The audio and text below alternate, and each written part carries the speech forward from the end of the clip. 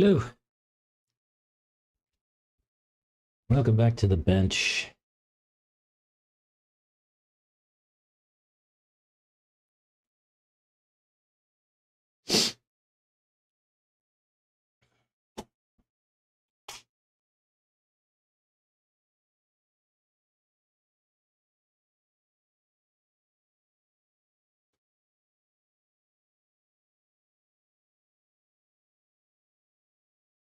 Oh no. I guess I can't change that while it's fine. That's not good. What if I not that? Cancel.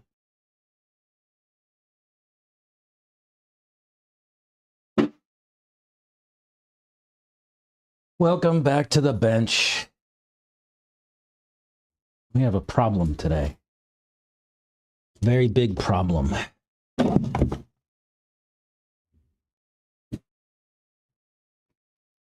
I have a very big problem today. Today, there's water everywhere.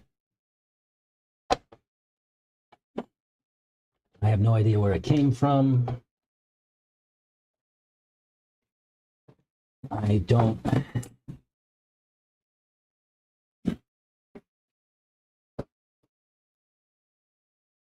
know. I know this is a challenge. That's all.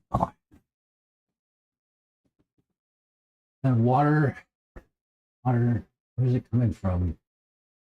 There.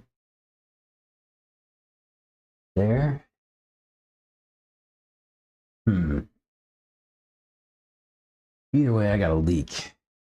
It's not good. Not ideal.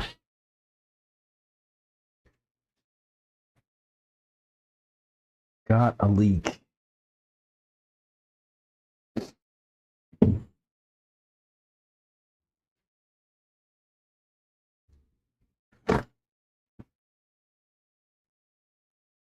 This is bad. So bad. There's water everywhere.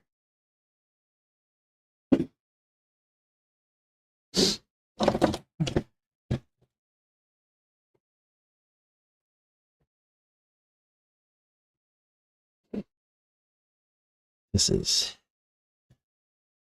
less than ideal.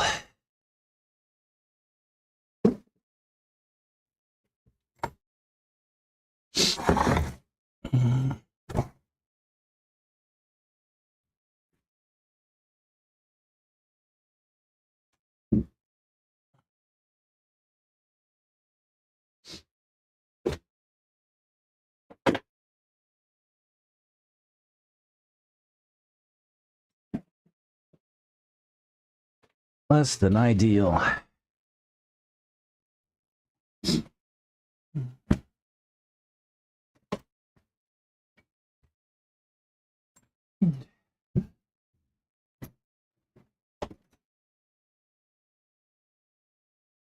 It's trash, man.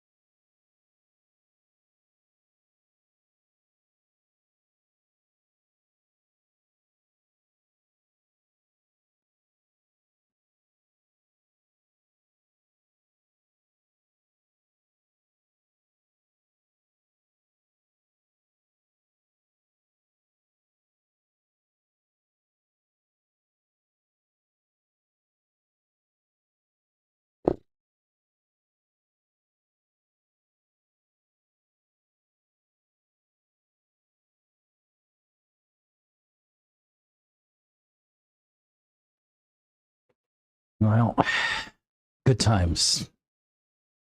Not much fun there. I have a leak in the ceiling, it looks like, and water accumulated all over my bench. So a little bit of struggle this morning. We got a late start because Texas drivers are entitled and rude. Sorry about that. A late start, I mean. I can't apologize for Texas drivers.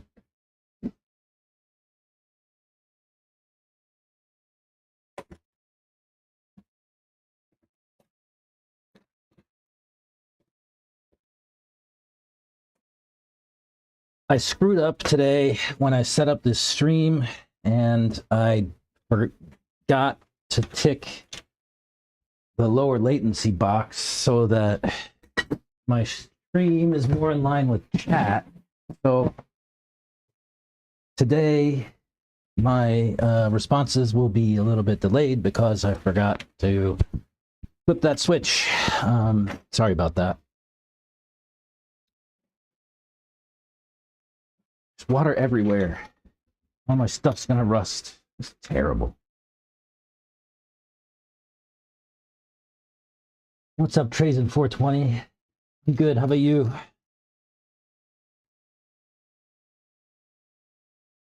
I mean, I'm as good as I can be. It's been an interesting 24 hours, I would say.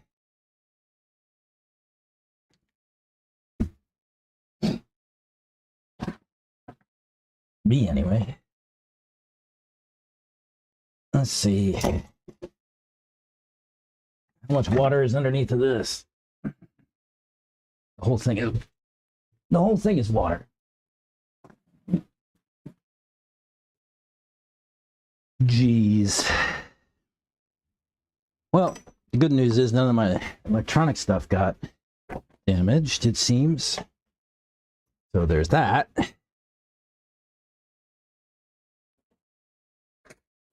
Just have a mess to clean up. Water under everything. Oh my goodness. Did you see that? How much water just shot out from underneath of there? Man. Yay. The good thing I have another box of shop rags. Looks like I'm gonna need them today. Gee, man, this whole table is soaked.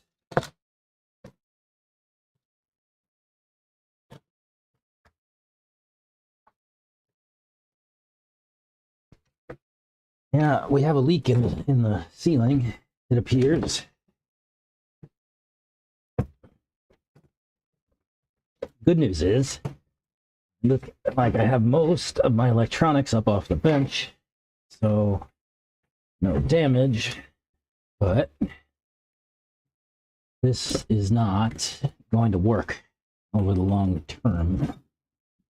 I need to fix this problem with the roof sooner rather than later. I did have I had my son go up on the roof of the building here and put some caulk, some silicone around what we thought was an entry point, but it appears that we only got some of it. So I'll have to send him back up on the roof and get him to solve that problem for reals. In the meantime, let's clean up this mess. Let me go out and get my batteries out of the car, start charging, and we can start playing with this new camera setup that I'm going to run today for track laps, which I'm super excited about. I just have to clean up all this mess first, and then we can get going. I got really lucky here. I had a bunch of electronic stuff here, my camera stuff and whatnot. None of it's damaged, none of it's wet. All my tools are wet and rusty. That's not ideal, but it's what it is.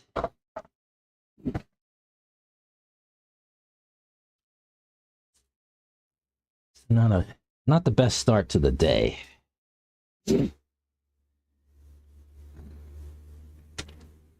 me go get my packs and put some on charge. Start to finish getting set up here, and we can talk.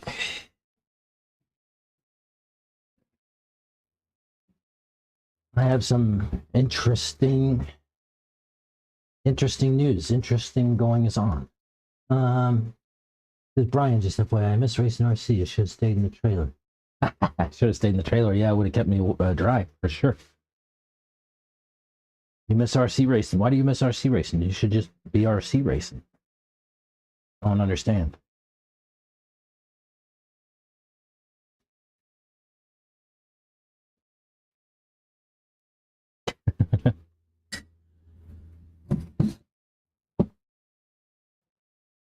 If you miss it, just do it.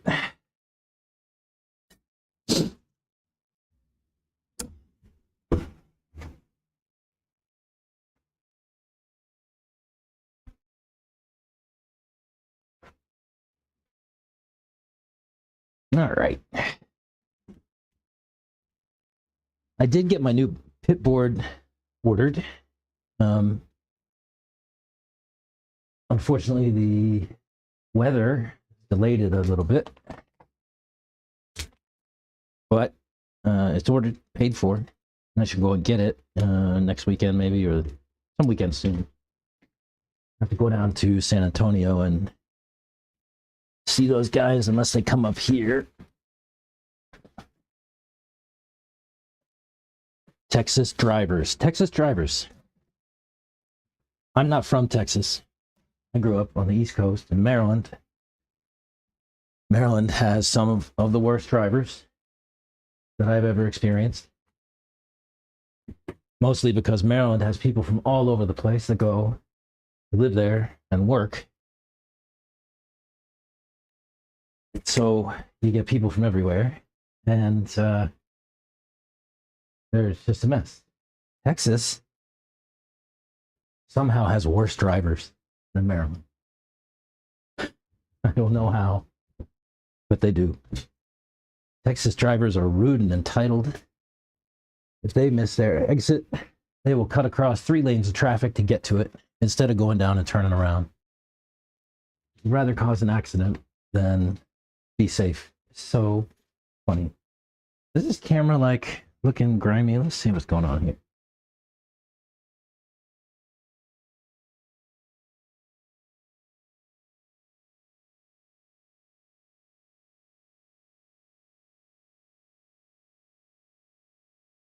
Yeah, no, it's just weird. Why is it all like washed out today?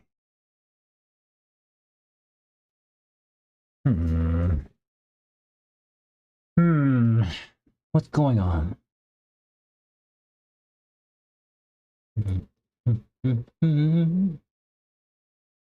Do I have filters? No.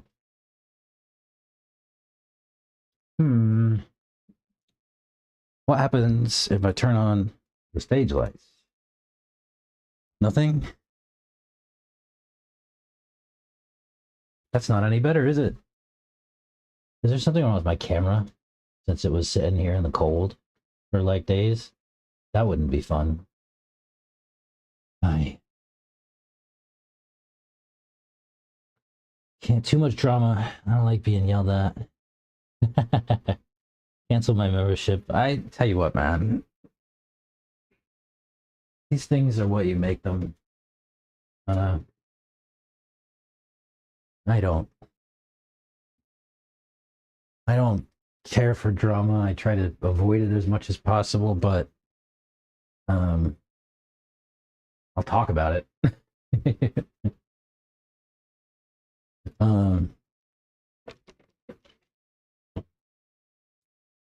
I mean, I don't like to let other people negatively impact my way of being, right? The way I experience the world. The way I experience the world is mine. If you want to experience the world your way, fine, have at it. But I'm not gonna listen to any judgment or any of that kind of stuff because I'm doing my own thing, right? In this case, it seems to me that letting some drama get in the way of something that you enjoy is counterproductive.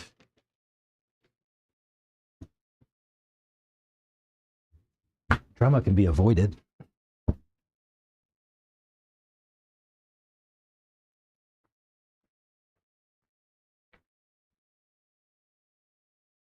Be right back, grabbing my batteries out of the truck.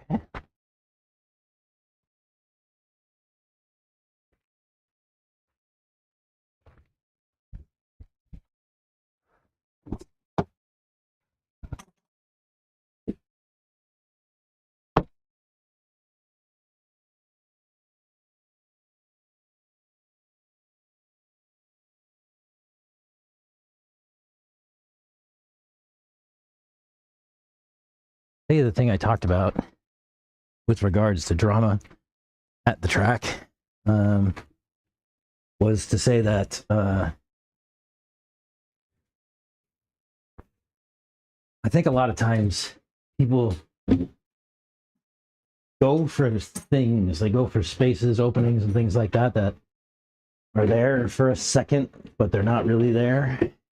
And somebody hits them, and then they get upset.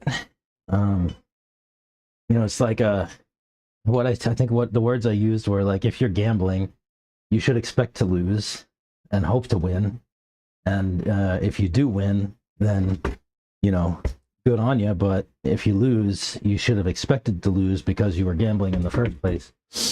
And I think a lot of times guys on the stand get wrapped around what could be or what could have been, and less around what's real and reachable. When they get emotional about those things, I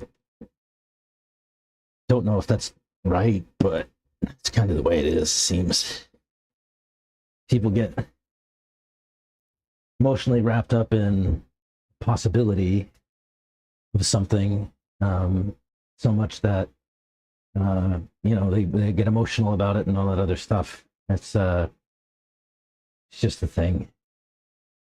Yeah, patience, right? Yeah, wish I could be more patient like you, but with people that you race with come up and scream at you in front of your friends and make you feel this. But yeah, I agree with you totally. It's not right. It's not ideal. I don't, like I said, I think there's just way too much emotion. way too much emotion involved in racing toy cars. At the end of the day, we're not doing much beyond driving a toy car around a track, and getting so wrapped up in it is, I don't know, it's a choice, I guess.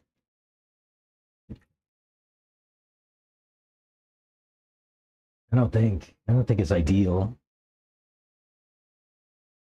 But I just, yeah. I'm not somebody who likes to let other people yuck my yum, as the kids say. If I'm gonna go and do a thing, I'm gonna go and do the thing, and I don't really care what anybody else has to say about it. In fact, I might even tell you to go fuck yourself if you tried to talk me out of it. Right? You know, that's just the way it goes. But yeah, man, patience is what it's about. Like, keep keep at the things that you can control,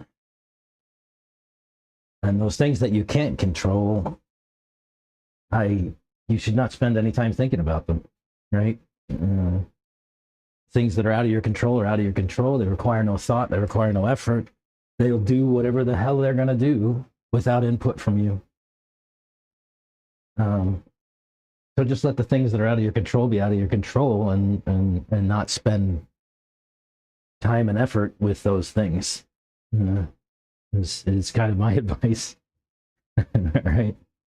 Don't waste energy and like psychic energy, right? Emotional energy. Don't waste psychic energy on what somebody else thinks or has to say or whatever. But I mean, by the same vein, you can't also then get in somebody else's face, right? I guess this is a two-way street. Relationships are two-sided always, right? um, yeah.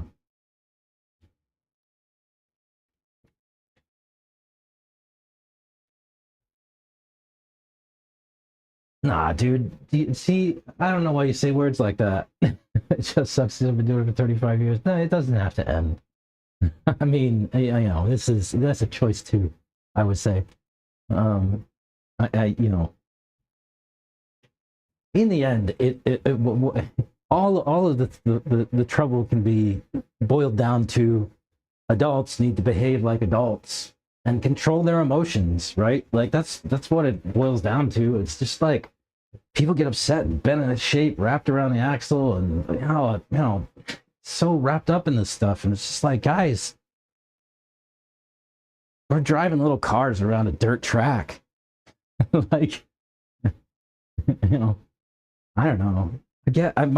When I go and race, though, I don't race other people on the stand. I don't race other cars. I race the track, right? This is like a sensibility that comes from golf, right? I used to play a lot of ball golf, and I still play a ton of disc golf. You don't play the score, you play the course. I mean, you play the score. Your score is the identifier for how you did against the course, right? Like, are you competitive in playing against other people? Yeah, if you want, I guess. But for me, golf, racing, whatever, is me playing the course, right? I'm driving the track. I'm racing the track, trying to get a better time on the track. Yeah. But yeah, I mean, you're onto something else, right? You said you're right, but they never do, and that's the reality. The reality is that humans are fucking messy, and a lot of them are emotional first, and but back to my earlier point, you cannot control them. The only thing you can do is control yourself and the way you react to them. And that goes true for anything in life, right? Like, you cannot control other people, and you cannot control what other people do, and you cannot control things, and you cannot control outcomes in a lot of cases, right? Like, it's like, the world gives you what the world gives you, and how you handle it is to you, right?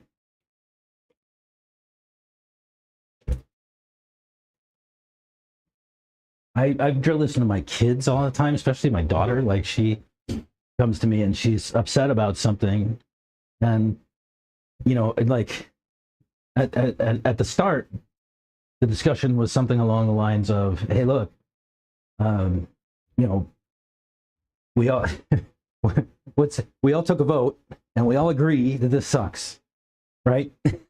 We're all on the same page, but we all have to deal with this stuff, right? Like, whatever it is, I don't know, death and taxes, name it, right? Like, we all have to deal with these things. We all agree they suck.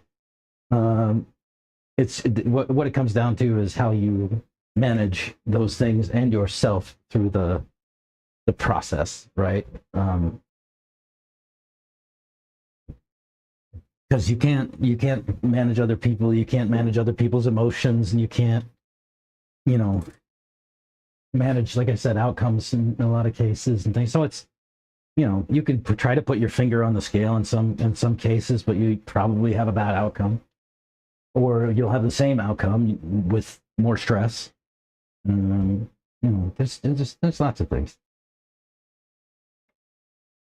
I wish more people had the same perspective as me too. I do. I run into people all the time, and I clash with certain people at certain times because they I don't know, like I said, I'd like to experience life on my own terms.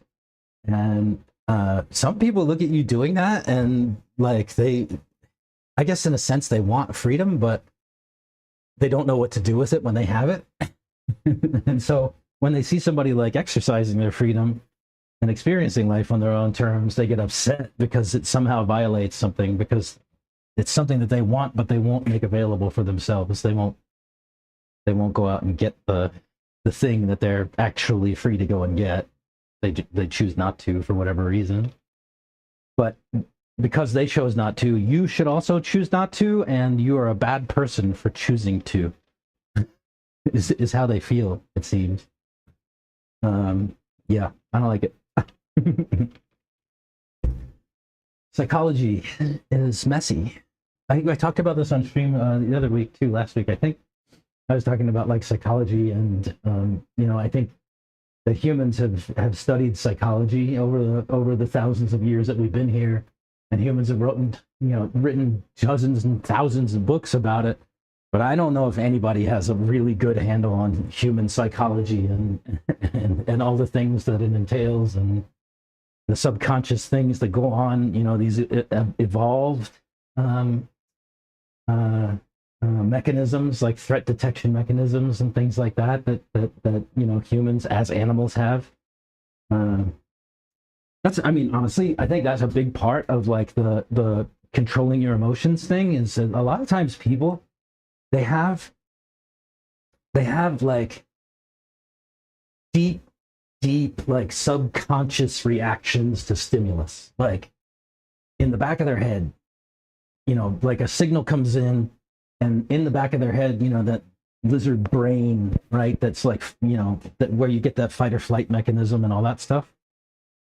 So a signal comes in and it hits that thing, and that thing will throw, all kind of switches in your brain, right? So stimulus comes in, and your subconscious sees it as a threat, right? For instance, and then it starts throwing all these switches like fight or flight, right? Like social fight or flight mechanisms, and actual like physical fight or flight mechanisms, and then walls go up and defense mechanisms come online very quickly, right? And it all happens without humans even really knowing about it. It's just like a stimulus comes in, and then boom, everything's out the door because like some lizard brain evolutionary stuff took over, and didn't let you spend the time to think about the thing that was right in front of you, right? Because you're too busy reacting, right? The stimulus triggered that threat mechanism, and now you're reacting, defending. There's no productive things can happen at that point, right? Everybody's shut down. Nobody's talking to one another. Defense mechanisms are up. Threat detection mechanisms are up. And the first thing that happens is the person with the threat mechanisms and defenses are up. A wall goes up and they don't hear anything. Everything becomes, how do I defend myself against this perceived threat, right? And it's like, and it's a threat to your like deep dark brain, right? Like that animal brain. It's a threat. Like it's actually a threat, right? You can't discount it as a threat. It is a threat. The thing that has to happen though is that, like, as humans, with conscious thought and all those kind of things, we have ability to control how we react to those stimulus, whatever you want to say, and process the information appropriately, as opposed to inappropriately in your sort of deep dark lizard brain, right? where chemicals are doing all the work and no actual processes are taking place, no progress is being made, right? Because all the things are fired and up and ready to go, right? On edge, standby, let's go. But yeah, I mean, that's, for me, that's like, That's what life's all about. There's always going to be some stimulus from some other place that I'll have absolutely no control over. And the only thing I can do is process it, deal with it, kind of appropriately as an adult, right? And as an adult, I mean, not with emotions and not with all these chemical things firing in your brain and all this other stuff. It's more about sitting with the problem and understanding it and processing feelings and emotions and all that kind of stuff. Last week I talked about this idea of I wanted to give my kids a mental model to work with in life. And the one I came up with was kind of like think, prepare, rehearse, act. And I'm still figuring out how to package it. But what I kind of talked about was the idea of like, so I used to work at IBM, right? For about 8 years. When I left, I was running the bulk of the operations for a $75 million a year business. But one of the leaders at IBM, I think it's the current CEO still, I won't comment on him, but he had a good idea. And he would say, think, prepare, rehearse. And, his message was to spend some time with the problem, right? Like empathize with the problem, think through the problem and all its variables and constraints and all that stuff. And then, prepare a plan, right? Like put together a plan of action, taking into consideration all these things. Then you rehearse, right? Like you play it forward in your head, more than once. Play it forward in your head 3-4 times and try to understand what the outcomes are going to be based on those variables that you change and so on. And then from the rehearsal, you can better understand how that plan is going to work and adjust it appropriately if you need to. But then the man left out the last word, which I think is important, and that is to act, right? Like he said, think, prepare, rehearse. It's like all those things are good, but like at the same time, like you have to do something too. And then, if you're somebody who follows like a Deming, Six Sigma stuff, right? Process kind of things. There's a PDCA cycle, right? Plan, do, check, act. And it lines up pretty well, right? Plan, do, check, act. You do some planning, then you go and do a thing, then you check and make sure that the thing worked, and then you come back and act on the learning that you got from doing and go back to planning again, right? It's an endless cycle. You're always planning, doing, checking, acting. And it's the same thing with this, right? Like plan, do, check, act, but it's, think, prepare, rehearse, act. It's just a little bit deeper in that, it's not just about like planning a thing, doing a thing. It's more about like having a deeper understanding of all of the things at play and working with all of those things and, considering all of those things while you're going through a process, all right, a problem or whatever it is you're trying to do. Thanks for letting me rant on your channel, and I hope you don't encounter any drama like I did. I hope you keep getting better and better and keep enjoying the track. Yeah, maybe in a few months I'll come back to the track, but this time I'm building some on-road stuff to keep playing pickleball, disc golf, and bowling. Yeah, excellent, man. That's what life's for. Have fun. Don't let other people yuck your yum. Very important.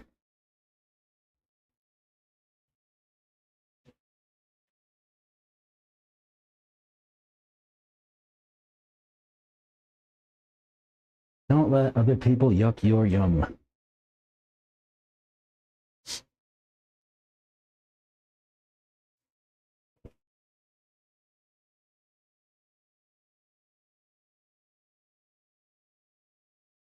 So today I'm going to do something different. I got a new camera. Now that we've got everything cleaned up and we talked a bit, I got a new camera set up and I got a hat to put it on so I can go and take it out to the track. Um, and so the first thing I'm going to do as soon as one of these batteries gets done is hook this camera up and test it out, see if we can make it work. I tried to do it while I was at the house, during the weather. But I'm back here today at the track and can test it out for real. So I'm pretty excited about that.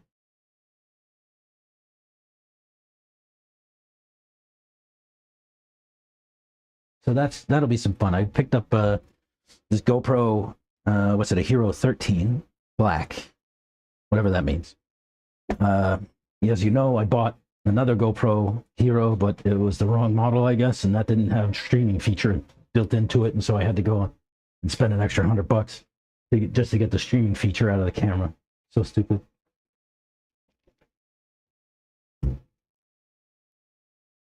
But as soon as I get a battery charge, we're going to try it out.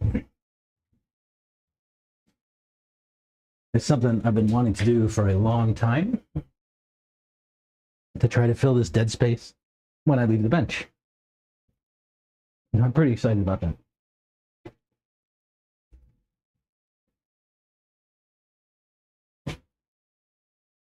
I just have a few percent left on battery. Maybe I should go and start to get it set up, huh? Let's see what we can do.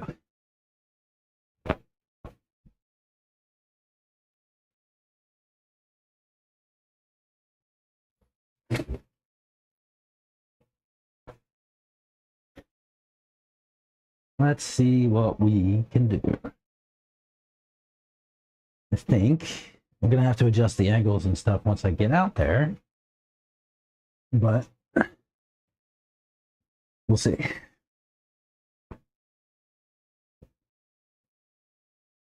Let's see if I can get her online. It's a very heavy camera. It makes for a very heavy hat. That is not ideal, but it works, and I will suffer on your behalf. How's that?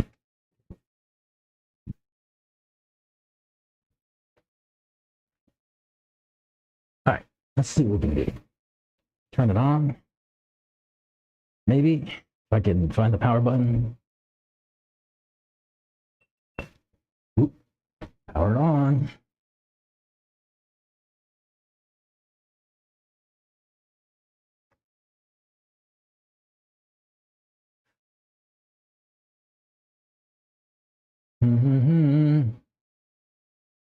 Let me find my app. Quick.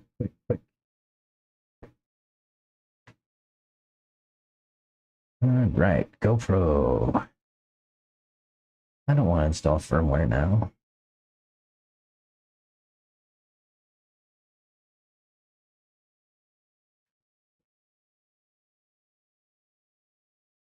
Okay.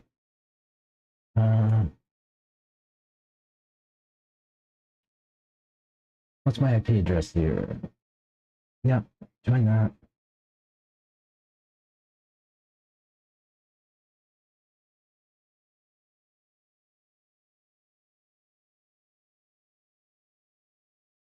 This is so exciting for me. RTMP.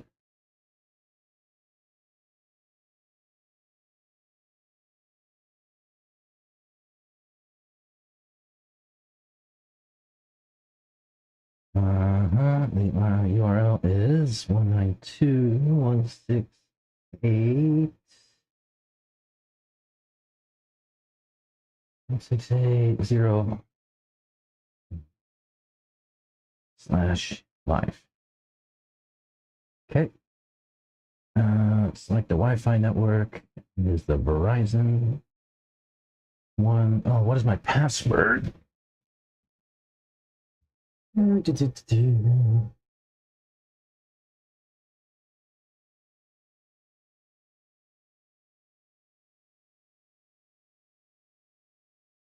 see if I can get it connected to Wi-Fi.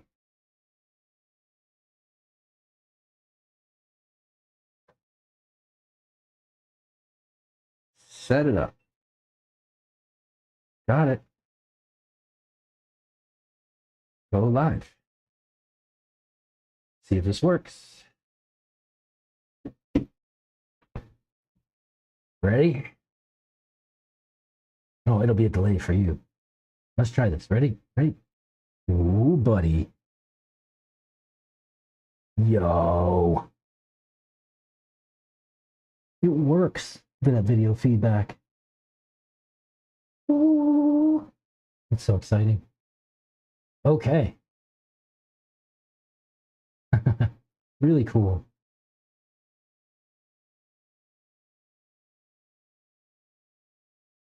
So now we can do track rips. Sweet. Oops. How cool is that?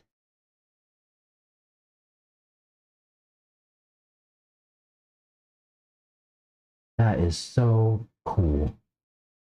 Let's adjust a little. Yes. All right. Should I try it?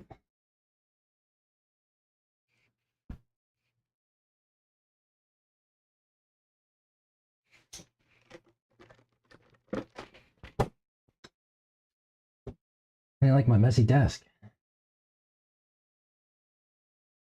This is cool.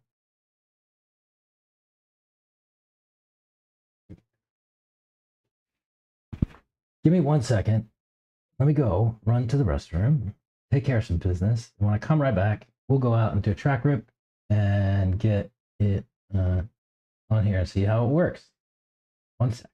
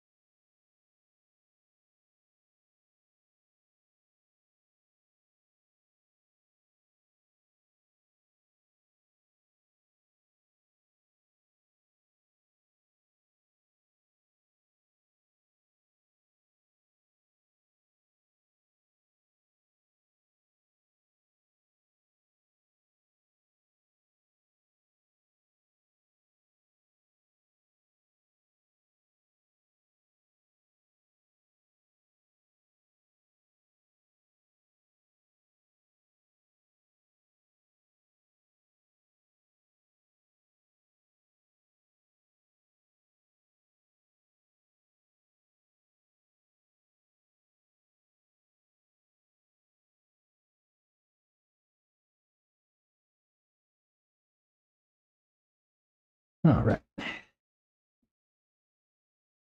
Now we're back. Where are we at? This needs work. Yeah, GoPro look good? Good. I'm gonna fire it up for real now that my battery's beeping at me.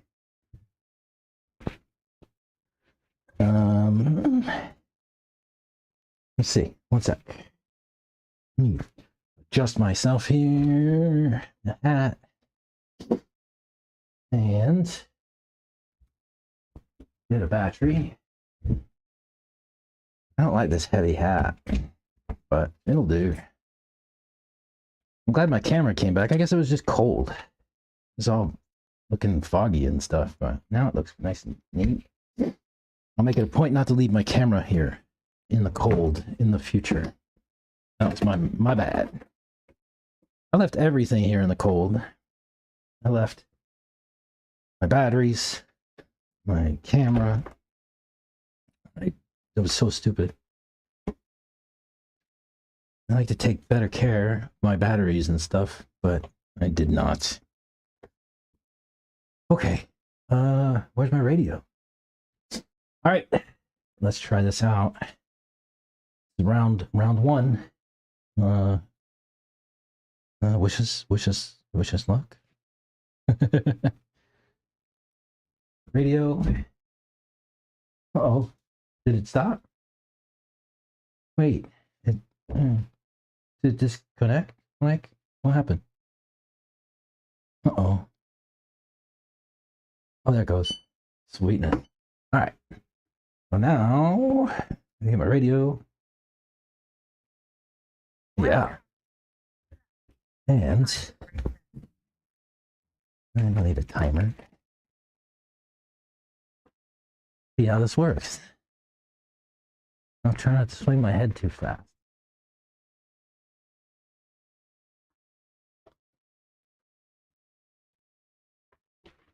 How's it so far? Is it working?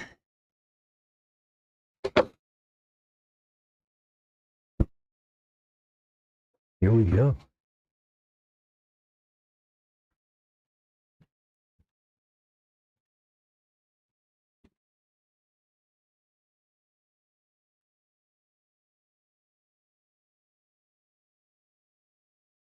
Let's go.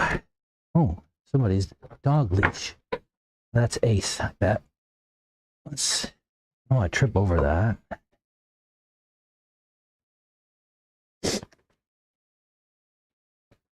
I'll leave the dog leash over here. Then I'll go drive. How we doing? We set? Oh.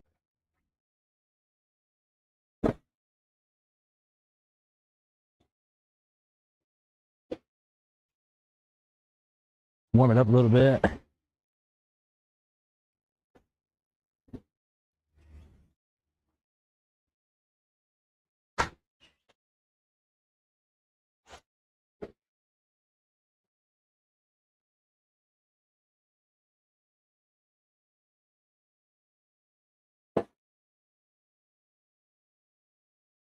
Slippery. Ooh, slippery.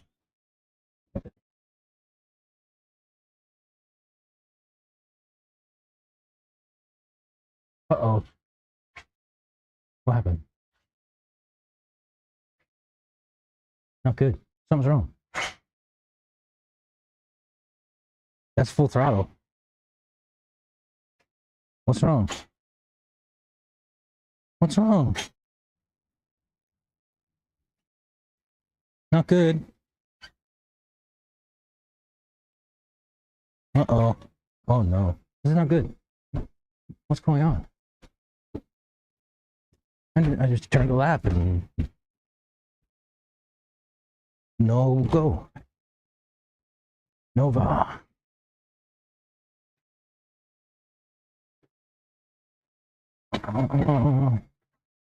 What's wrong, car? What's wrong with you? Event. What's the event? Sensor cable. Okay. Shoot. Okay.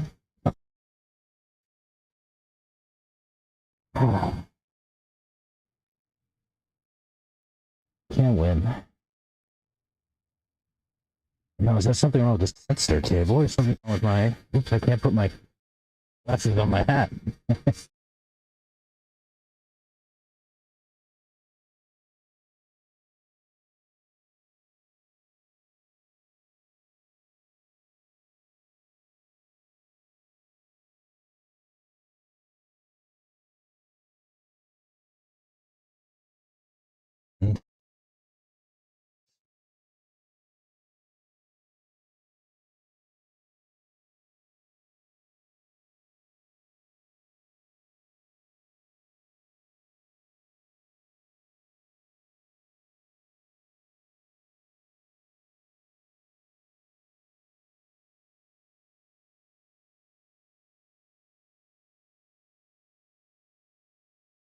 Got a sensor.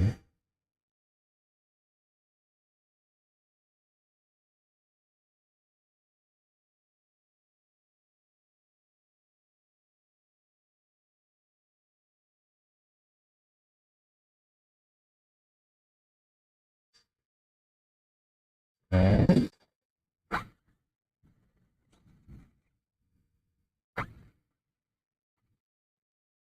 Good. All right. Try it again.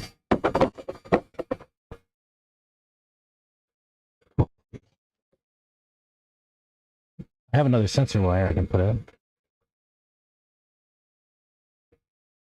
I like that it protects itself from that kind of failure. All right. Try 2.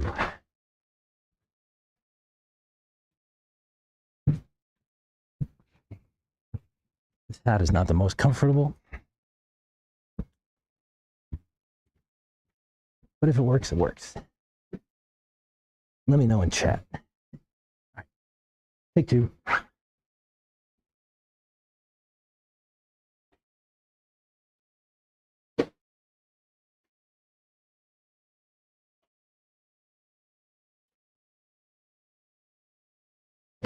Let's take it easy for a lap and see if everything's okay. Real slippery.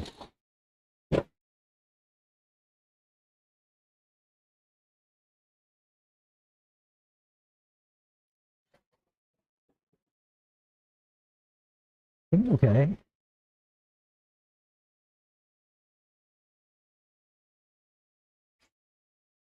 Yeah, she's okay. All right, let's go.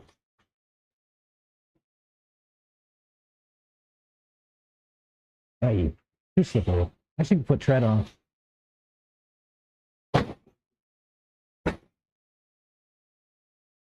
Yeah, I should put tread on. Uh-oh. There it goes again.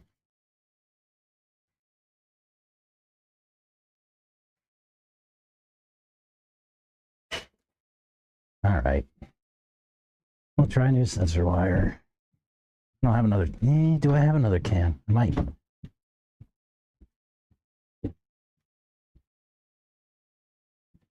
So we might be soldering on a new can. Not ideal. But I'm going to assume since this is the same behavior, it's the same error. We'll see.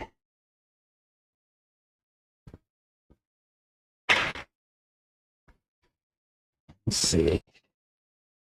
Let's take it back to the bench. Do some investigation. This thing ran just fine the other day. I hope, like, it wasn't to do with that water.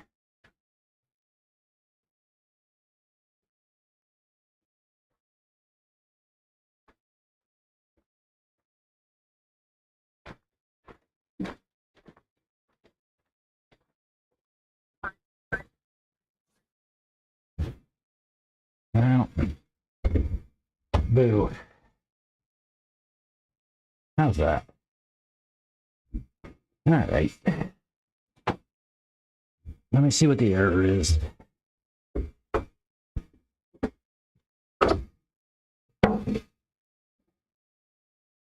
Yep, sensor.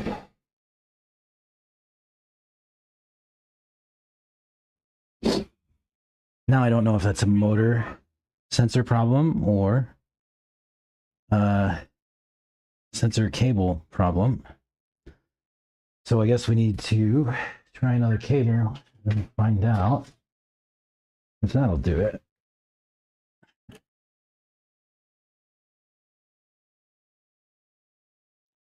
Poor car.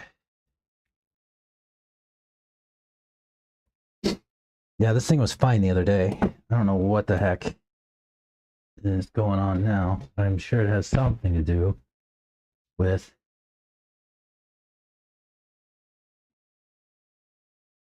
that. Yeah. Looks great. Sensor wire, too dusty for those bald tires. Yeah.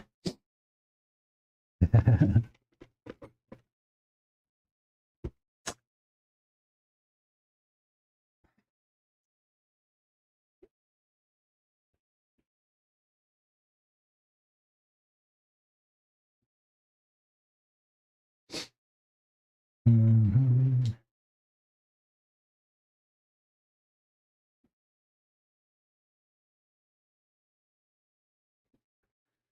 All right. Sensor wire. What?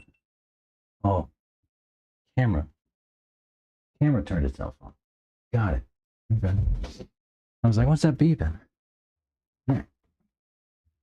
Sensor wire.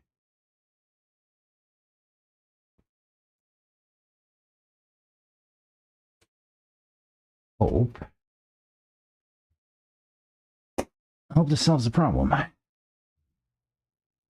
Otherwise, we're soldering a new can. Because the sensor is probably busted.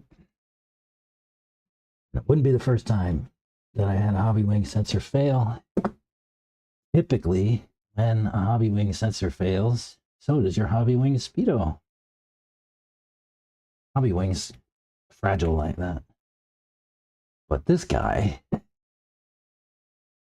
has protection from the motor and from the speed and the battery. So you have protection everywhere. You can have a motor fail on the sensor and still have a car. Let me zip tie that up so it doesn't hurt anything. Do I have any small zip ties? No. I just have to use a big one.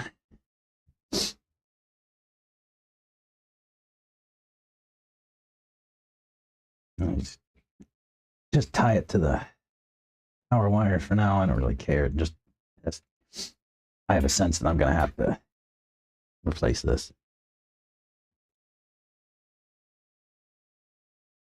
I have a sense. I'm not sure. But there's one way to find out. Well, at least it shows temperature okay. Nope. Sensor's bad. I wonder if you guys can see this. If I move it down.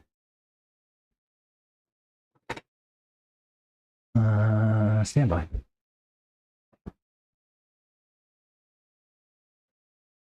Let me see if I can move my camera down closer. How about that? Look at that. I can move it way close. Okay. Cool. And in here, you see that? Camera, focus. Focus here. Or don't. Is it too close, maybe? If it'll focus.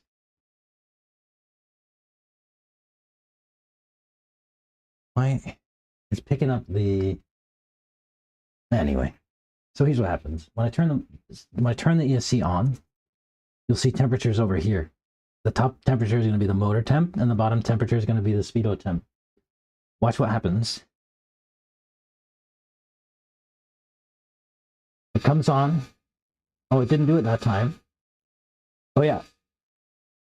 Yeah, so watch these numbers over here when I turn this back on. I only turn it off because the sound competes, right, with the microphone. But when I turn this on, watch the motor temperature numbers over here. If you can. Okay. Is that focus? Yeah. You see those numbers changing drastically faster.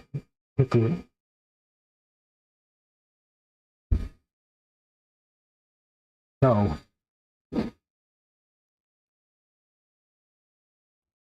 that sensor's toast.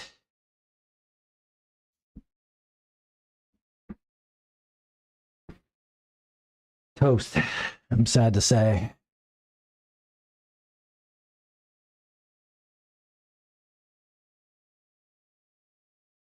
Well,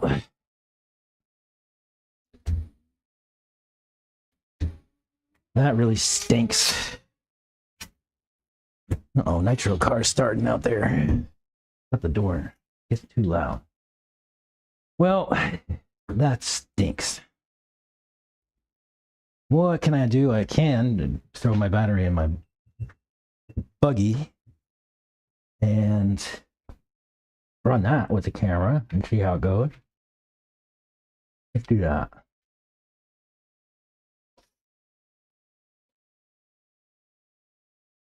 Let's see. Charge, yeah. Cool. Now, question is my buggy okay?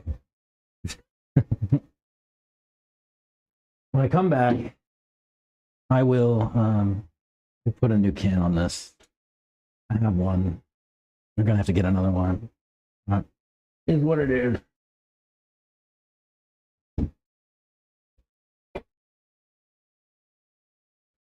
That's what I get for leaving my shit in the cold. Sucks.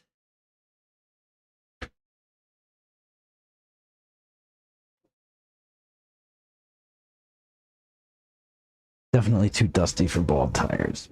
Good news, my buggy has villains on it. That won't be a problem.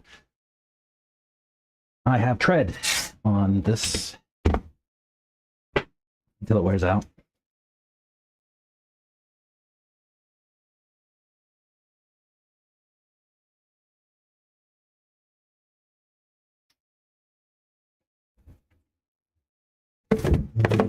Buggy body.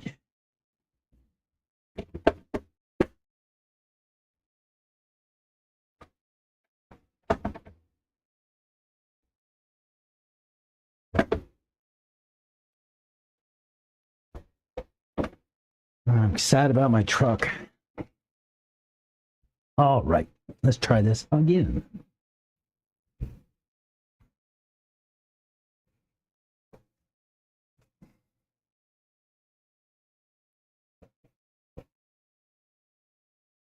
All right.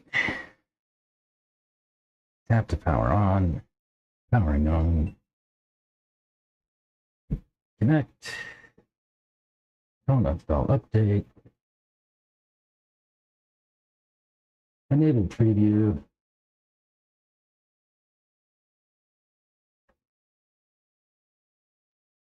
This process is tedious with GoPro. Like I have to load up the software on my phone and wait for it to like connect over to the GoPro on its little Wi-Fi that it creates for itself. And then I have to tell it that I want to stream.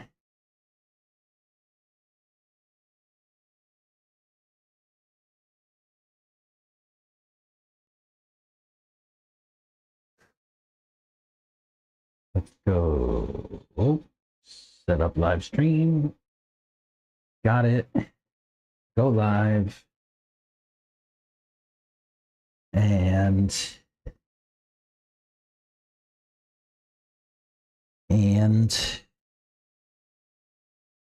I should be able to pull it in. Yes. All right, let's try it. Let's try it. What? Why would you do that to me, machine? I just switched it. Stay. Stay, please. Okay. All right, let's go.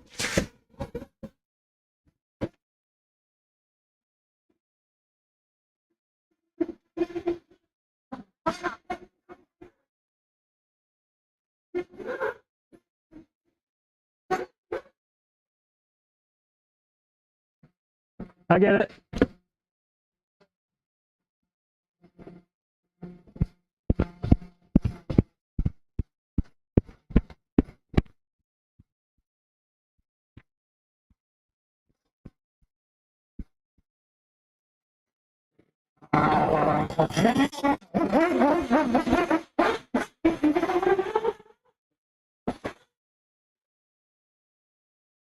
Oh, nice save.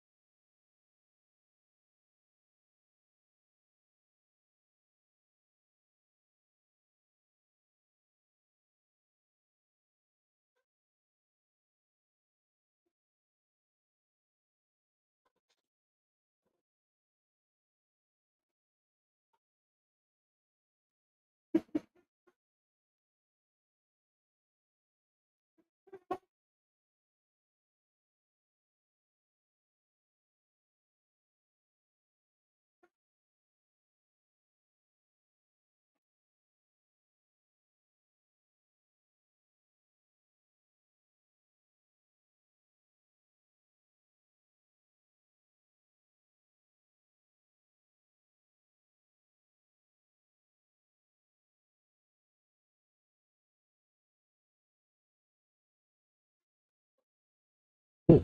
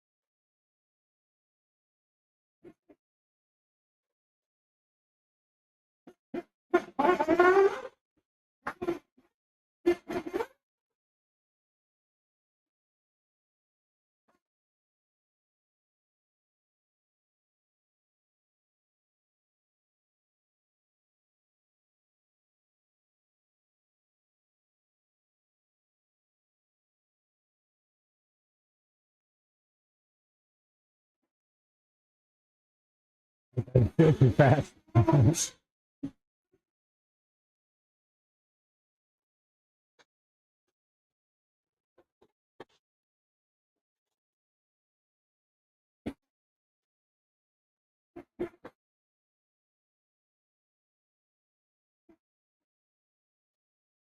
Oh, hey.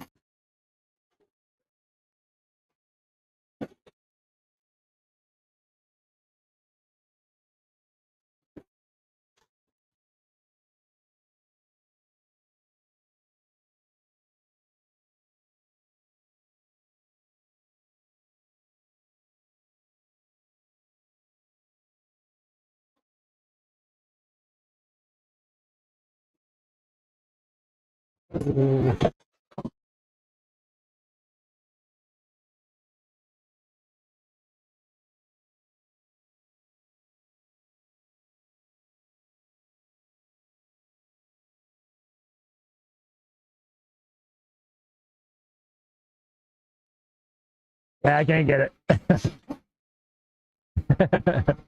No, I'm just stuck on top of it.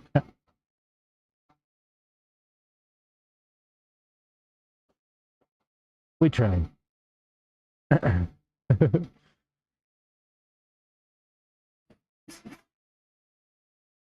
How's my camera working?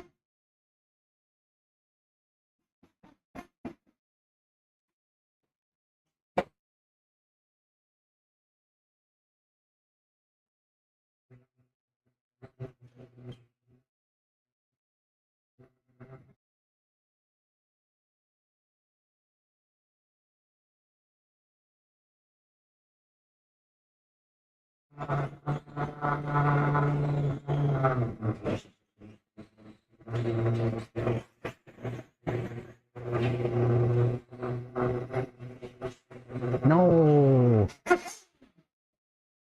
I hate buggies for the whoops. My buggy's set up good for everywhere except for the whoops. I need to go south for spring. Oh, thanks, man. This is going to get me.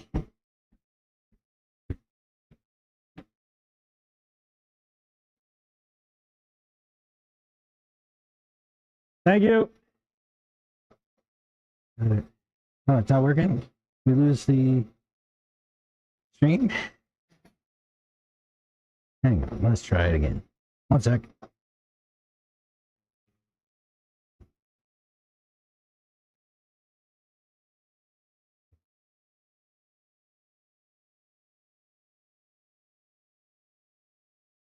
TMP.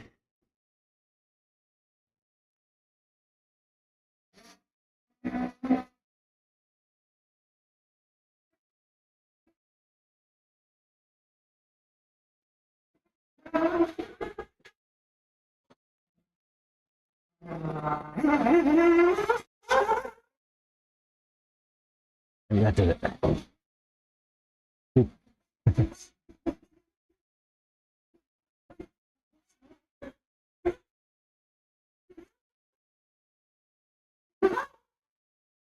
Get through those loops. Okay.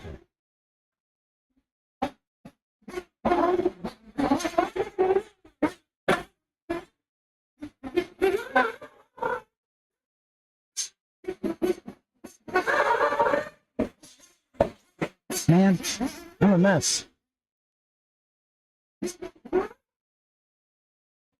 All right. I need to change this buggy setup a lot.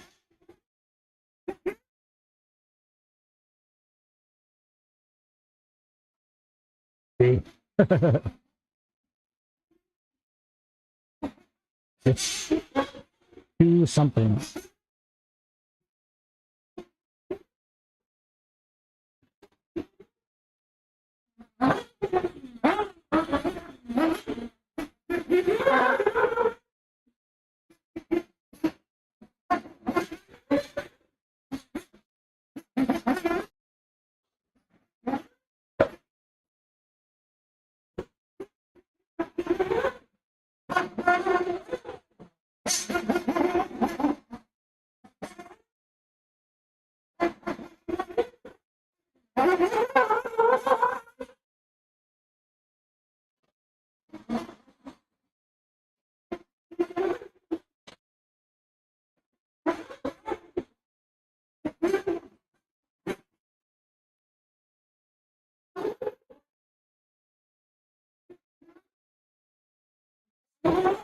That's too much pack.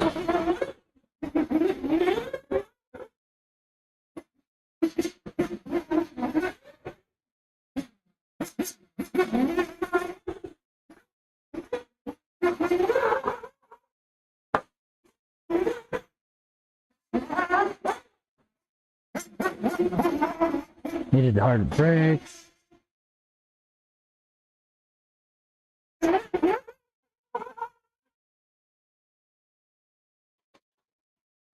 Yeah, I don't like it. Keep going.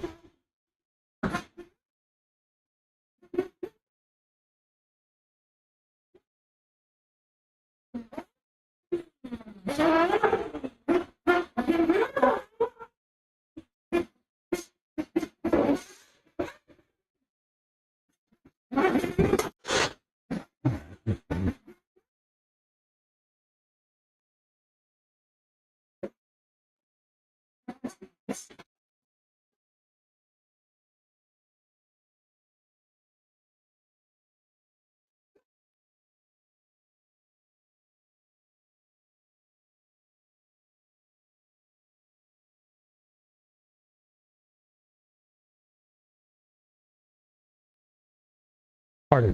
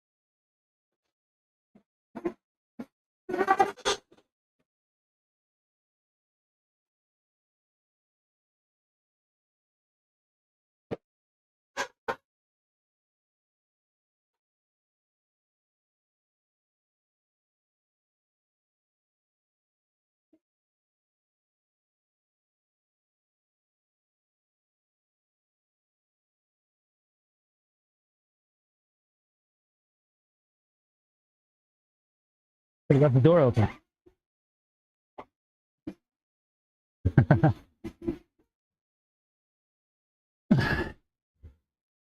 Hey, how was that?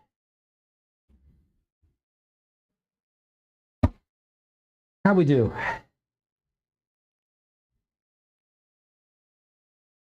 I know that we lost a little bit of video for a little minute, but I think I got it back. Uh,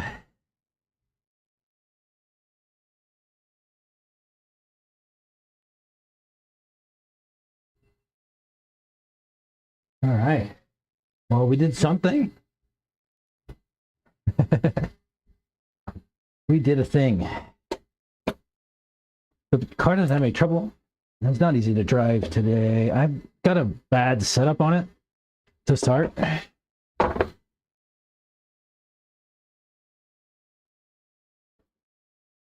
Like, I have red springs and like 800, 850 or 850, 800 oils in this thing. Super stiff and tons of pack. So I think that I will. Oh my gosh, the rears are even worse. They're like concrete.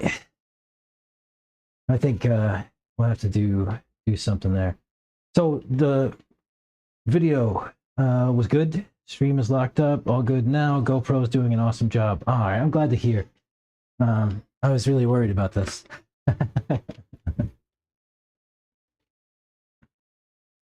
It looked good. You could see everything. All that stuff. Good. All right. With that, today, now that we've gotten that stuff set up, I think I don't know what to do. I want to drive my truck, so I need to put a new can in it. Yes. And then I think what I'm going to do is take my truck setup and copy everything right to this thing and then drive it and see if it drives just like my truck. I don't know if that's a thing, but we're going to find out. This was brought up on stream last week. The question was asked, can you just copy your setup from truck to buggy, one for one, and have a good outcome? And I said, I've never really tried it, so we'll try it.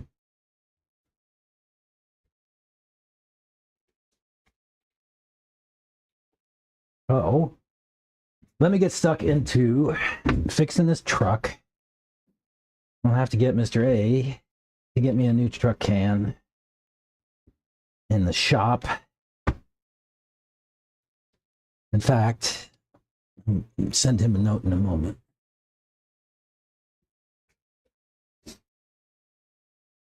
I better do that now. And then while I'm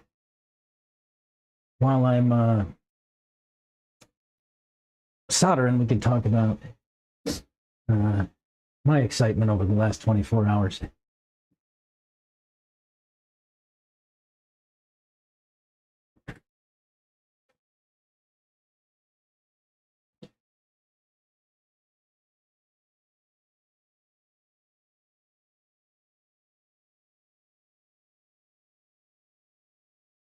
You already have one.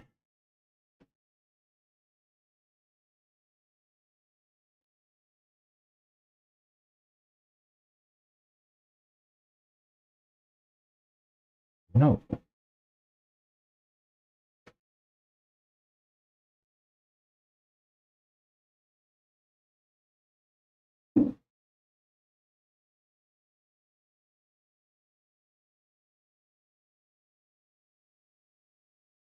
So there's the note to the man. I'm asking to get a 2250 Truggy can and making a note that Oxide will not run without a sensor.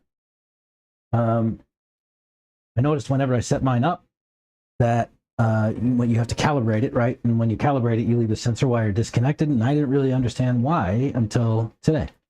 It just doesn't run without a sensor, or if the sensor's failing. It won't do anything. It would like throw one rotation and then quit. So that is good to learn. I'm pleased to have learned that. Do I have another key? Yes. This is slated for my daughter's truck, but going in mine for now, and then I'll get her another one.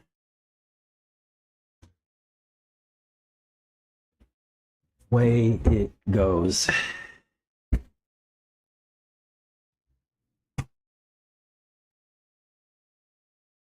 Can't win them all.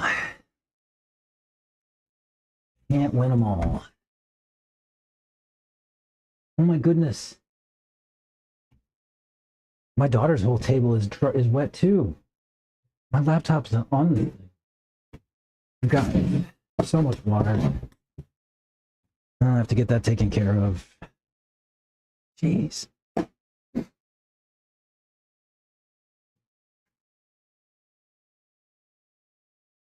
mean, that sucks. Yeah, we have a leak in the camper or in the snack shack, and it made everything wet. I'm gonna have to solve that problem.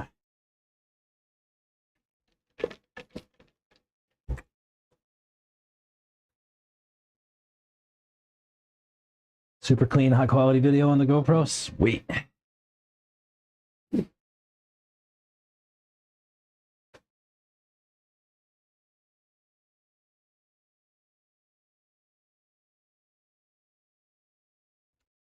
All right. Soldering iron. I'm gonna need some water. Oh, look, my soldering iron turns on. It wasn't in the wet stuff. That's good. Gonna need some solder. What do we say? Water. Some water for the soldering.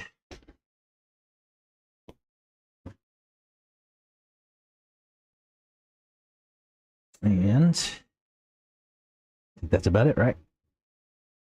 And I can start taking stuff off.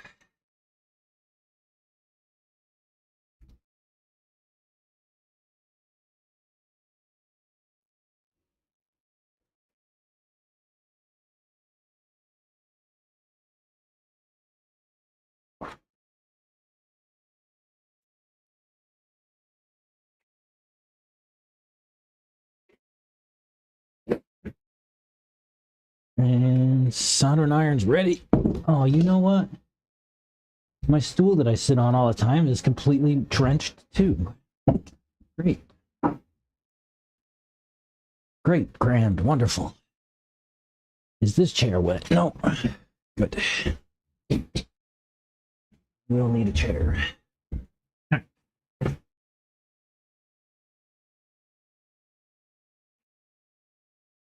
All right. Soldering. Good, good. Send it. This sucks. I'm sad about this.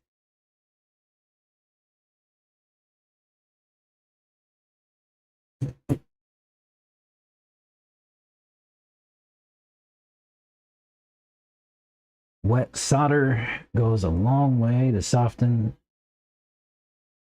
hard solder. In case you didn't know.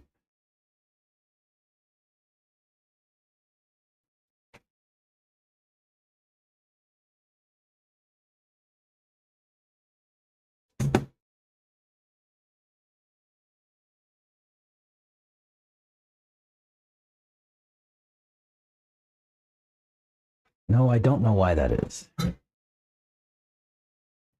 Let's see. New can.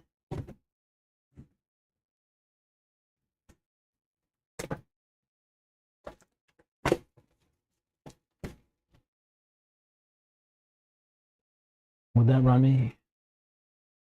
170. Great. Need to pick up the LRP soldering iron. I don't know, man. I have this Weller setup. It was like 110 bucks or something like that. And it is just the best for me. Everybody's borrowed it. Everybody's like taking it home. you name it, like it's been dropped, it's been banged up, everything. It's got hours and hours of use, and it's still here.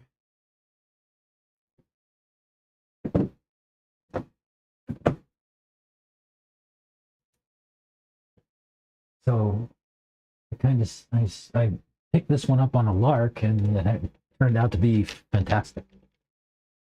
I don't know if you can see it on camera. It's like most of my shit is teal. Can you see that? Let's see, we need to tin these leads.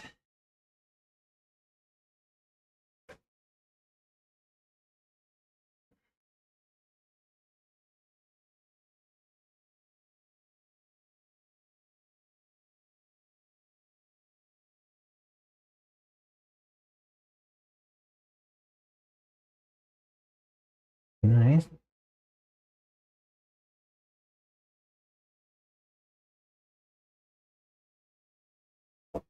No, don't do that. All right, those are tins.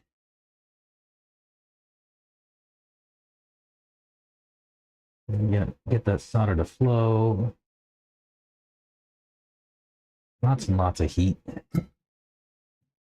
Been through every single one over my 30 years of RC, and the LRP is the best. A little pricey, but the best. All right. Well, I'll keep that in mind for whenever this Weller one decides to die. So far though, it's been rock solid. I don't have a bad word to say about it.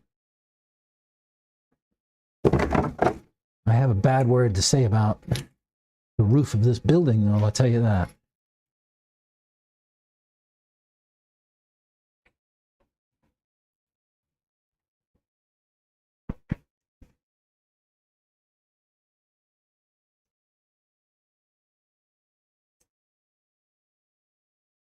We'll take these motor mount screws off. And we'll pull that can out and start to get the new one set up.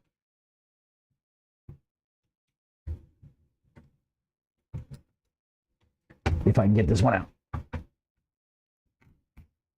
There we go. Oh, and sensor wire we think is probably okay. I'm gonna leave it and see what happens.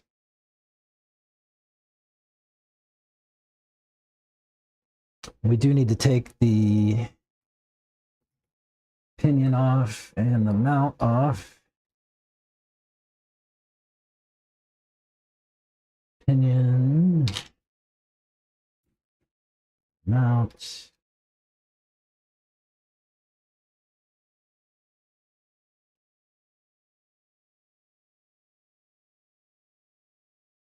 Pretending was not helping my argument.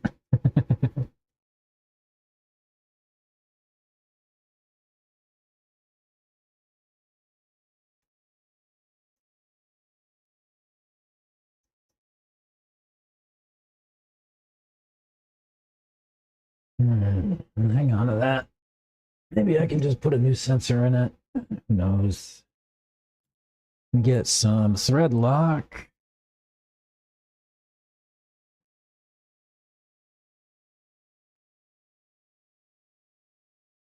I like just to put it, oops, right, just a dab on each hole I'm going to use.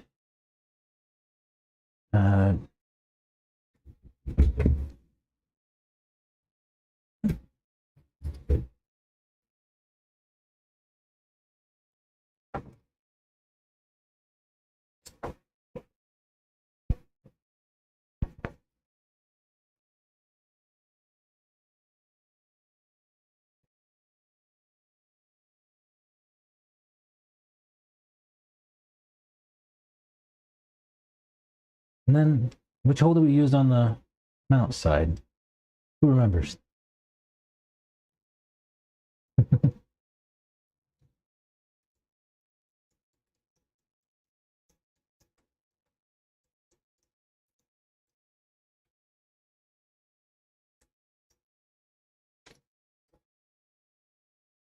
little too much Loctite.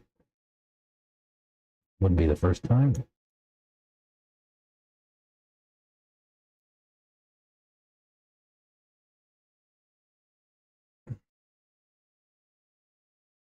All right. And we just put this pinion back.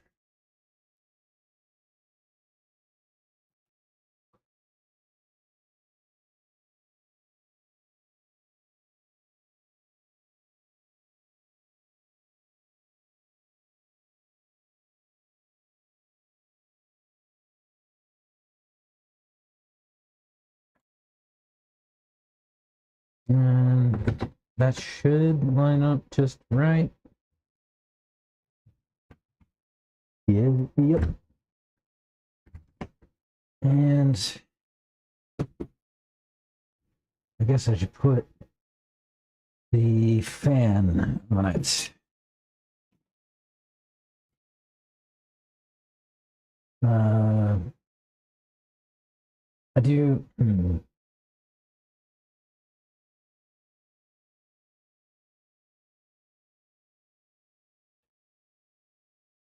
Still have water dripping on my bench. I need to put the fan, don't I?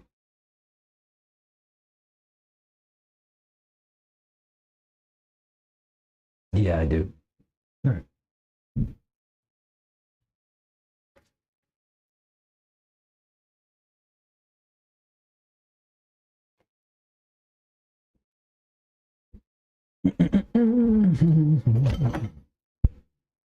I just use zip ties and we'll cut the ends off and use them on the other end. It's a waste of a zip tie, but that's okay.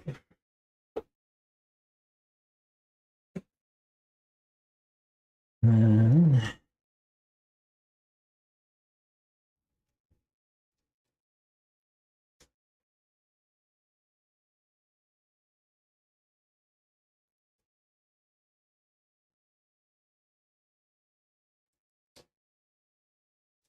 let's see. I'm gonna go around that guy, around that guy, up through there, up through there.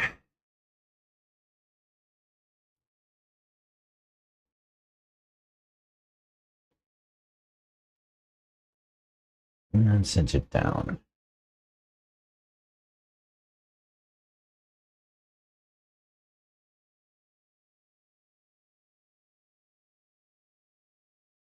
And which side goes this way?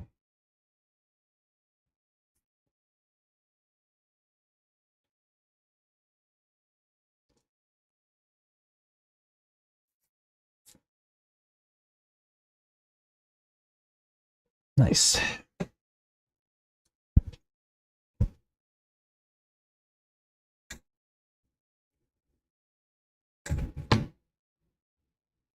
All right.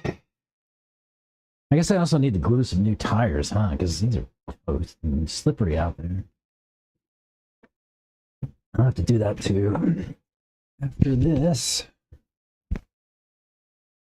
what was I gonna do here? I'm gonna set that.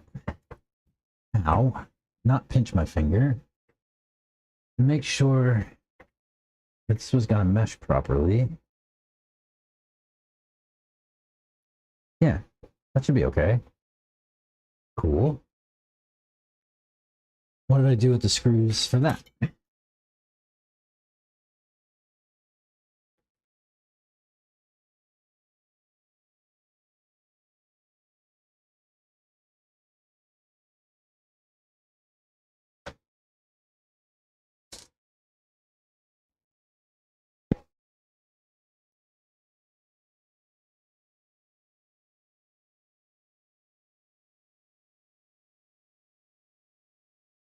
Trying to make sure my mesh is nice before I break it down. Yeah, looks good.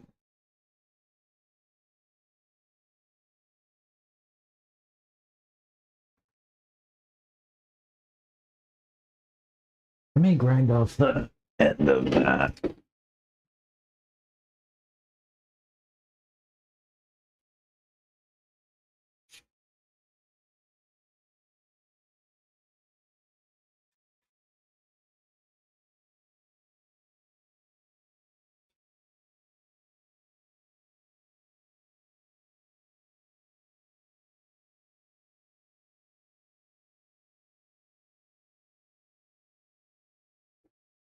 Sorry, I'm just grinding the end off of a screw. It looks like it's covered with Loctite.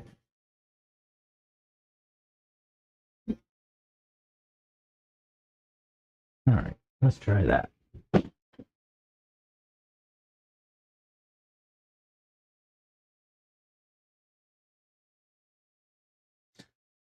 little dab of Loctite.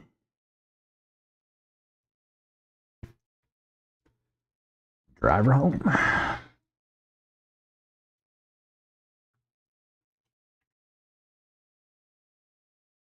Nice.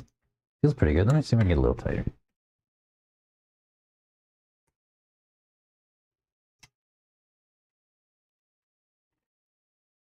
Yeah.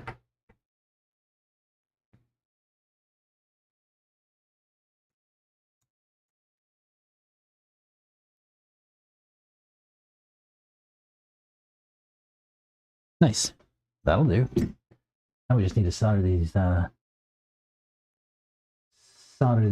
wires.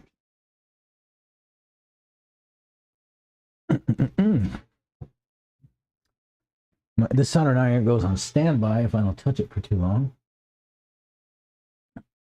So it drops the temperature like by half. I have to wait for it to heat back up.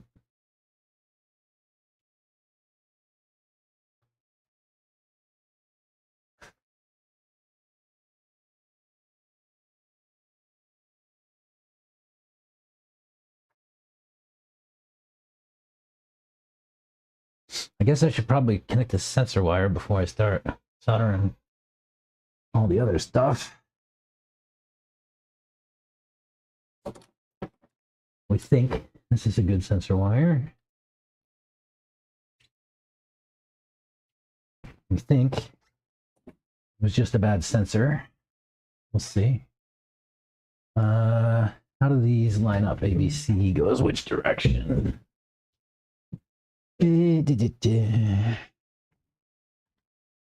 Where's my other one? ABCE goes that direction. This one's A. And these solder. Gonna need wire and some pliers.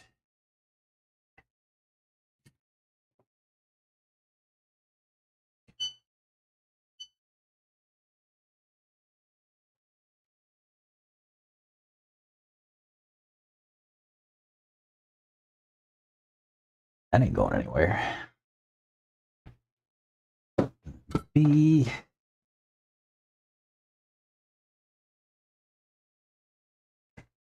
Yeah.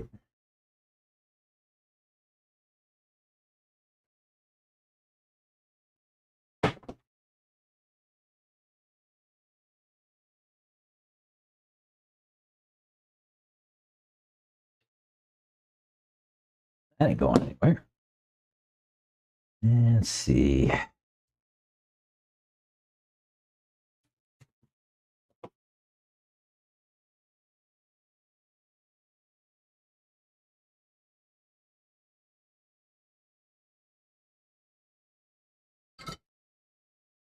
How did that work? Solid. Solid. Okay.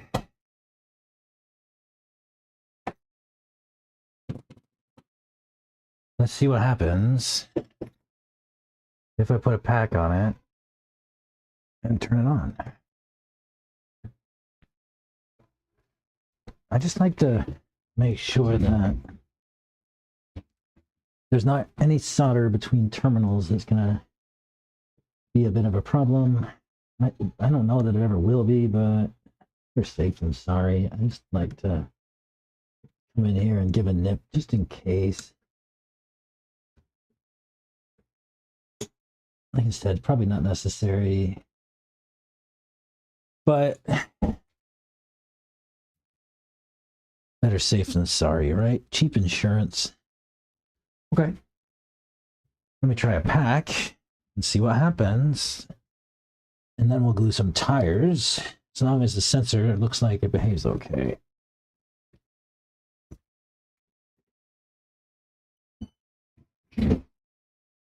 Let's see.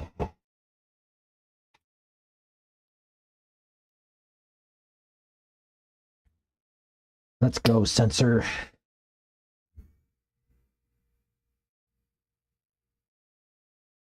Motor temp is low, not fluctuating. Now.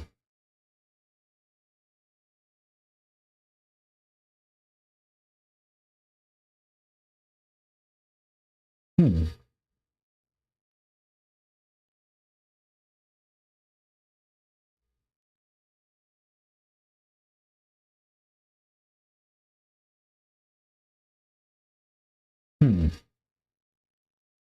What is 6,800? It just says low.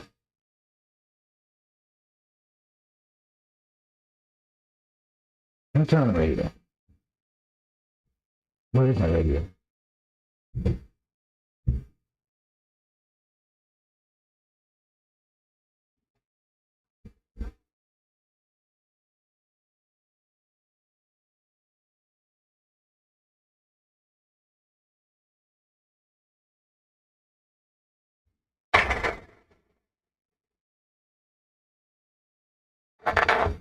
Ooh.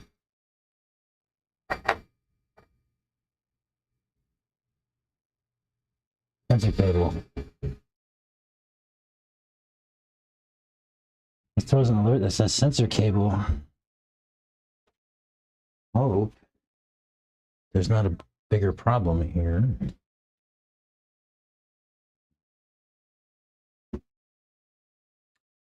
It throws an error and says sensor wire.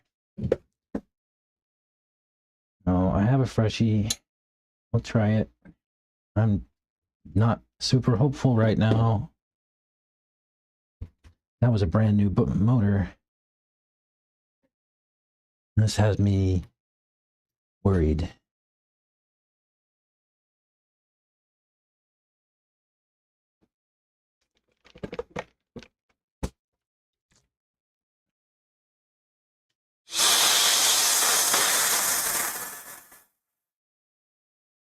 This has me worried.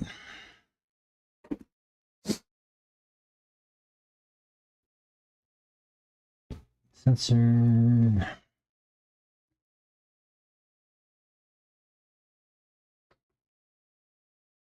If it continually says that the sensor wire is failing, we know it's a good sensor because we just put a new motor in. We know the sensor wire is okay because it's a brand new sensor wire. And I have to start worrying about my speedo, which is only a couple of weeks old. Let's see what happens.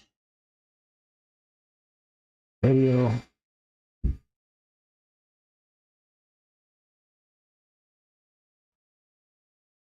I'm worried.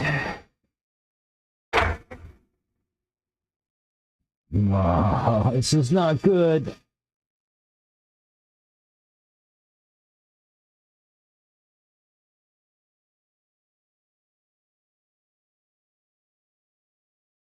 It does not like that one little bit.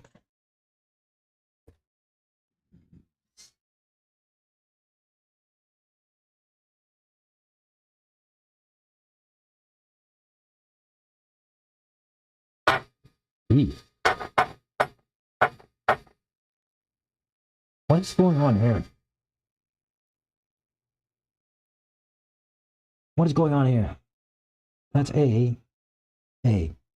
B, C, C.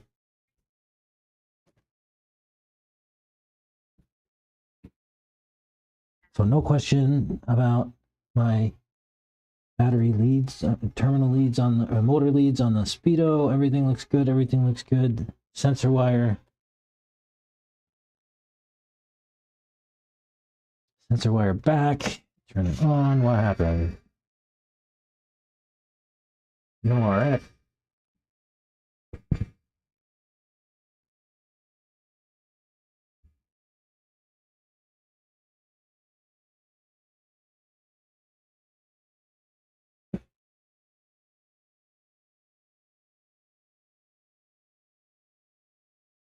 Power steering. No. Sensor cable.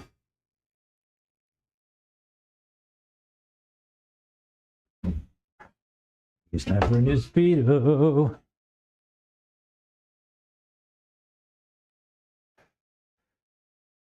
Oh no.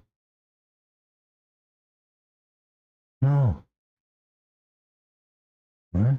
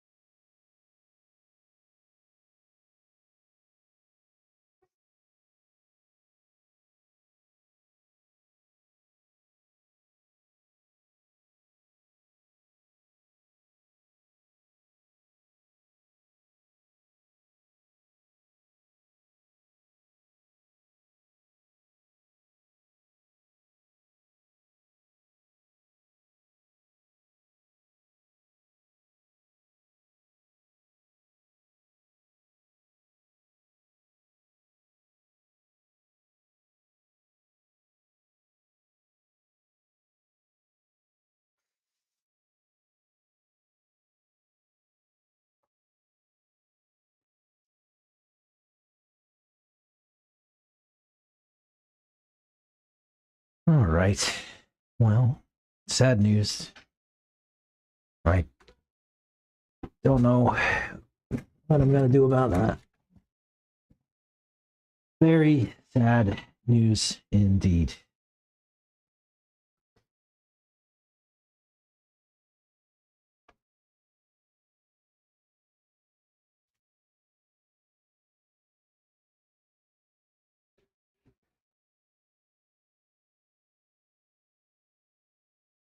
Goodness.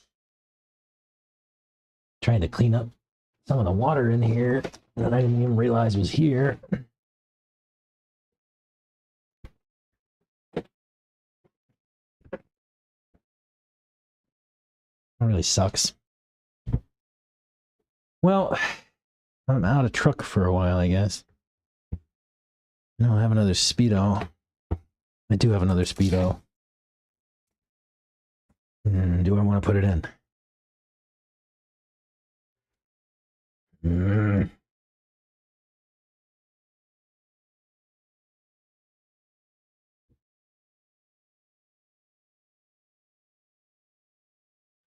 I don't know what to do.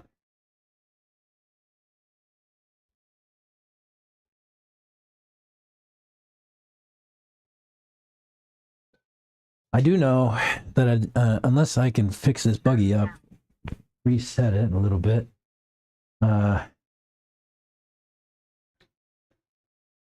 it's not going to be a good time.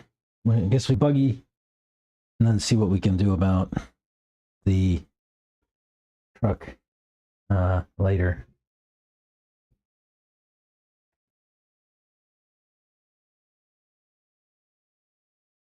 So sad. Try something for catching some water, maybe.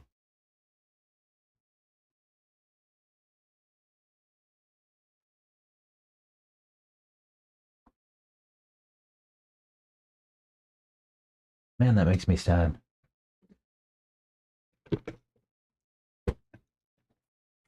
Okay.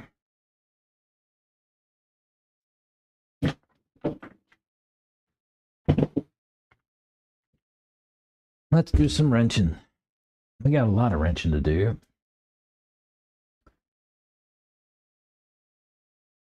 Because this thing is got a crazy setup on it. What I should do, what we said we were going to do, was try to copy the setup from the truck. So let's do that.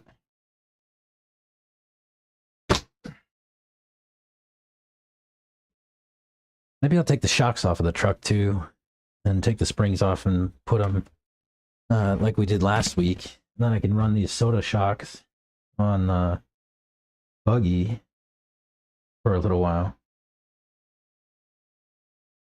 That might be the way. And we could just have fun in buggy. We'll set it up just like the truck. How about that? All right. How do we do that? Let's start at the front. We have in A, what do we have? Center dot and center dot in B. So center, center, A and B. And what do we have here? Center and just one dot up. So that's like a degree of kick up. I'll leave that. Let's look at the tail.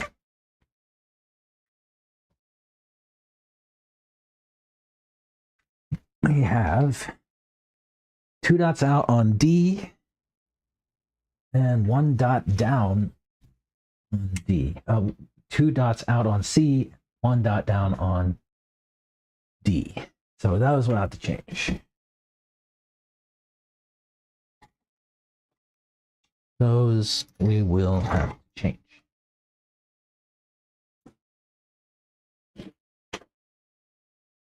And then we'll get some shocks off of the truck.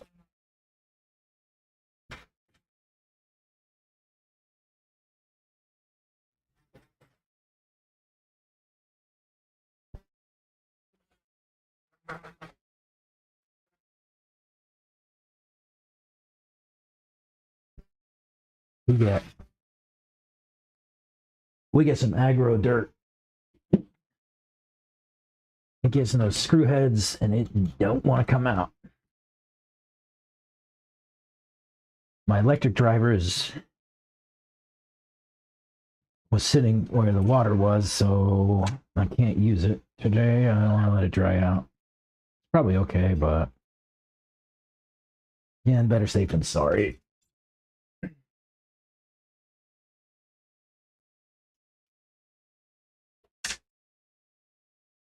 And let's take that screw out of the tail so we can get the D block off. Where's my hook? Up there.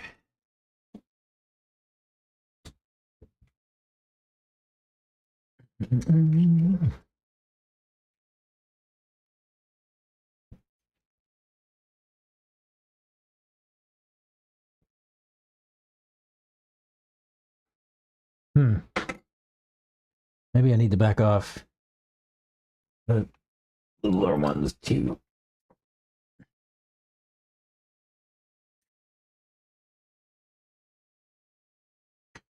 Right? Yeah, that'll do it.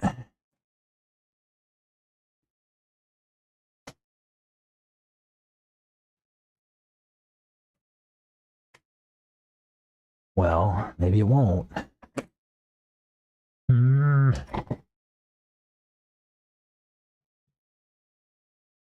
Need something that will let me lift up on the D block while I also pull it out like that.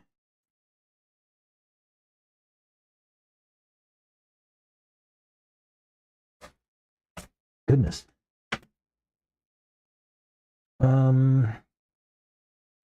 We said 2 dots down in back, 1 dot down in back. Oh, right. We might struggle to find that pill. We have to do this again. 1 dot down. I have 1 dot. 1 dot. Well, I won. 1. Yo. I need some pills. Shoot. Shoot, shoot, shoot.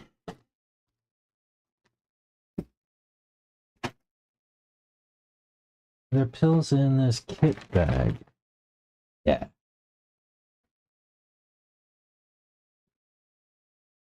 Oh, I bet you Have some.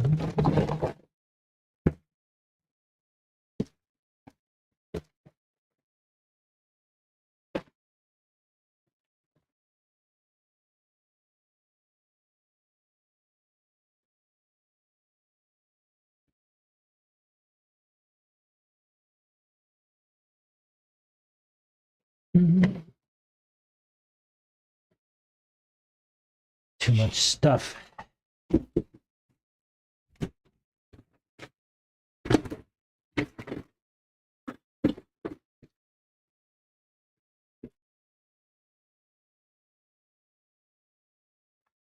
Man.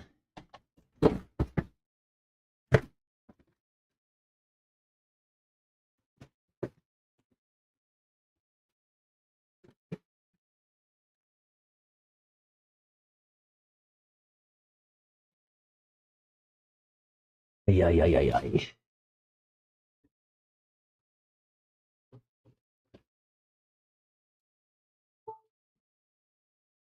I have stuff.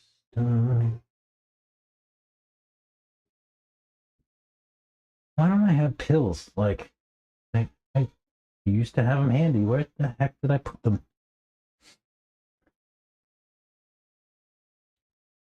I'm gonna have to take them out of a kit bag. I'm afraid. And I hate that. Pills, pills, pills. No. Where would I have brought them?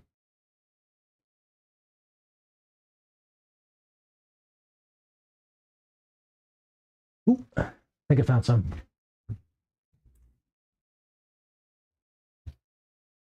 One dot, one dot. One dot. One dot.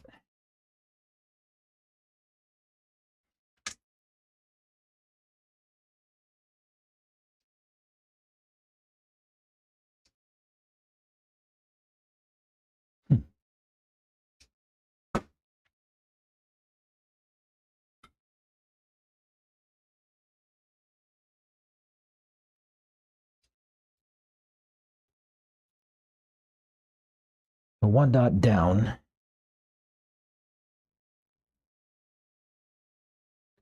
To get a full degree of anti-squat. And then pop out the other ones.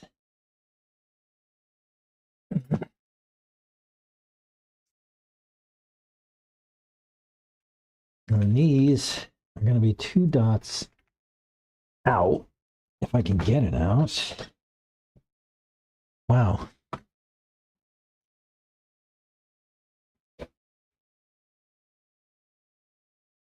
Okay.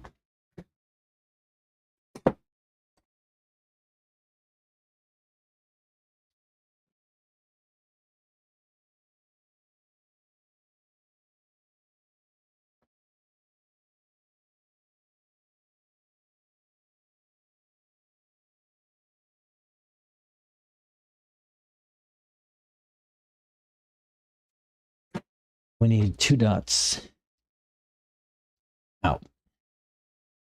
2 dots out.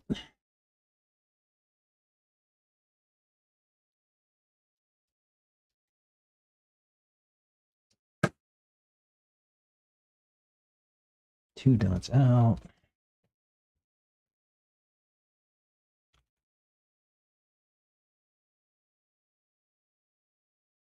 I can get them in there. Butterfingers. 2 dots out. 2 dots out.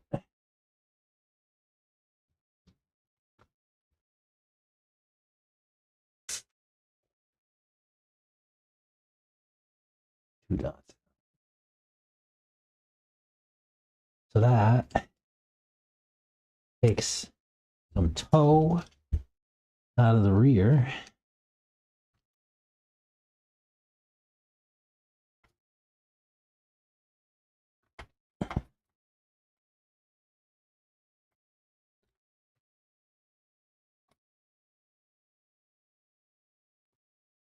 Oh no. My drive shaft doesn't want to go in the cup. This actually would be easier without shock.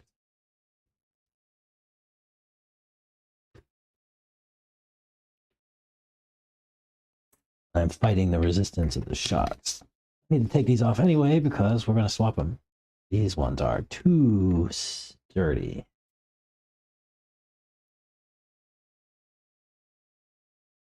These are red springs and heavy oil, like 800, 850. So the stiffest buggy springs you can get.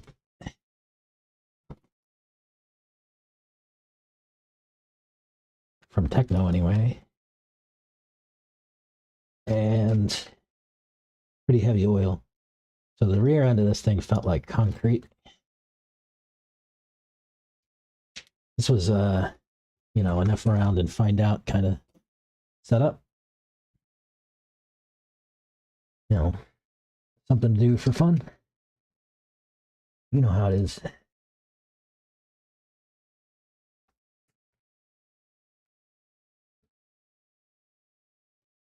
I don't listen to other people when they tell me to do things and set up and stuff like that. I have to find my own way.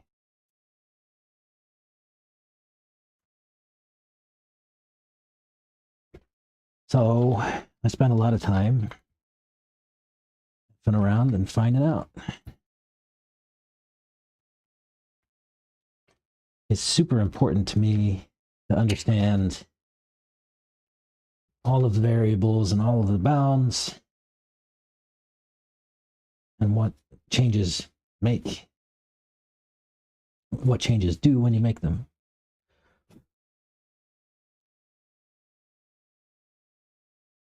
Hey, how's it going? I'm back. Learn, love, play RCs. Hey, buddy, how you doing? You're back from last week. We saw you. Hope everything is well.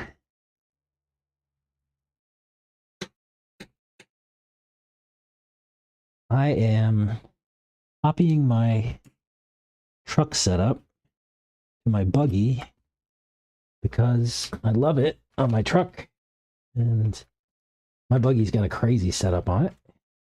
Like, super hard to drive. So I'm bringing it back.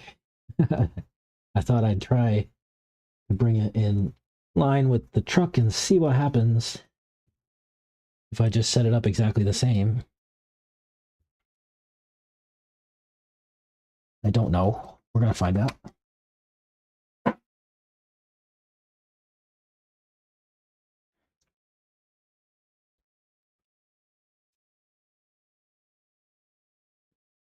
I'm thinking it should be nice. But we're, you know, it's only one way to find out. All right. What else can we do on the tail?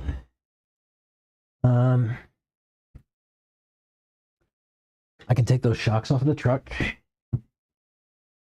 I mean, since we're copying setups, what I'll do is I'll take the shocks off the truck. I'll put buggy springs on them,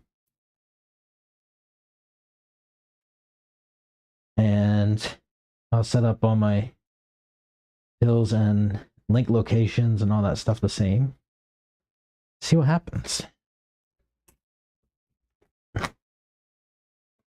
Here's a truggy shock.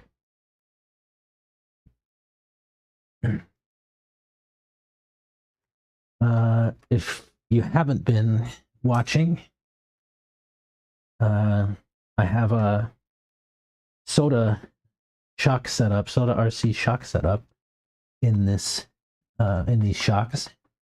So I tried this last week, just taking them off of the truck, putting them right on the buggy and seeing what happens, and it was actually nice. I just had to change the springs.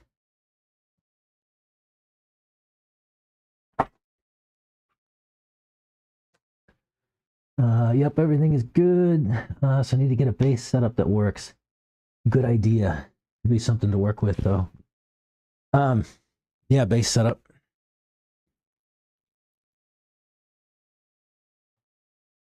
I like a base setup. I'm always here at Thornhill, so I just run the same setup all the time. When I go to other places, I usually just change tires.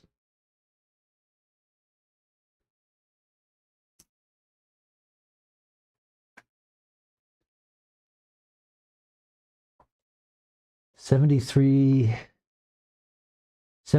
Shorty Orange Springs rear, 78 orange front, 500 all the way around. Yeah. These shocks are, like I said, they're Soda is the name of the company. SOTA Soda.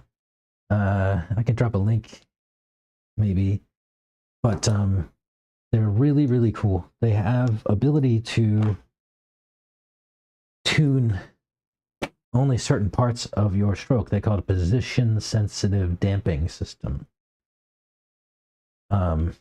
Really nice. I can open up the shock later and show you, but what's really cool about it is I can like the other day I put these shocks on my buggy and there was way too much pack on like the initial bump, right?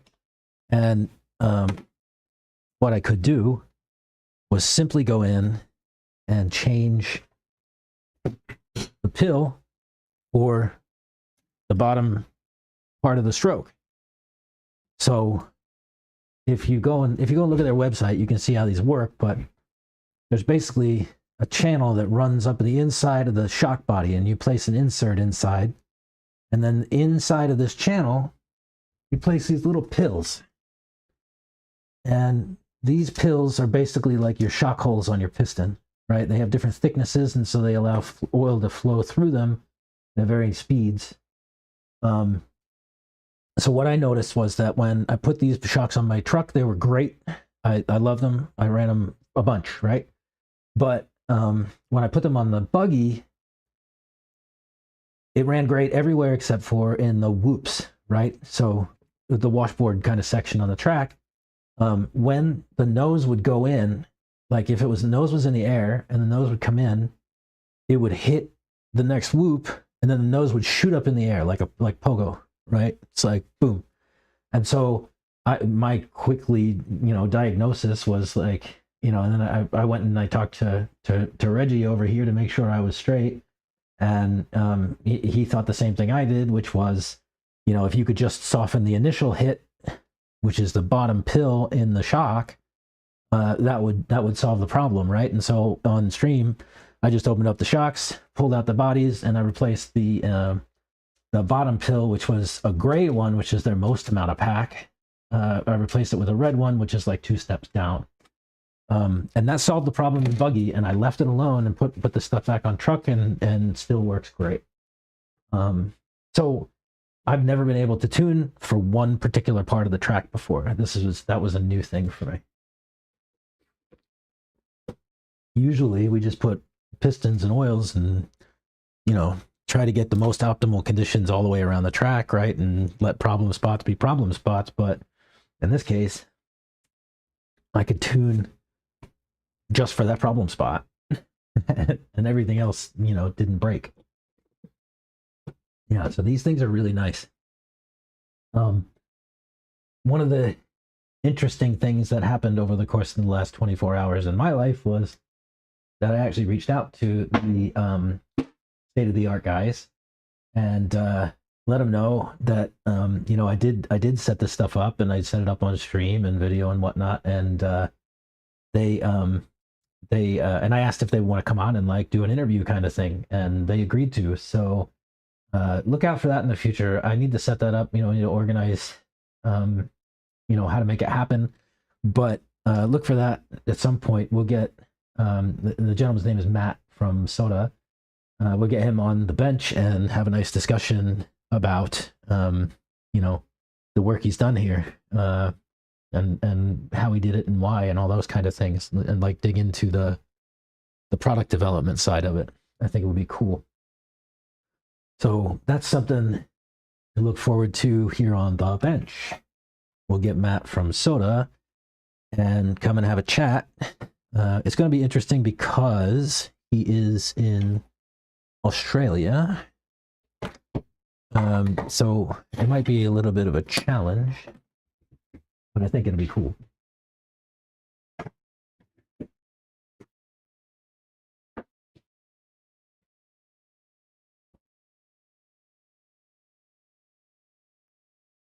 Where's that water coming from? I'm trying to manage my leak over here because not good. All right, Jocks, Springs, let's go. What else happened in the last 24 hours? A very good friend of mine passed.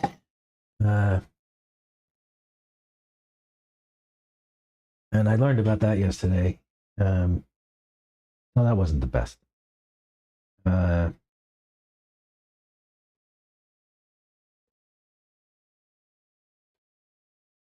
So I sad to lose my friend yesterday. The upside is that, you know, when you lose people, you tend to reach out to all the other people that you have acquaintances with, that, you know, you had mutual acquaintances with that person, to talk about, you know, talk about the person and their life and their impact on us and all that kind of stuff. And always nice to reconnect with folks who I consider friends, and you know, can reach out to those guys and stuff like that. So that's good. And one of the things I learned there was that a guy who I used to work for, who I still talk to, he retired and he's now looking for something to do for himself. And it's like, hey, here's what I'm doing. You want to have some fun? But anyway, he's excited about life and retirement and all that stuff. So, you know, we'll see. I could go someplace. He was a super nice guy, super good guy to work for. I'm just going to go Long Yellow Springs because I don't have any short ones right here, and I don't feel like digging. I think, what size are these? I think these are 80 something. These are 80s, 80 flat. Or 80, what are they, 82, 83, right? 83 is what it is. I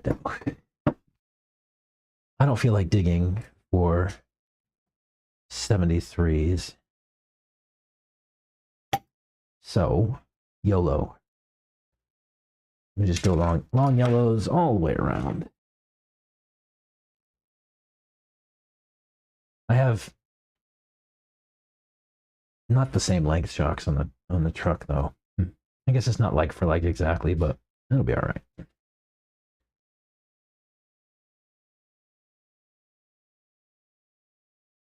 Close enough. The reason why you're running the direction of the tire is different in the front and the rear, like you're currently running. Does it give you an advantage? So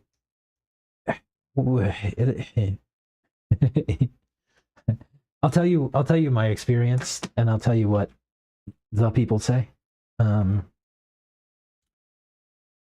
people say that running the tread in different directions can give you a different sidewall strength. So when you have the tread running this way, you get a little bit more support on the sidewall of the tire, given, you know, tire rotation and that kind of stuff. It's actually the other way.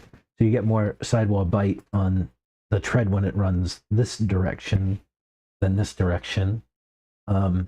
Yeah, but the reason that I run them this way is just for feel. Like for me, I feel like I can run them this way in the front. I get a little bit more forward bite and a little bit more side bite.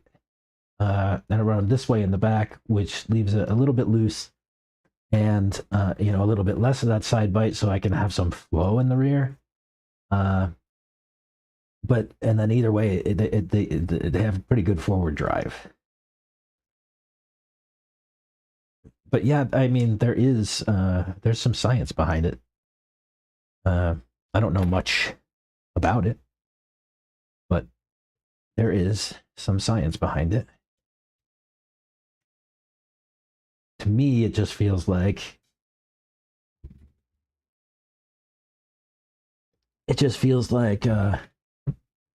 like I said, side bite versus forward bite, a little bit of a trade off. So that's why I point my tires out those directions, and this works with bars too. And I don't know if it works with all the bars, but it definitely works with raw speed bars. Um, the direction determines how much support and that kind of stuff you get from the sidewall. Sidewall. I keep saying side bite. No, sidewall. Sidewall support. Sorry. Don't mean to confuse. Sidewall support, not side bite. Side bite's a different thing.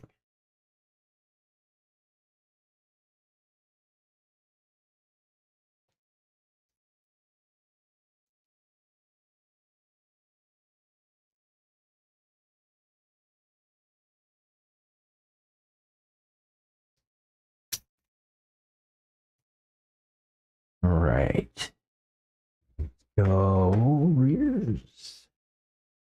I'll have to change all the ride height and stuff. Let's check link locations. We're in the side, middle, inside middle, long links. Inside middle, long links. Let me find my two rears. Yes, yes, yes.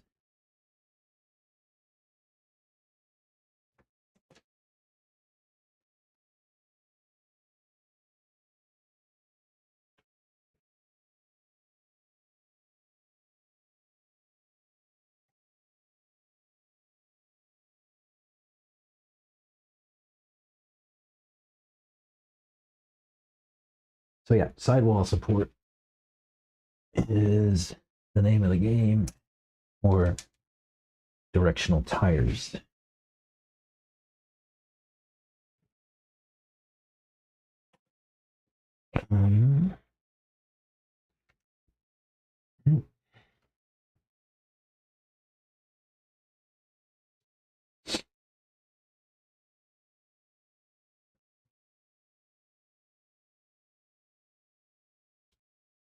Well, why am I struggling here? Ah, there it goes.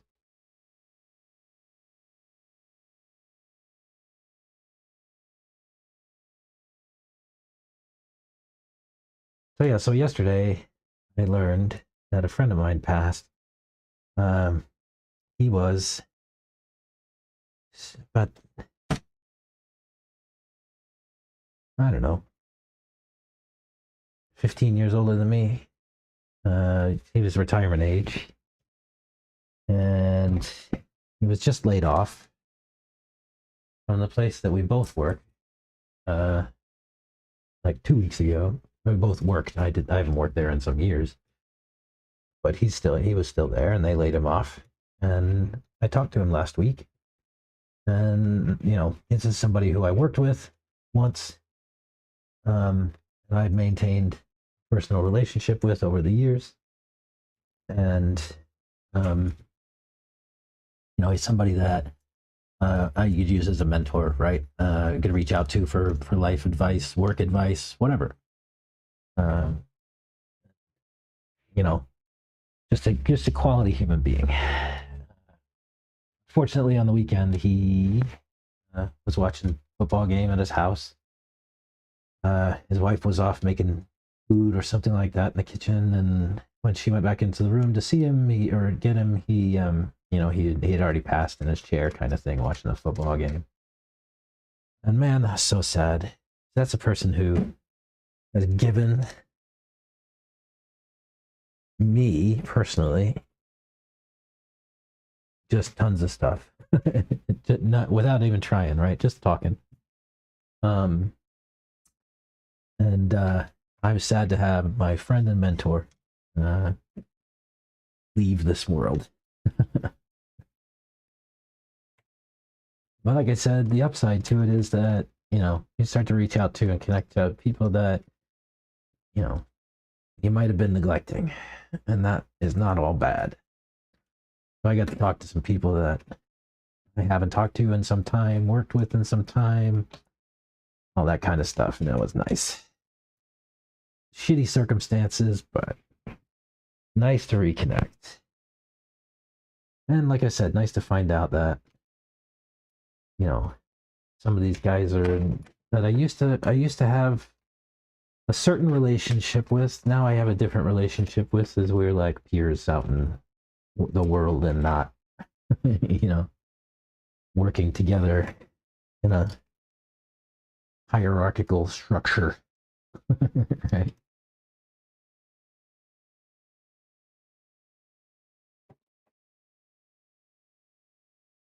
So that was a downside of my roller coaster ride in the last 24 hours, right? That was kind of sad to hear about my friend, and his passing. Just a phenomenal guy. If you want to know anything about him, he was called Dominic Sturpey, and you can find him on LinkedIn and Facebook and all that stuff like that. Just a quality human being. He was an executive at a bunch of IT firms, sales guy, account executive, all that stuff. Just one of the best people. You should be so lucky to have a Dominic Sturpey in your life. I am sad that I no longer do. I will miss the man.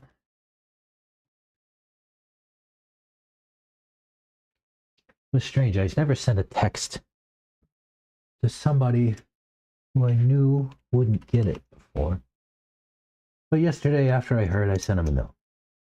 I told him that he would be deeply missed, and that I love him.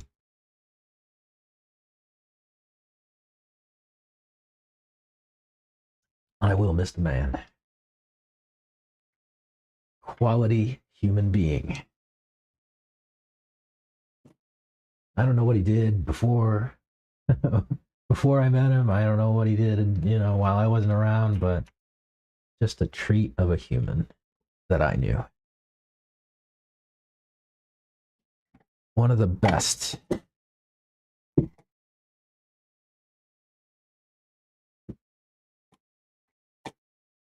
One time I went in for surgery, my wrist, this one I think, and when I came out, they you have anesthesia and that stuff, and when I came out, I guess I was talking out of my ass, and like Space Cadet, and they came. It was so nice. I did something nice, and the nurses were very nice about it. So I guess the thing that I did when I woke up I told the nurses that if they wanted to have a happy life, that they should get somebody just like my wife. And they made it a point to tell her that I said that, which I thought was very nice. Yeah. If you want a happy life, get a Kimmy, is what I said. Oh, Santos. Flying out the TNR, dude, let's go. Good luck out there, buddy. I'm excited. I guess I won't see you guys until you get back. I won't be racing this weekend anyway. I've got my own little thing to do. A different off-road thing to do this weekend. a slightly different off-road thing to do this weekend.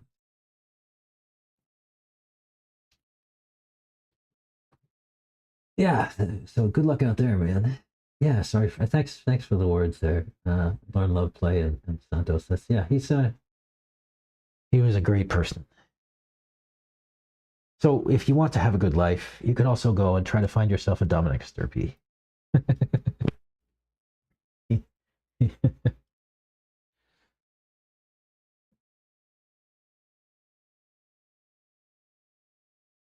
Find yourself a Dominic Sturpey.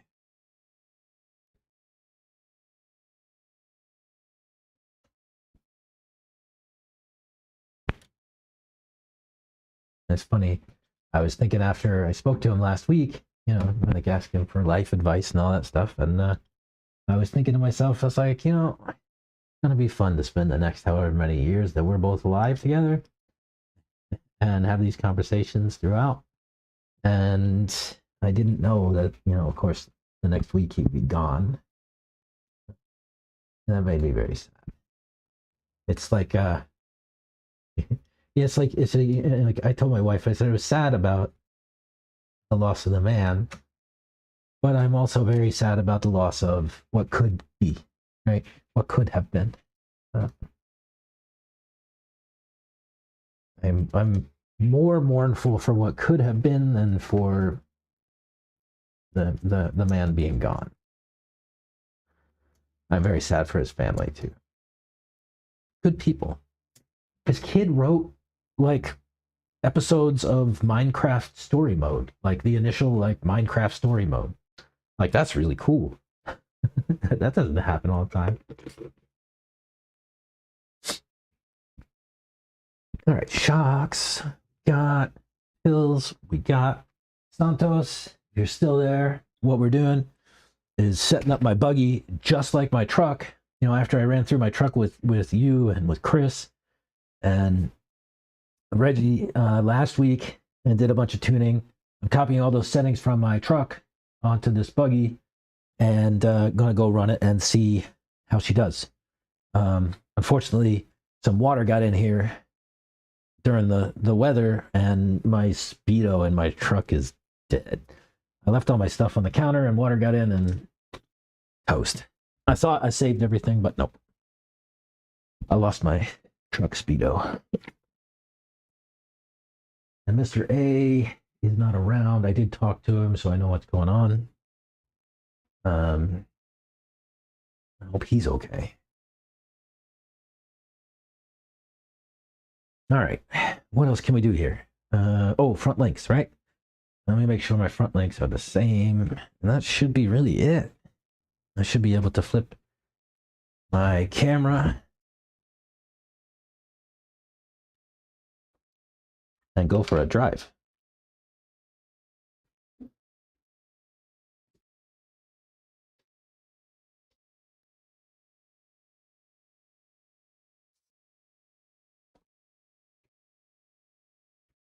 And we'll see what happens.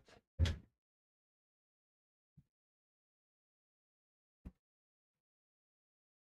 funny how things like that happen. Always cherish the time you have with people because you never know. It's good you had a recent memory of her. Many others bet didn't have the chance, right? Yeah, I know. Yep. It's crap, man. People you love leave.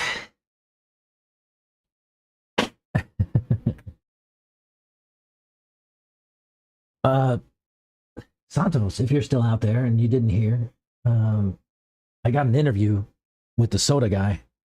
We'll do that here on the bench. I don't know when yet, but it's coming. All right, let's see what we can go.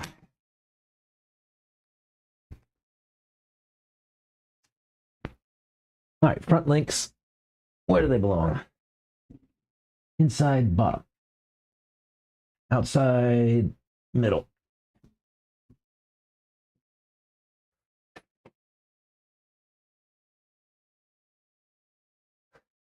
I was telling Santos the other day that I want to try the steel pivot balls because the aluminum ones always come loose, and this one is loose. Shocker.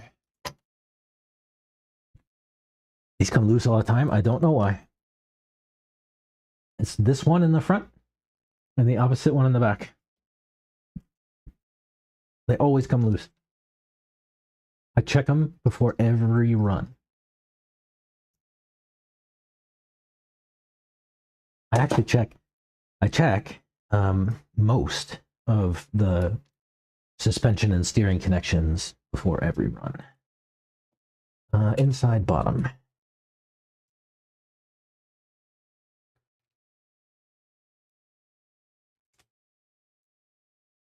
Yeah, I check all my steering links, suspension links, all that stuff before every run because they sometimes work themselves loose during a run.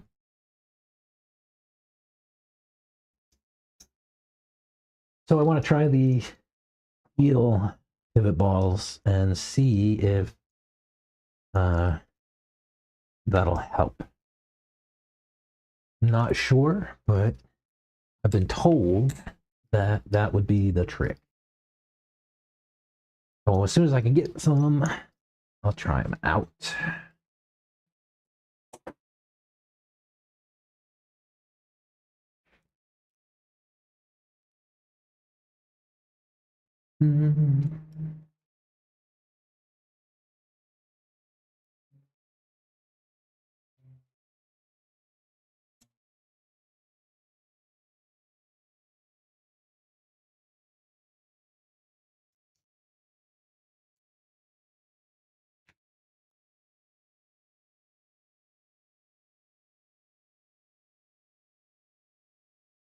And we said outside middle, that's already outside middle, so we don't need to do anything there.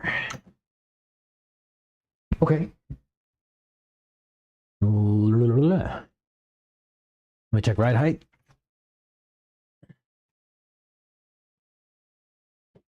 Where's my gauge?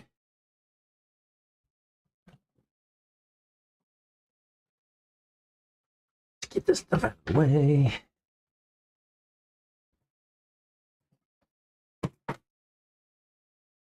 Yeah, that's all wonky. We're gonna have to go down in front, up and back. Down in front a lot.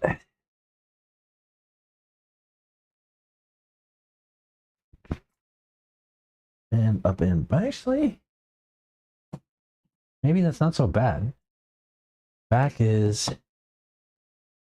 actually, did I just get it like 23, 25 without trying too hard? Not quite. I need to lower the back.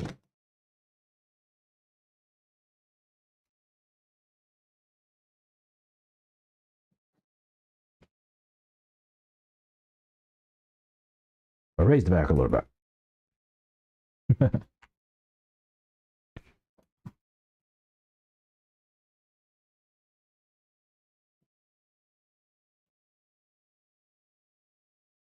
25, 22 and a half. Send it? I think so.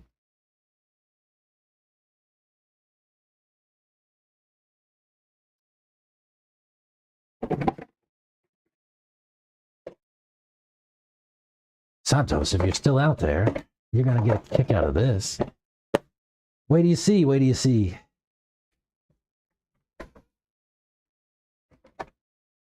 I don't know if he's on the plane. Is that where you are? You're flying now?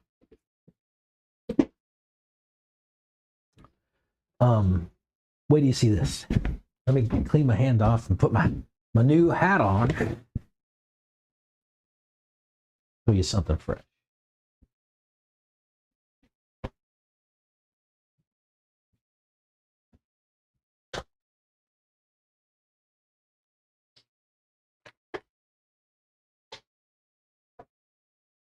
Oh, but wait.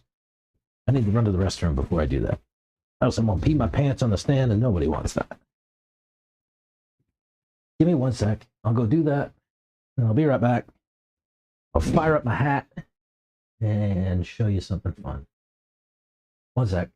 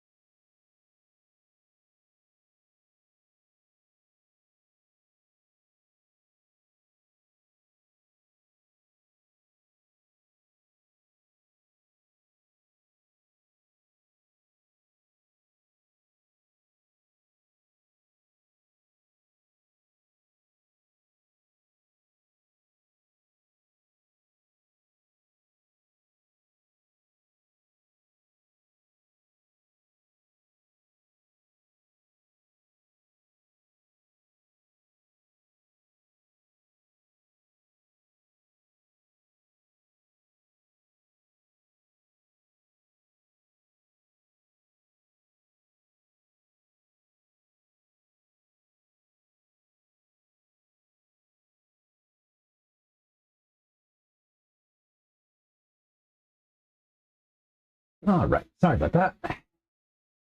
Let's see what we can make happen. Are we ready? Let me grab my now dirty hat.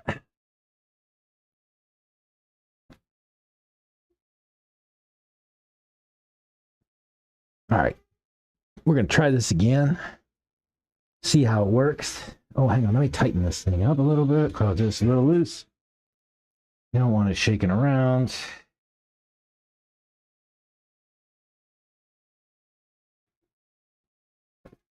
Right. All right. Power. Let me get my phone. And like I said, I have to like put the camera on, go to my phone, enable the preview.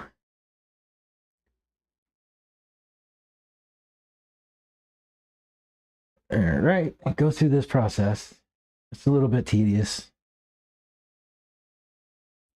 So it fires up the preview. Like I have to join the camera's Wi-Fi, which is dumb. So then I get a preview. Nice, right? There you go. There's our camera that I use for the streams. And then I have to go in here and I have to tell it to go to RTMP, and then it'll go and try to figure out like what Wi-Fi's are around for it to connect to. It takes a minute, right? And then I have to say set up. Got it. Go live. And then you guys should just get, yes, an RTMP stream, right? Can you see that? Right. Let's go try her out. See what works. See what doesn't. See how the car feels with the truck setup on it. And listen to some nitro engines.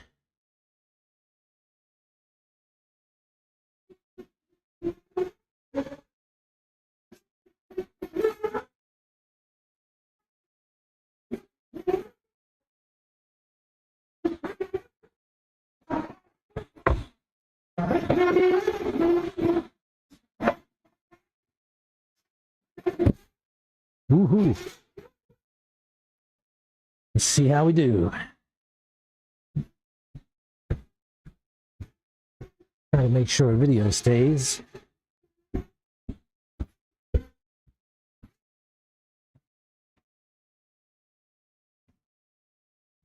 All right.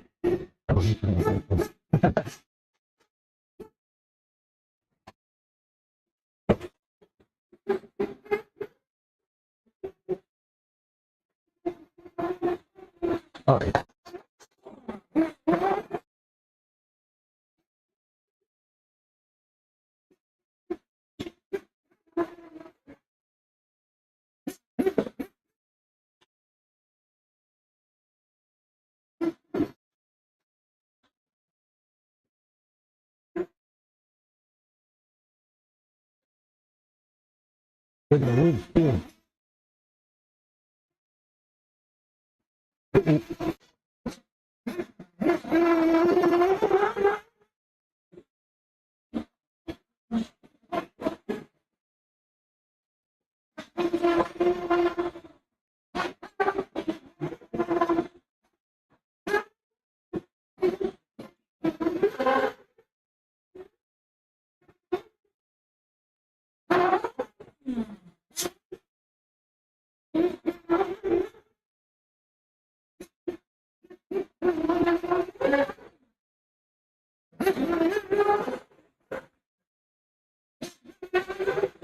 Ooh, we're on sideways.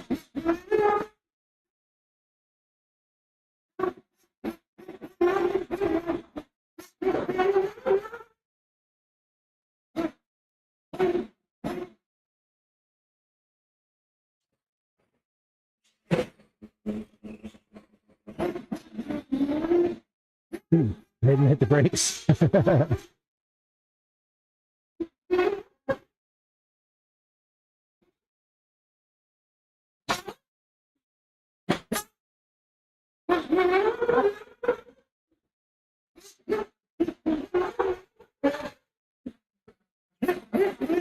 That was trash.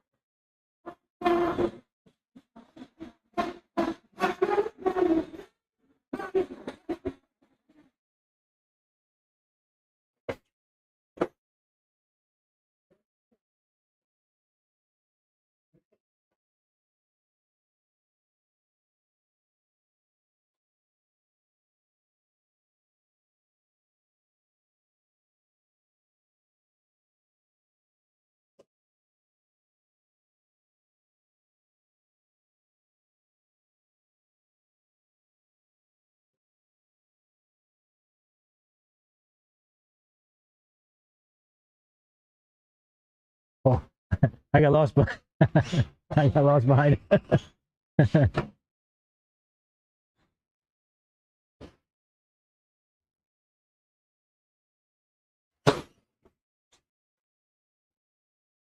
Yikes.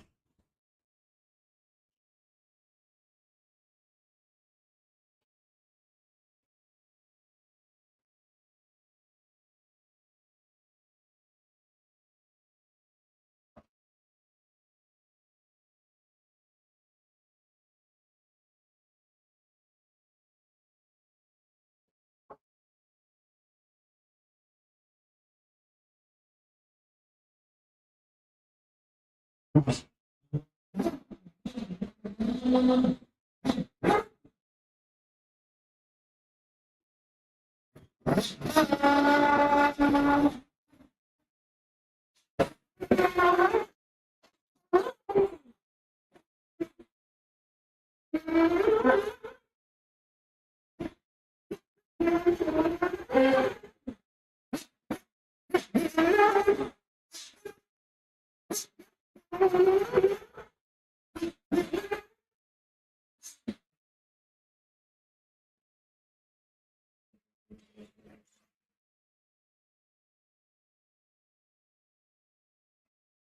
Is that not working?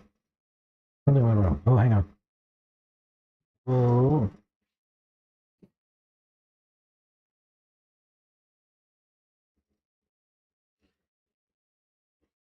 Join.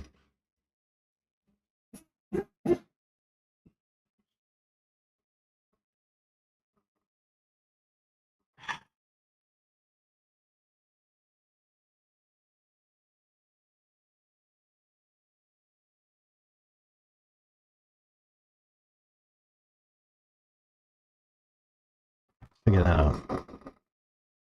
All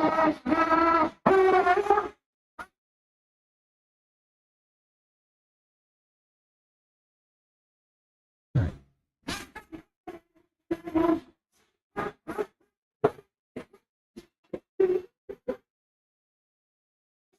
Think something went wrong again?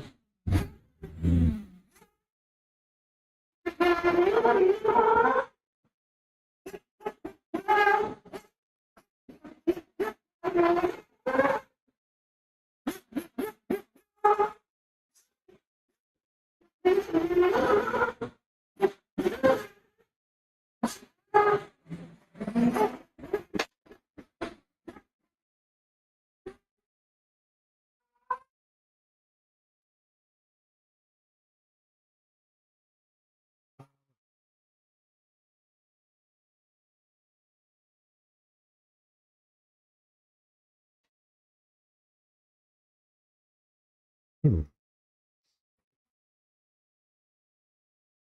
can I do?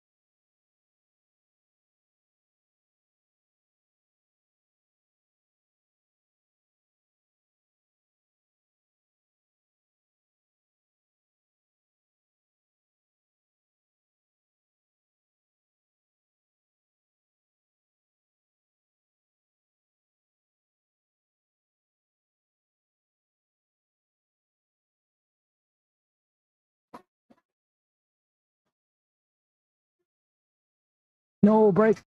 No, no, no. Finger slipped off the brake.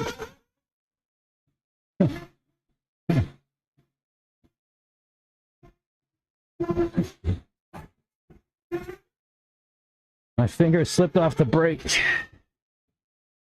Dang.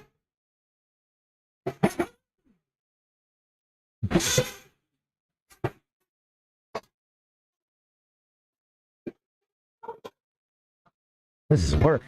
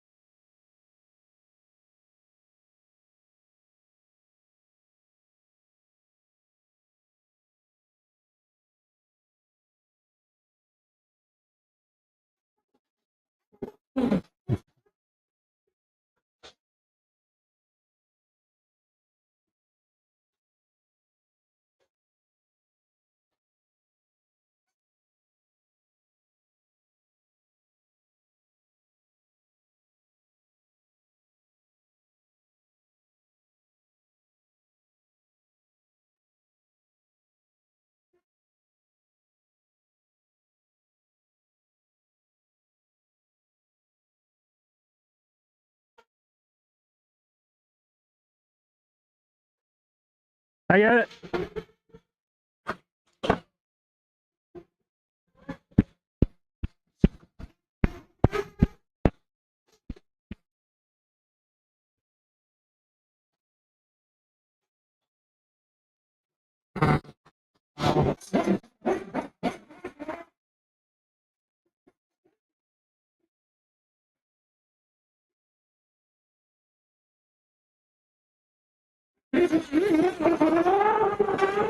You pick it up. Sounds like you lost drive. Thank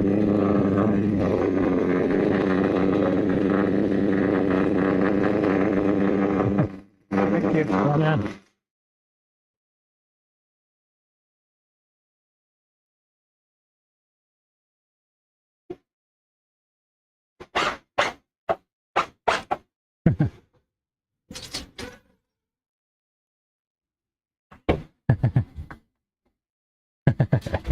How's that? That was fun. I was kind of cut out in the middle.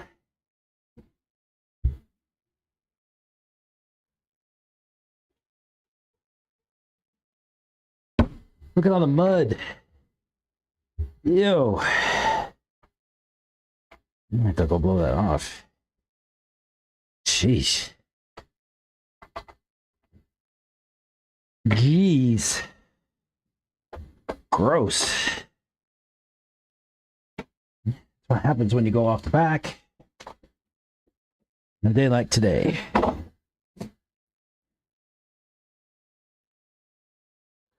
I definitely was running up the side there, and I went to hit the brake.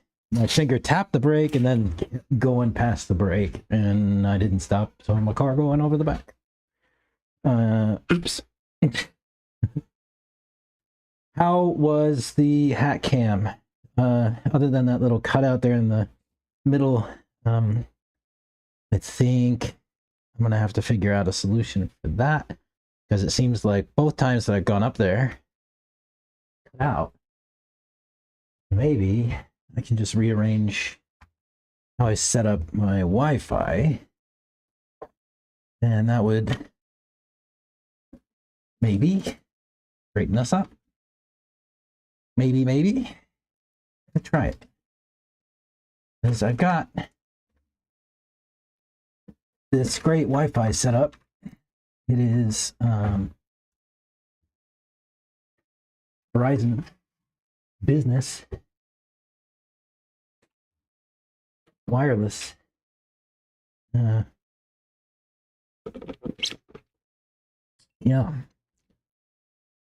Let's see if I can get some better signal out there. Try. Cool.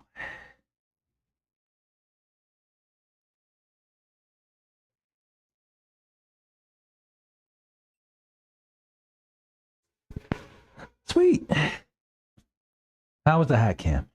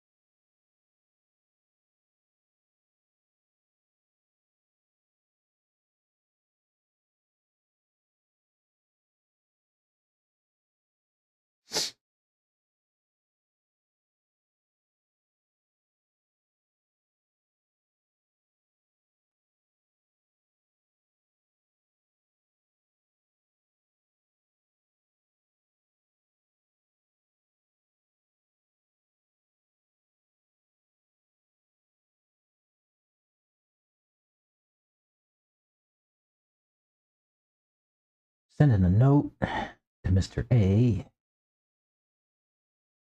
about electronics and this soda setup. Stand by a moment.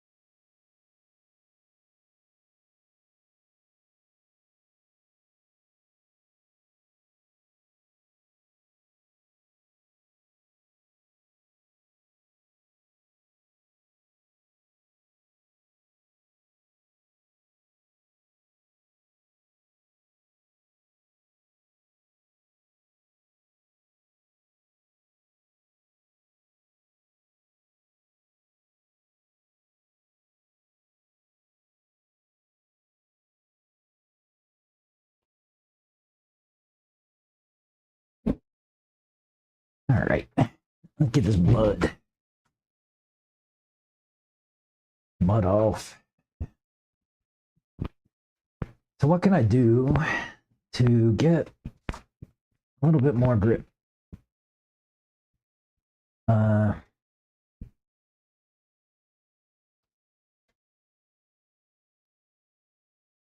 don't think this shock setup is good for my buggy today, for sure. It's a little messy. Not as messy as that wing was with all the mud, but messy.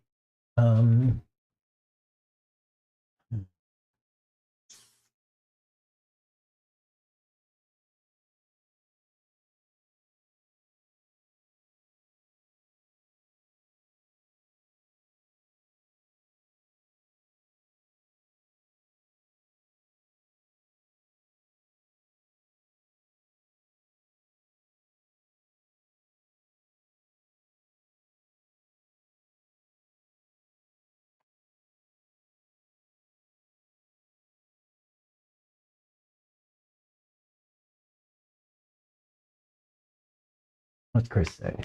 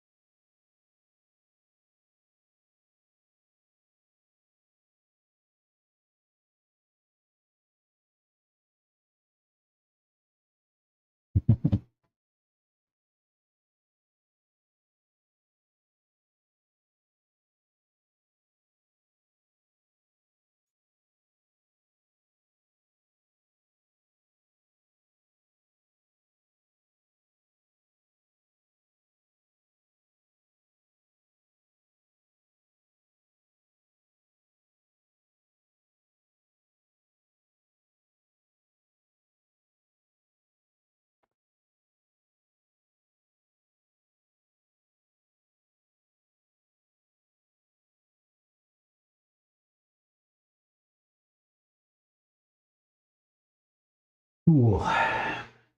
We'll set that stuff up. Relapse tires. You want me to put relapses on? I can't do that.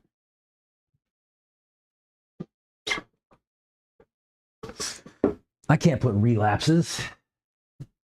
That is verboten. Relapses. How dare you?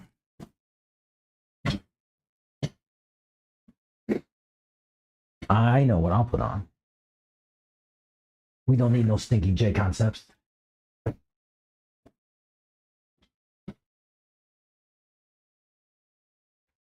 We don't need no stinking J-Con.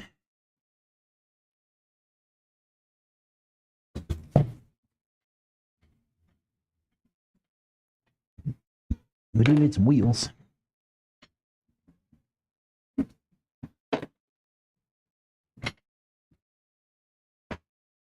Where's my wheels?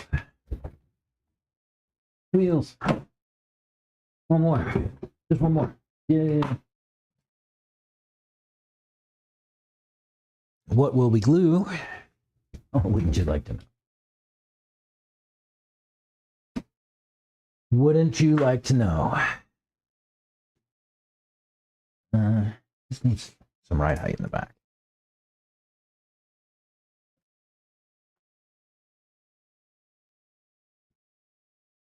Yeah.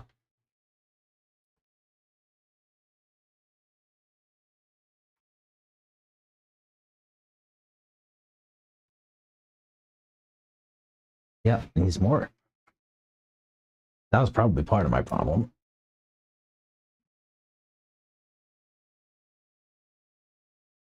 That was definitely part of my problem. Raw speed, mini pin.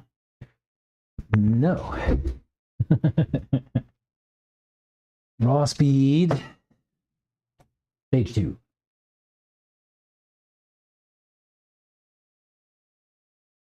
Got that.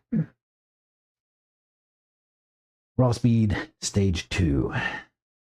Soft. Super soft long wear. Double green.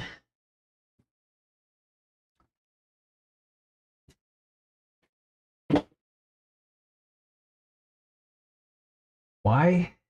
Just because. No. Because they are hybrid bar slick kind of setup. Where'd my tire jig? Oh,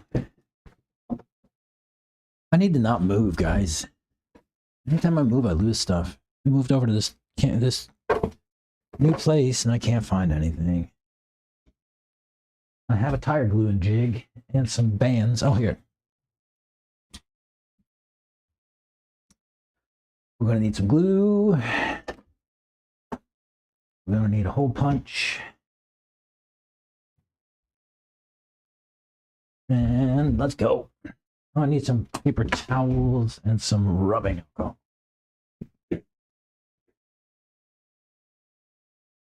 Yeah, I don't know if these are going to be good today. It's dusty. It's loose, but these are great tires out here generally. I don't know if today is not a good day for anything because it's cold.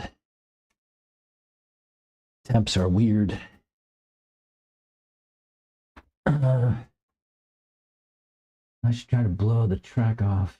Otherwise, I don't know if those bar tires are going to work. The Thornhill is different. This track is different. I don't know why.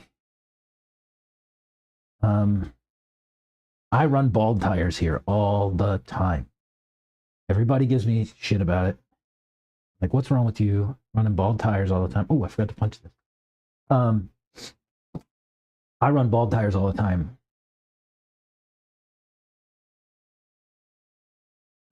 This track is more about compound than tread.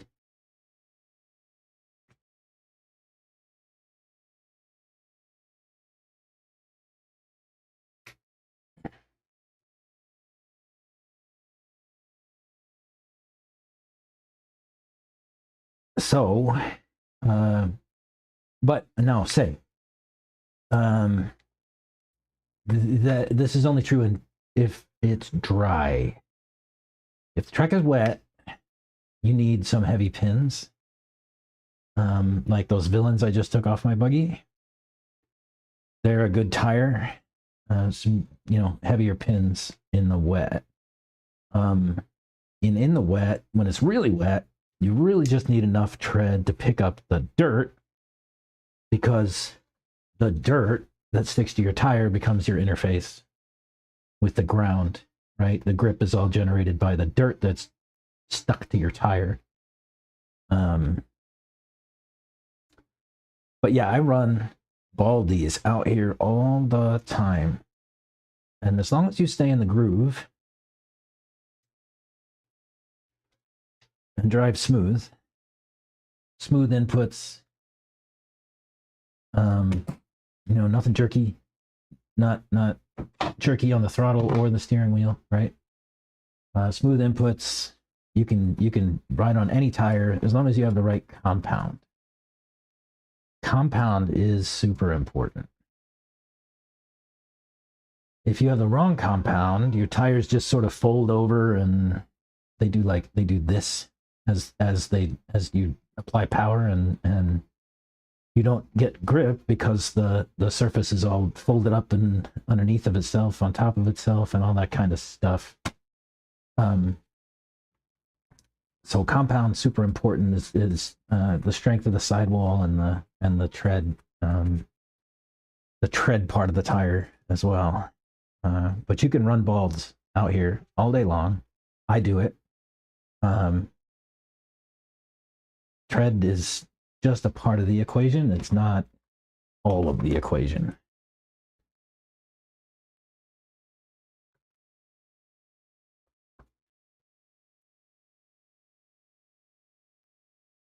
At other places, I think that probably tread has a greater impact.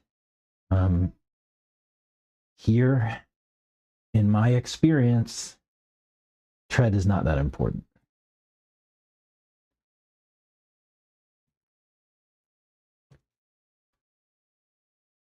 But as we established earlier, I'm also somebody who drives the track, right? I race the track. I don't race other cars or other people. During a race, there are other people on the track, but they are just there. I try to maintain the head space of, my wife would tell me all the time when I was younger, I was a little self-conscious, and I didn't like to dance when I'd go to like family events, like weddings and stuff like that. My wife used to always say, "Hey, just dance like nobody's watching. Dance like you're the only person on the dance floor." I try to take that with me to racing too. Drive like I'm the only car on the track. Those other cars are there. They might get in my way sometimes. But other than that, they're just there.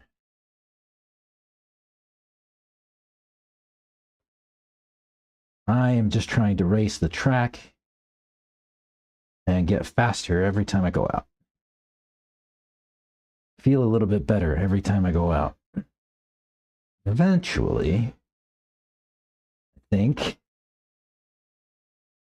I'll just be fast everywhere because I can drive anything anywhere, right? We'll see. I don't know if I'm right. I might be crazy.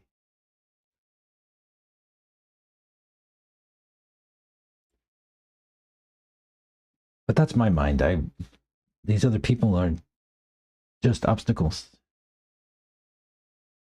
Obstacles between me and faster times.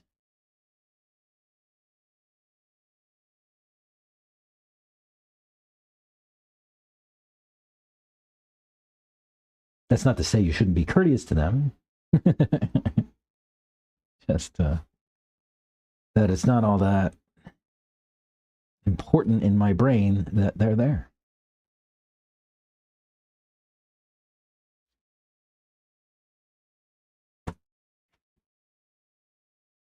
All right. I had a lighter out here. Where'd it go? You were with us last week. I glued and I put this tip on, put a little shrink wrap around it, and then I put a paper towel on the front. And I said what you can do is just rip the paper towel off.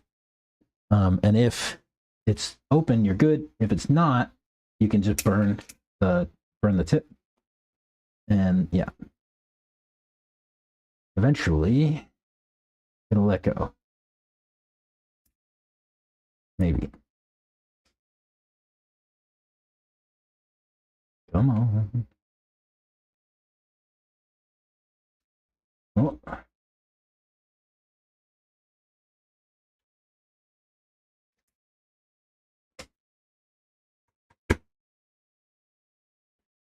Let's see. Will that work? Kinda. Need to burn it more.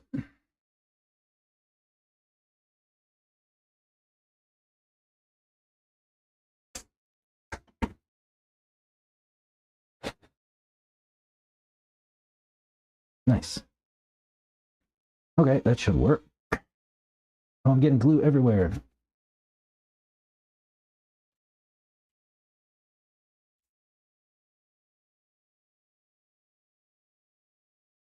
All right.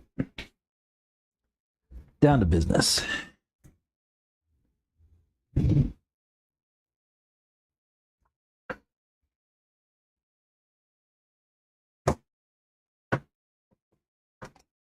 Yeah, I don't know. I don't know if hybrid bar slick kind of thing is going to work today, but we'll find.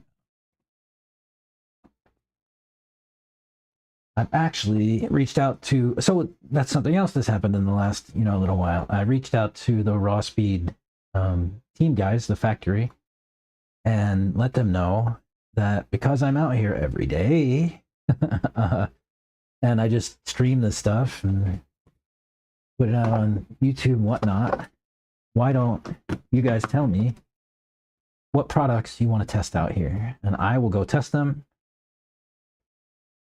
record it, stream it, whatever. And you'll have a sense of what tires work well out here when it comes to Worlds in October.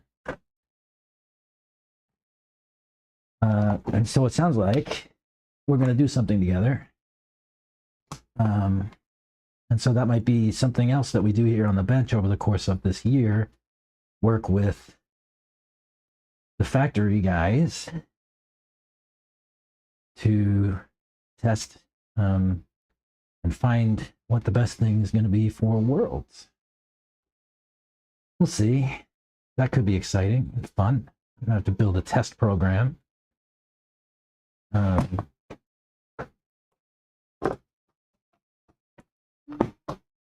data tracking and all that good stuff. What we did today and what the results were. I'll have to set up all that kind of stuff. It should be fun. But the cool thing is that it's one of the things I like to do is contribute to product development. I come from my last job was a product job, and I always like product. Product is cool space.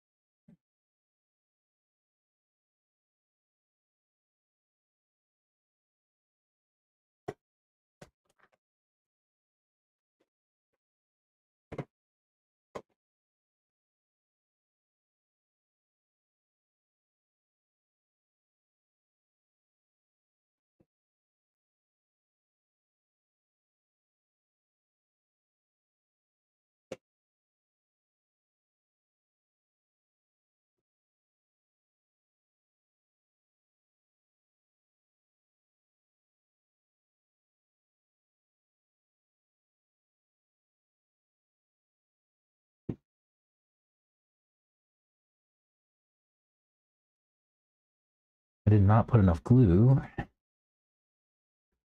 first time.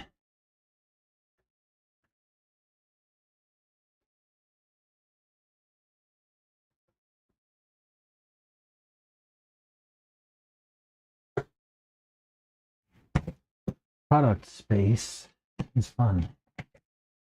I always like to understand what goes into making things, building things, decision making.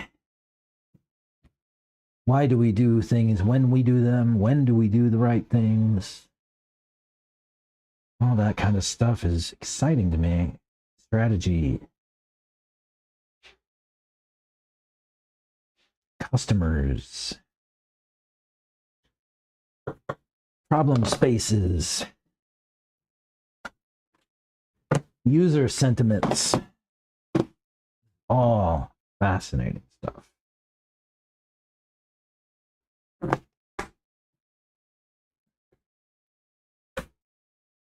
User sentiment is one of the more difficult things to measure in any product space.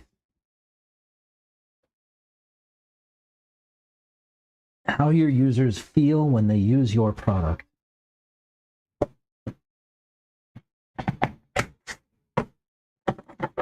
In a sense, I'm actually giving product people user sentiment with my streams and videos. I am actually, like, the work that I do here as a product manager, if I was to find somebody like me who's using my product, talking about it, solving problems, right? I mean, that's gold.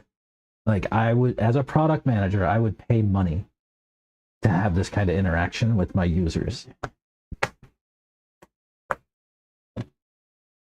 Like, literally pay money to see my users using my product on the fly, what their results are, what their sentiments are around using the product, all those kind of things. If these RC guys were really smart, in tune with their users and in tune with the product space and all that kind of stuff, they would be knocking on my door every day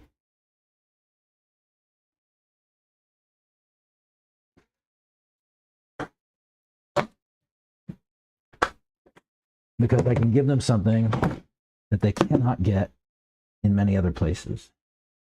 They can see me sit with a problem, work through the problem, solve the problem. I talk out loud about it. There's not much question as to how I feel about the problem. Um, so yeah, so if you're out there or see product guys and you want to collab, right here.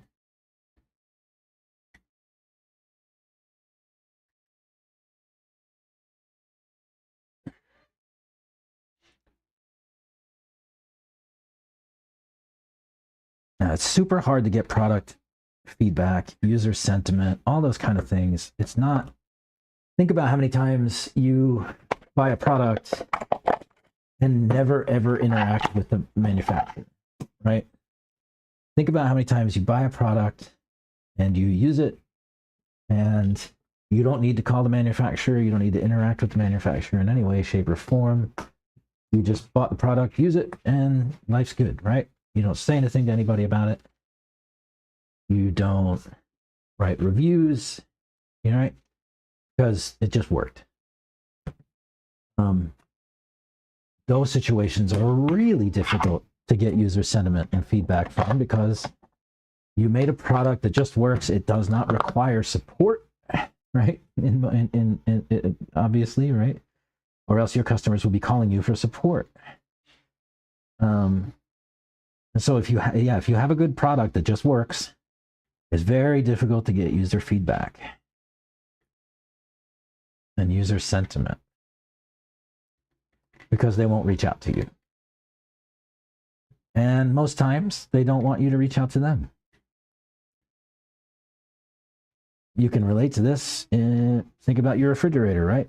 You bought a Frigidaire or whatever. You put it in your house. As long as it works, you never call Frigidaire. Frigidaire never has a sense of how you feel about their product. They know you bought it. They know it's in your house, maybe. They know you might be using it, but they don't know how you feel about it.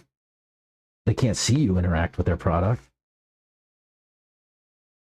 These smart things are starting to bring that in, but it's still very difficult to collect this data. The best thing would be to do something like this is mine YouTube and find users using your product, reviews, all those kind of things, and collect all that as data that you can then collate, correlate, all that good stuff.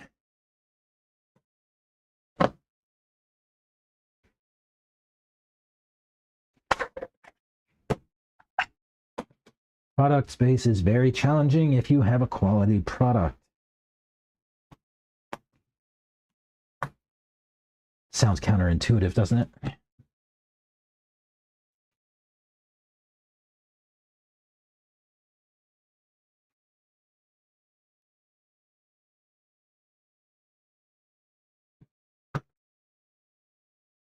Product is challenging with a good product.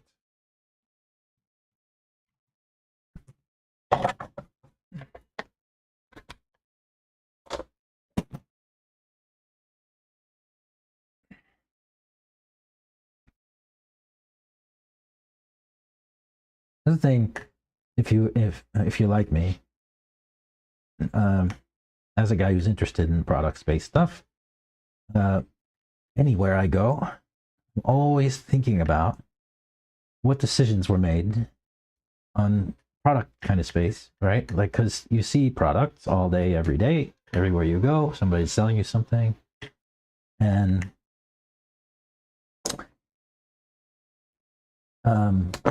it's fun to think about, why did they decide on that packaging color? Or what was the driver behind that form factor, whatever. There's all kinds of things that you can think about just looking at any product, every product, and try to understand what went into the decisions around getting that product to market.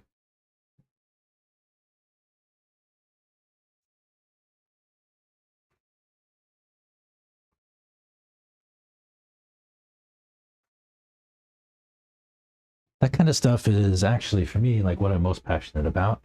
The stuff that excites me the most. That kind of work. I'm doing it with some friends here lately, and I'm getting excited about getting back into work, which is fun too.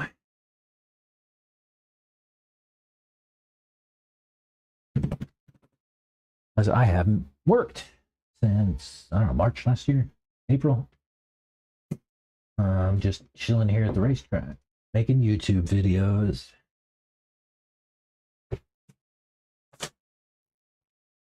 We'll go back to work later this year.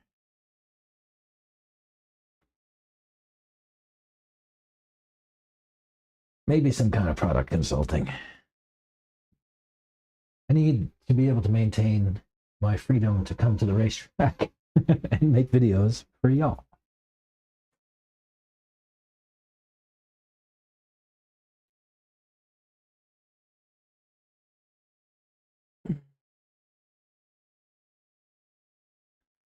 Right, so I just put a little paper towel and a little dab of glue, and that'll seal that up, and I can just burn that off or tether it off when I come back and need to glue next time. Pretty cool how that works.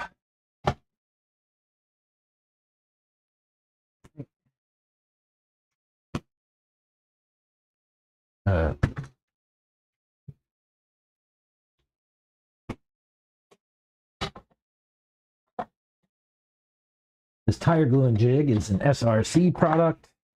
He does not have a website yet. Still, I keep threatening to put up his website whenever I show his products on stream. Fortunately, he doesn't have one set up yet, so I can't send you there yet. It's coming. Promise. I'll bug him. But I have a ton of stuff that rolls across my desk that he makes. These tire gluing jigs. Like this. I've got a fan mount that he made me that uses these Hobbywing Tornado fans. I got a bunch of different things. My side guards on my cars are his design. Yeah, lots and lots of stuff. I just need to get him up there so y'all can see his stuff, and maybe you'll get your own if you want. I'll keep working on it. I will keep working on him. Where's my wheel wrench? You guys see a wheel wrench anywhere?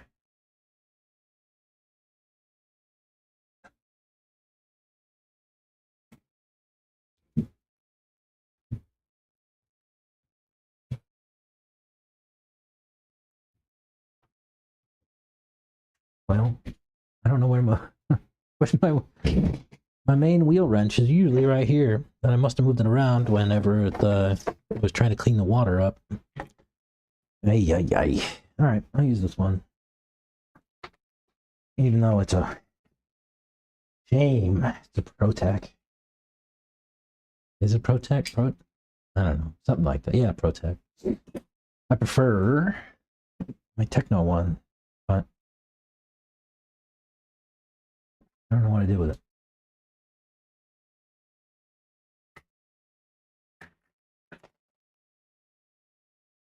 So we'll go hybrid bar slick.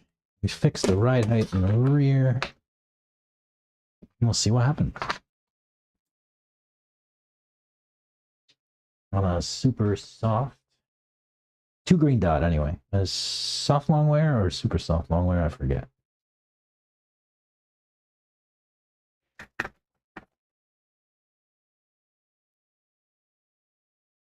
I think green is soft and yellow is super soft, or vice versa. I can't remember. Go look it up. Smart man, Albert Einstein says, you don't have to remember things that you can look up. And if you can look them up, you shouldn't remember them because it takes up space. So don't remember things that you can look up.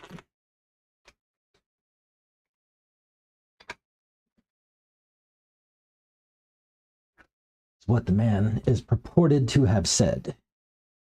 Unsure if he actually said that, but that's what they say. They say he say. Don't remember anything that you can look up.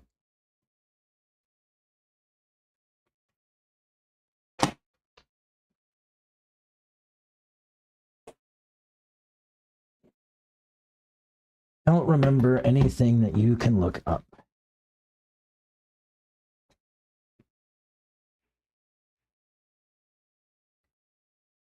What do you think? Do you think he said that?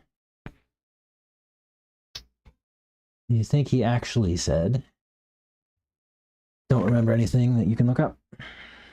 Or do you think that's just hooey?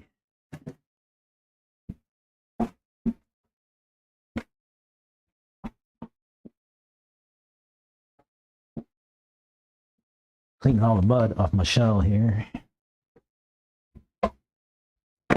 Yeah. Don't remember anything you can look up.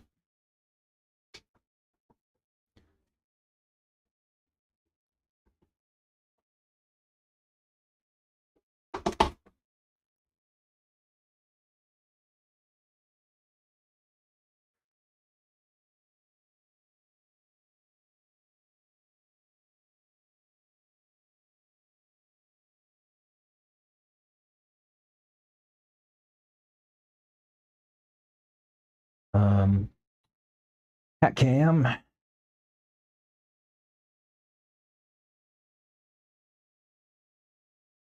Let's go.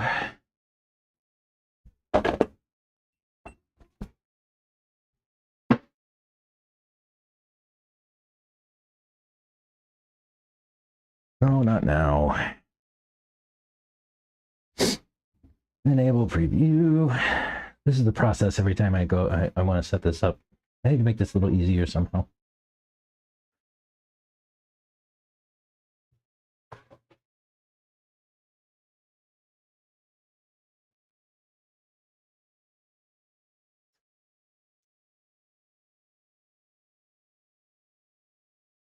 Did it go or what? Come on. Yeah, all right. RTMP.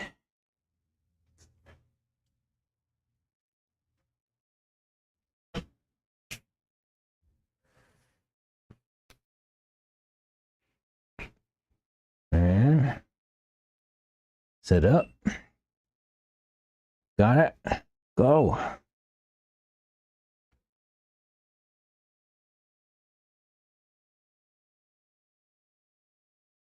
Switch it on stream. Ooh, got it. All right. Wait, it disappeared. Where did it go? Come back. Yeah? Good. All right. See how it goes.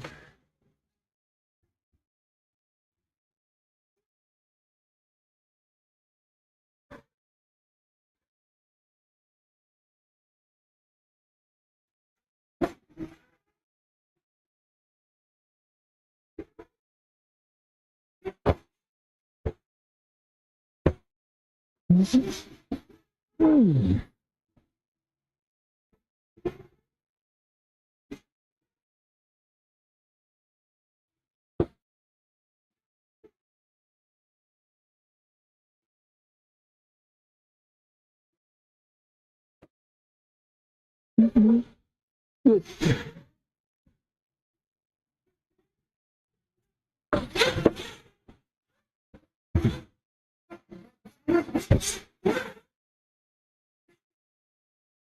All right.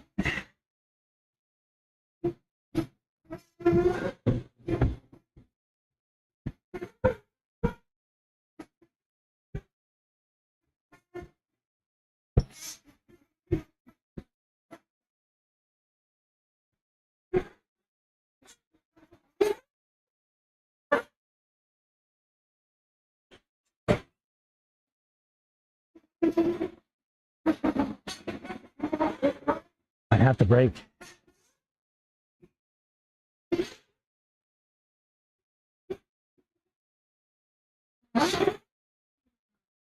Whoa. Hang on. Way too much bread.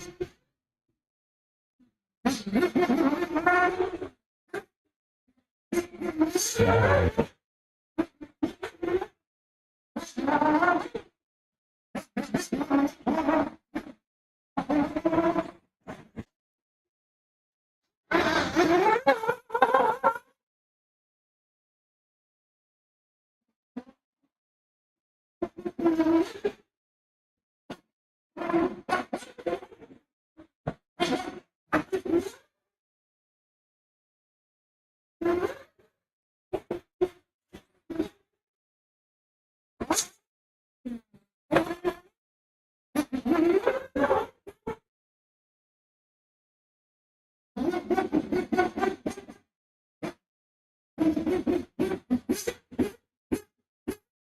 Yikes.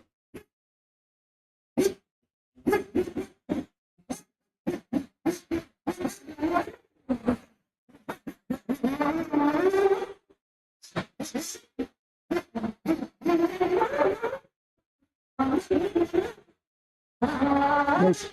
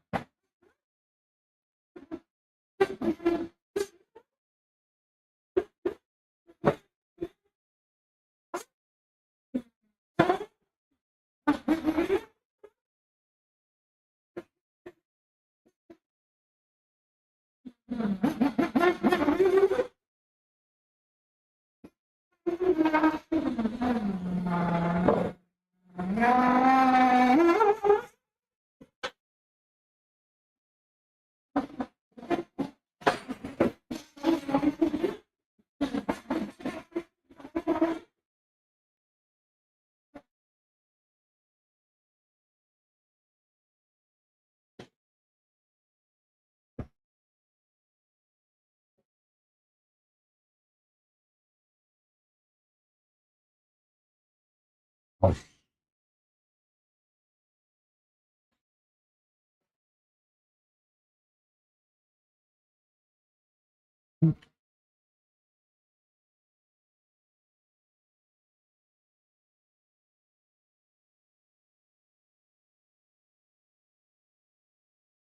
Hey.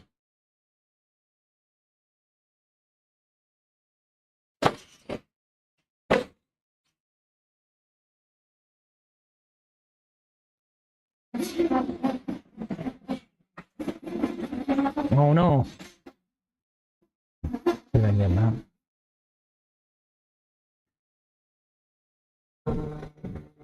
Oh, cheers, thanks.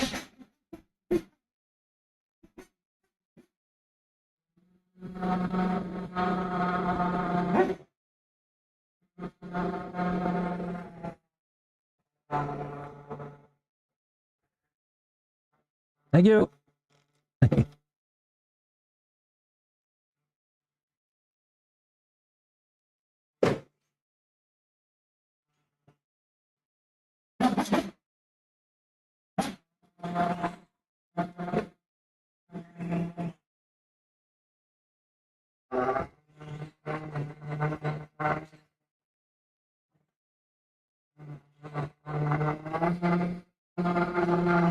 That's pretty fast.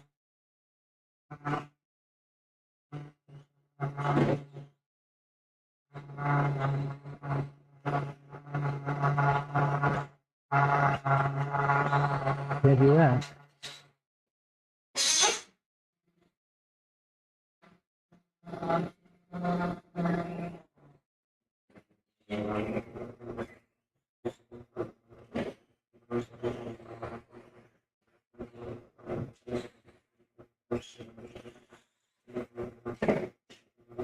Thanks.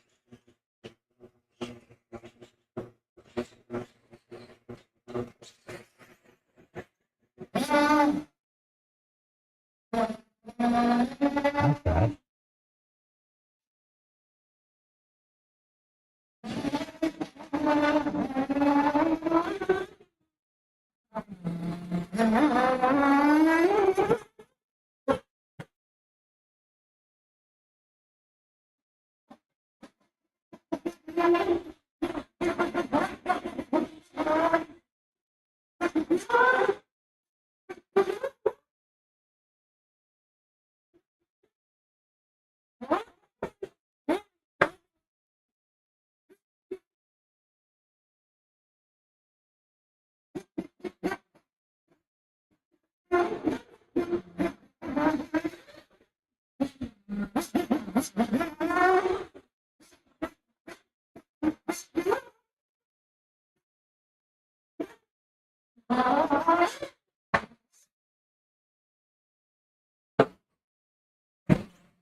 No.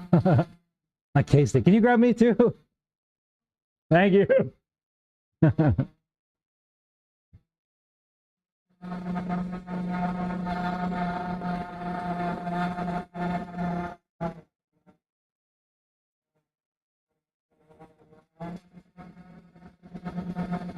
Thank you.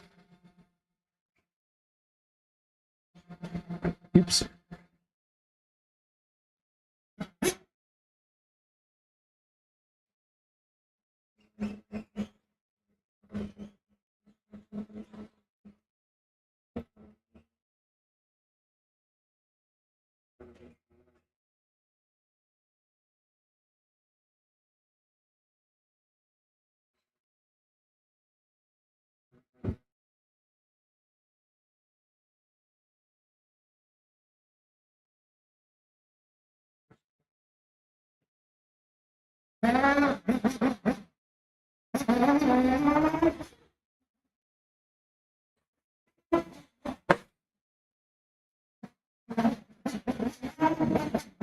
Oh, break.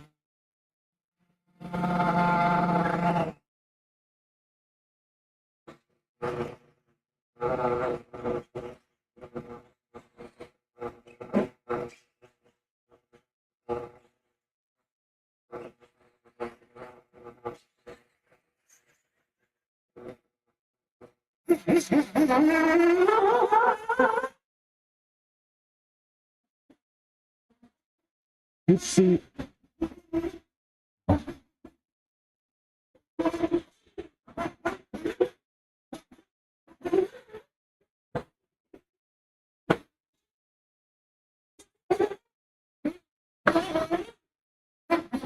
Oh.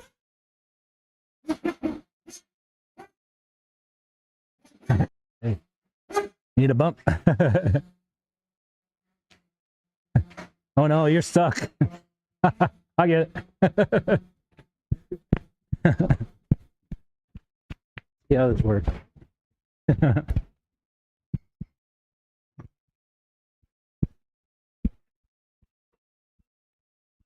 Nope.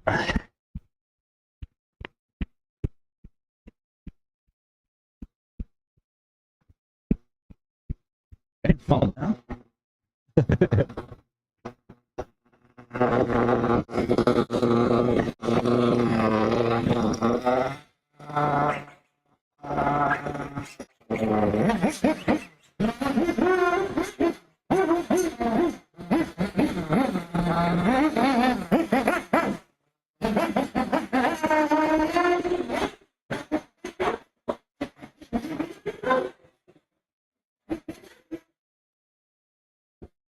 All right.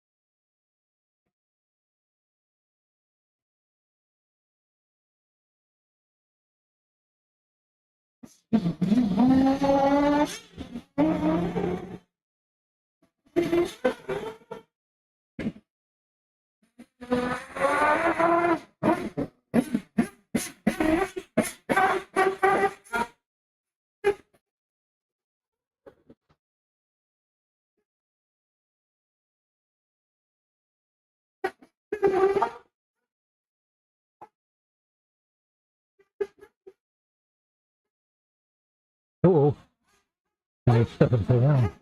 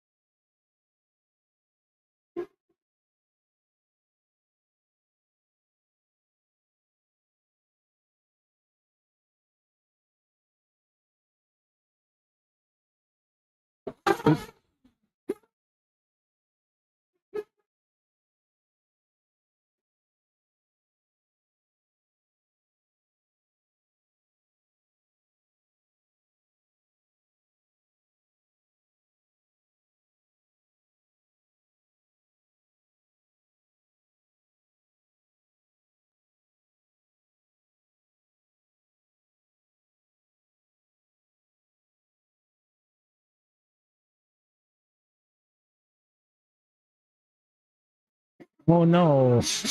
Dang it! Oh, battery's dead.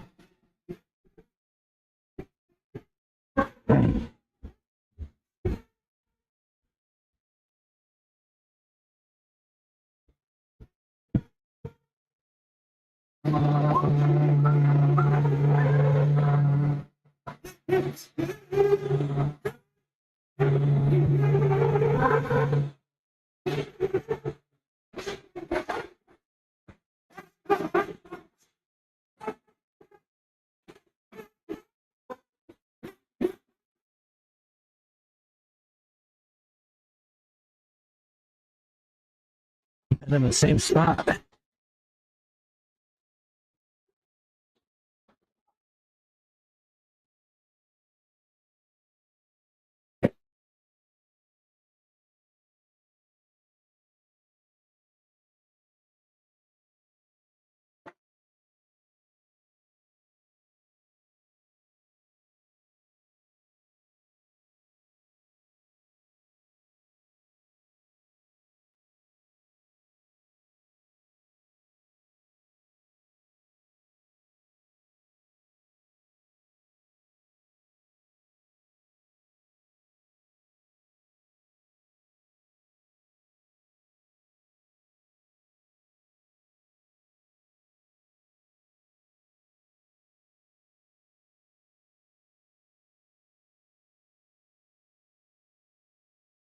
Oh, I left the door open.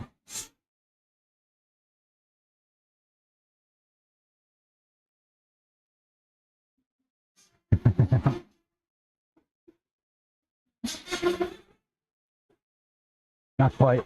Oh, yeah. Hey.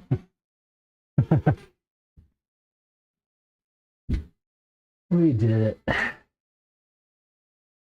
I think that disconnected when I went down off the stand, but it was good otherwise.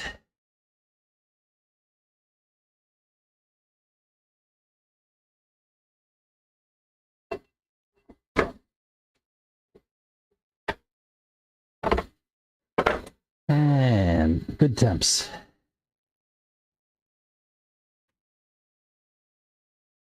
Very cool.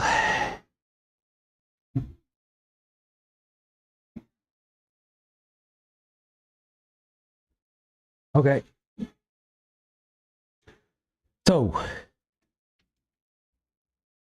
anybody have more feedback on the hat cam, track cam? Is it looking good? Other than that break, when I went down off the stand, I have to remember to make sure that I take my phone with me every time I go anywhere.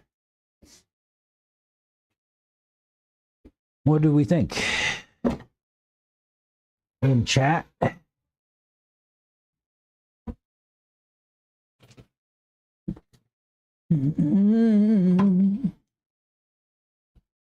Today, we got vanilla. HEB pure cane sugar vanilla cola. Yum. I'm very sad about my truck. I'm gonna have to get new hardware.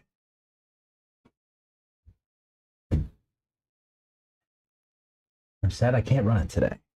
To wait until I can get some new gear in, maybe next week.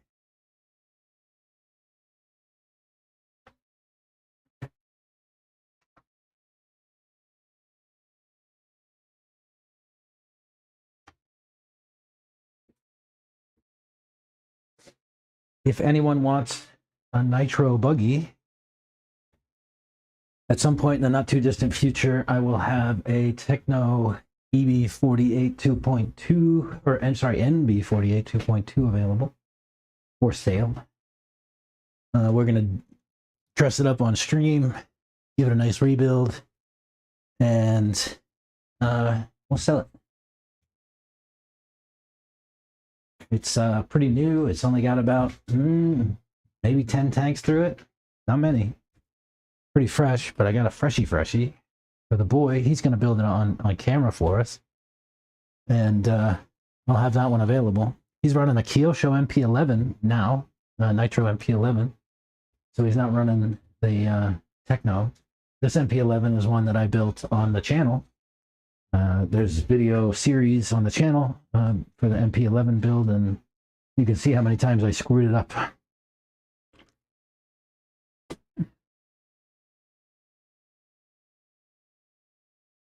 Tires were great.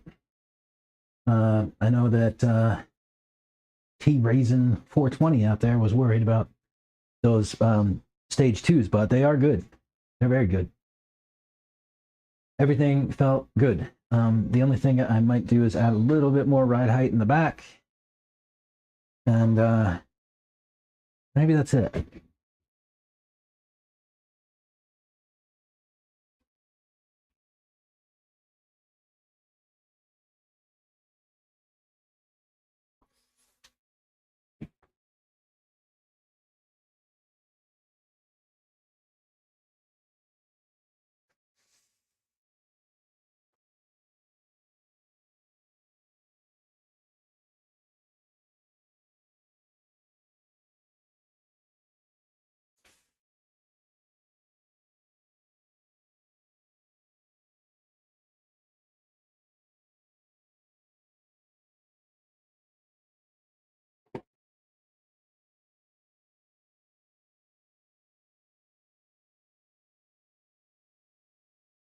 Bill Chalmers, what are you up to, friend? Are you here? Are you watching with us? That would be cool. Said he can't comment on YouTube, but something was good. I don't know what.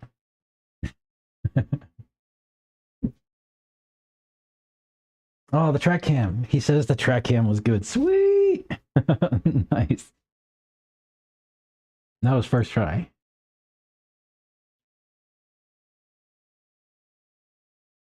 Working out the bugs.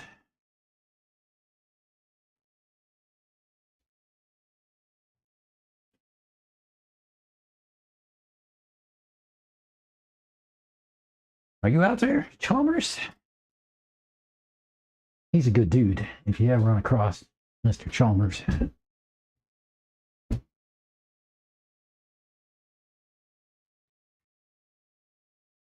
Some of these San Antonio guys I invite to my house when they come up for Thornhill races, because it's, 2-hour drive or so, hour 45. And I've got a guest bedroom and a couch. Come crash my pad and go racing with us.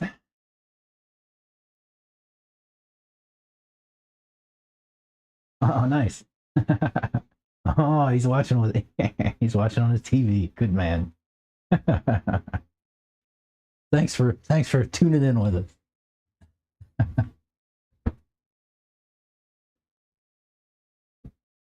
It's too bad that you can't party in chat. Oh well.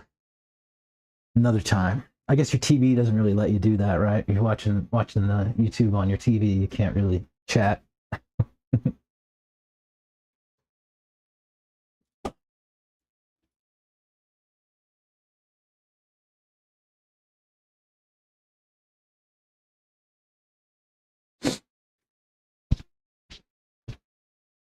Good people down there in San Antonio.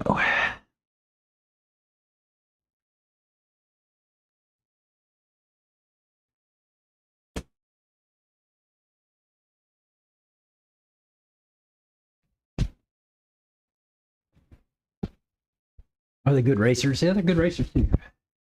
But that's not what's important. They're good people. Good people. It's the only thing that really matters.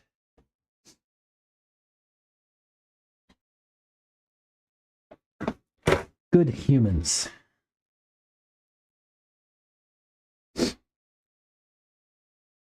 Not enough humans. I always talk about people and their emotions and all that stuff. Yeah. Need more good humans.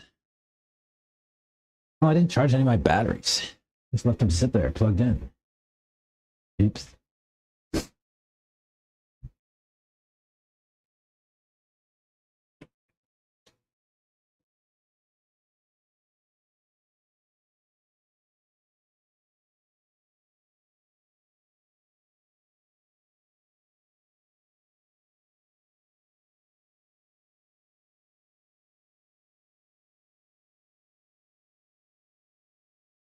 How'd you like the bar tires? Yeah, they were good.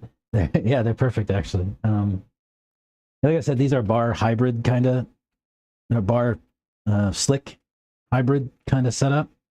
So there's bars, but then there's slick in between. And like I said, I run Baldies out here all the time. Tread don't matter, but you do need some tread in the dust. Just stay out of it and you're fine.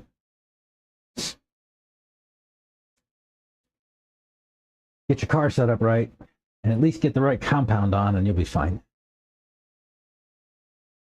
Tread is extra added bonus.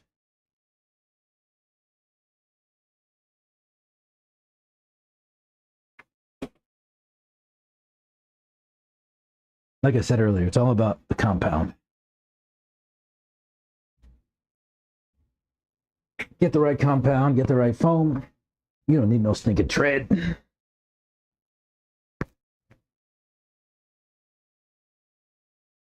But like you said, Mr. 420 gumball compound is a go-to. And small pins, triads, triumphs, super minis.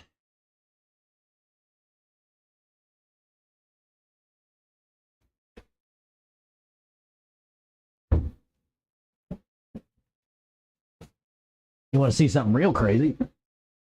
I buy these for this track. Ross feed, gumball, slicks. And they're awesome. Put them on this track, put it in the groove, and they are aggressive, like aggressively grippy. Traction roll, everything.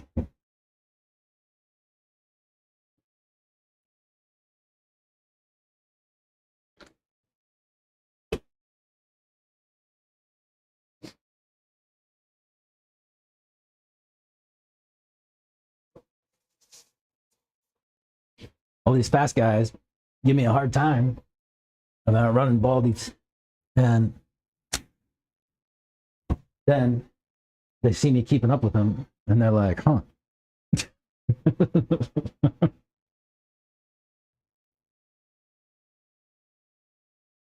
Yeah, stage 2 is a good Thornhill tire.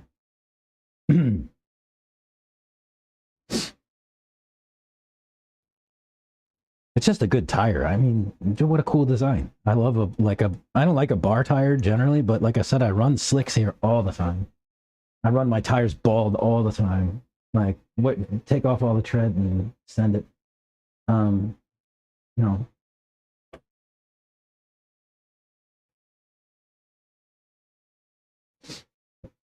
It was the other day I was turning 42s on completely bald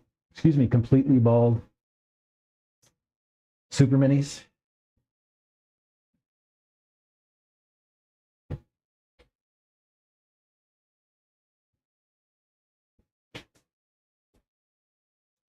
We like bald tires.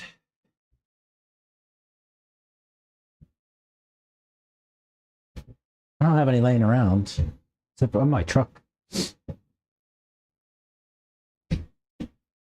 That's what I've been running these for since last week. They had tread for an hour, but then they started to look like this, and they still run great, even though they don't have a single bit of tread on in front and just a wee little bit in the back.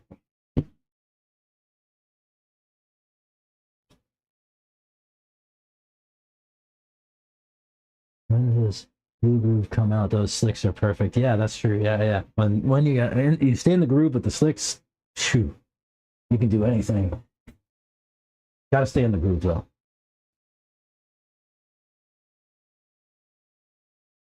Dust is not your friend.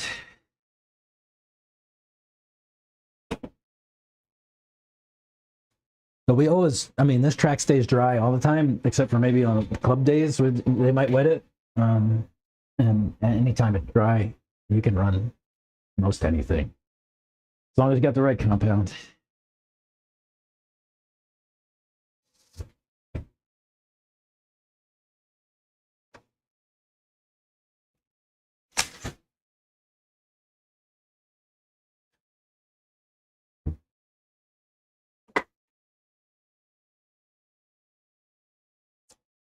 What else are we going to get into today? I'll probably do another run here in a little bit, and I've got 2 packs, so I got to burn them down.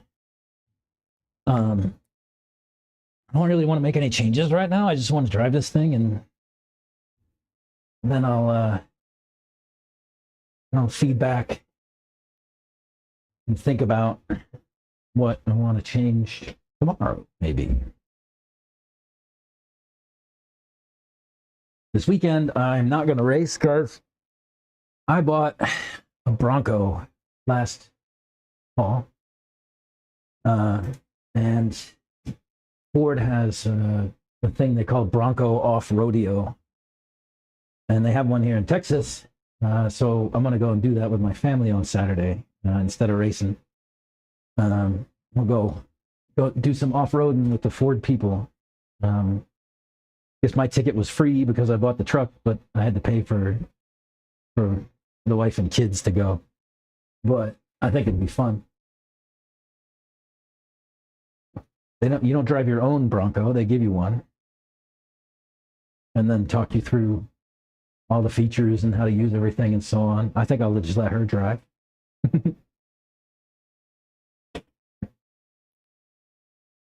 I'll do some different off-road stuff this weekend. Not racing.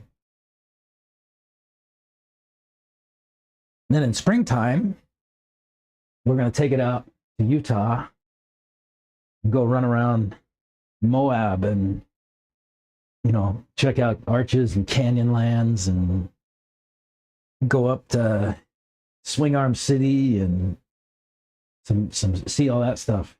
Moki Dugway and that stuff up there in Utah. Just do a bunch of off-road stuff. The off-road road trip.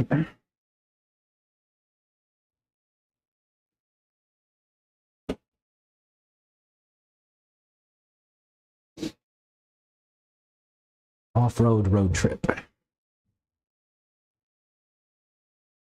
Take the drone, cameras, see some cool stuff out west.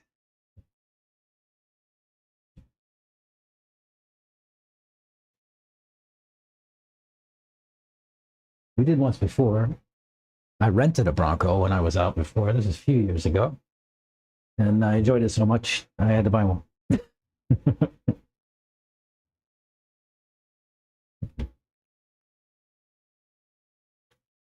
The off-road Porsche. It's actually pretty sick. Twin turbo V6.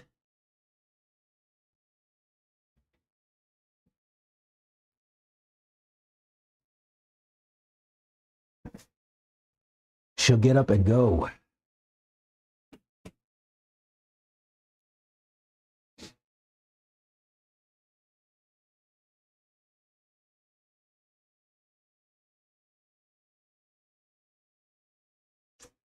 Definitely got, with this setup off of the truck, I definitely got some more forward bite, and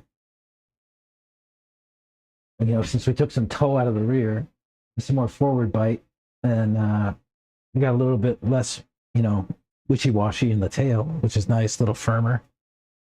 The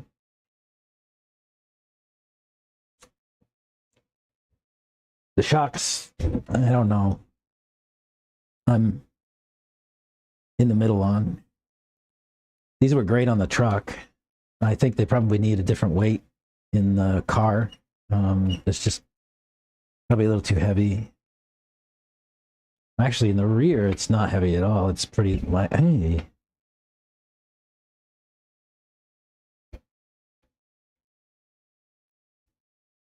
Does that have a different spring in it?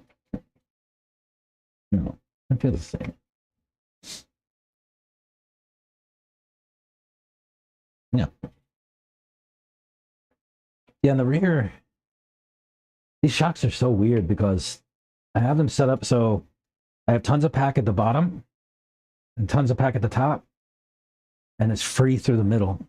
So when you bring it up like sort of halfway, it just goes, it really goes free almost. It feels like there's no oil in it at all. Just spring.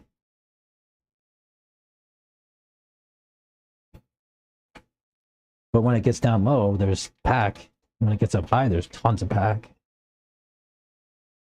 Interesting stuff. Tomers, if you ever want to take a look at that, I got a stream out on the channel with these shocks. They're the Soda shocks, and I'm gonna have an interview with the man himself on the channel here in the not too distant future. That'll be fun. But they are quality, especially on truck. Buggy, I'm a little bit less sold on, but on the truck, man, they feel great.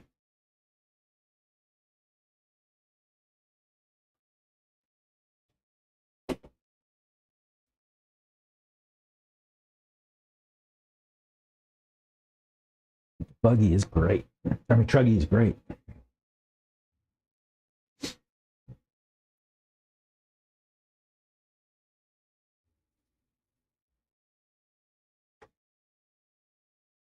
So I'm gonna give her a couple more turns of right height in the rear.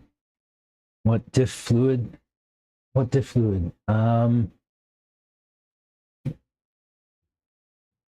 We went pretty thick the other week. I was running around the track, and Santos and Chris were feeding back to me what they saw, and I used to always run like maybe 12, 10, 7, something like that. I think whenever I changed it most recently, we went to 15, 15, 10. It definitely went up, but not by much. 15, 15, 10 with 4 gears in the front diff, 3 gears in the middle, and 3 gears in the rear. And 3, planet gears.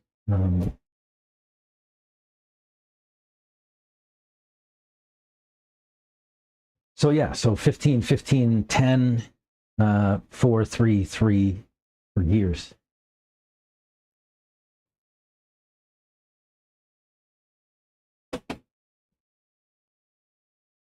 And these are 2.2 gears, just stock Ecno 2.2 gears.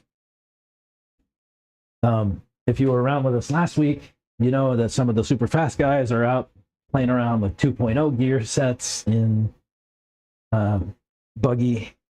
So that's kind of going on. I guess I wouldn't go near it. Go and use old 2.0 parts that you can't get anymore.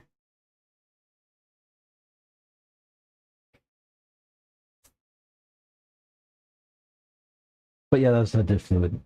Yeah, what I say, 15, 15, 10, 4, 3, 3 for gears.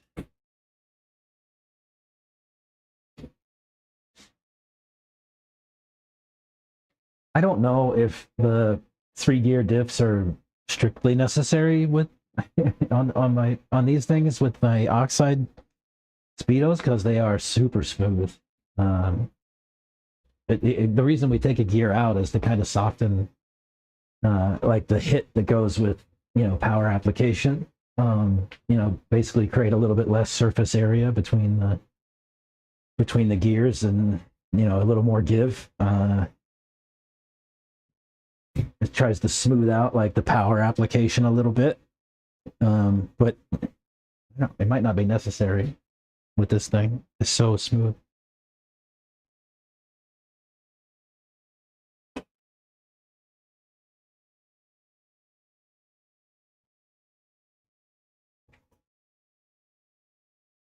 We got almost done. Battery done.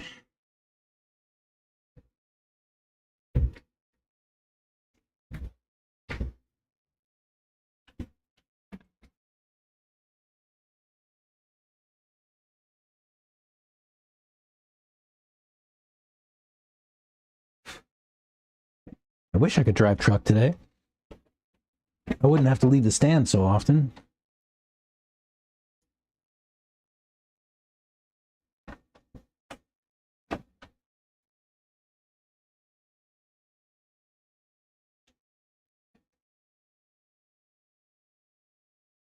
All right, let me fire up my hat.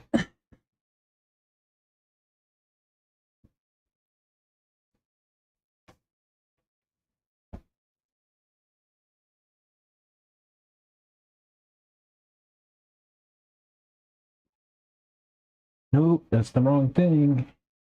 I need to put my GoPro app like up on the home screen, right?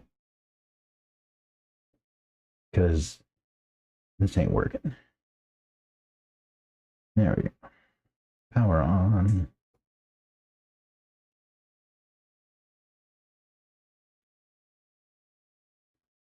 I run 3-gear and all diffs 774. In what car? In a Techno or something else?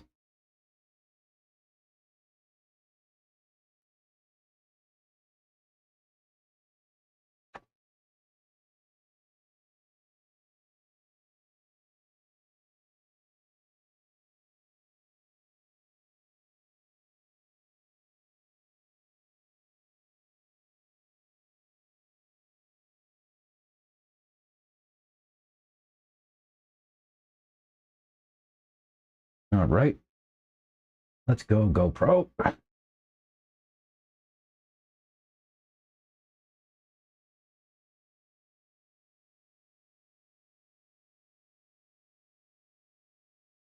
Let's see. Did it? Go live. Right. And I'll bring it in here.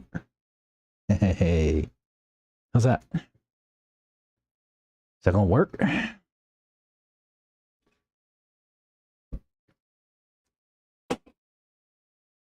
Yes, it appears so. All right.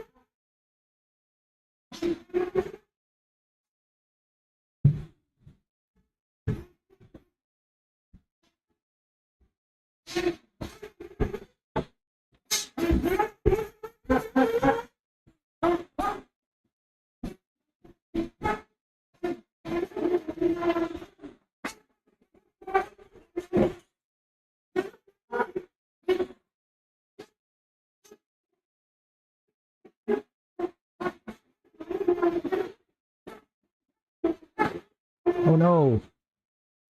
Hey, let's see.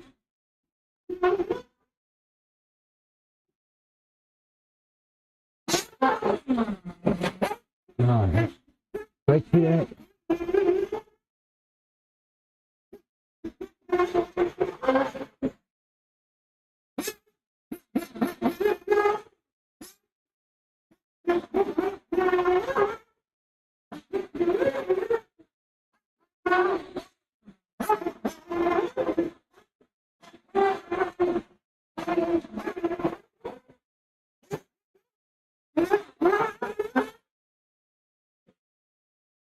needs a break.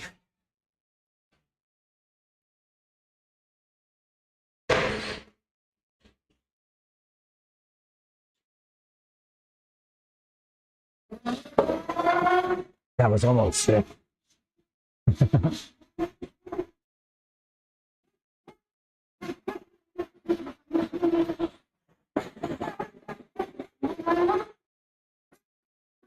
No. Let's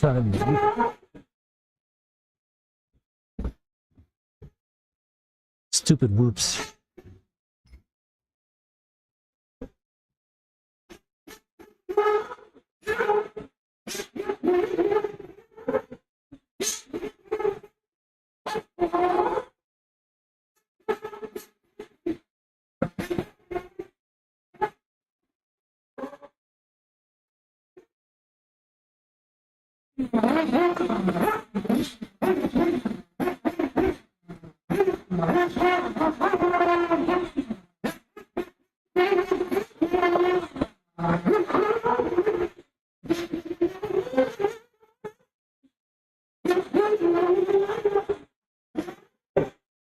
Oh.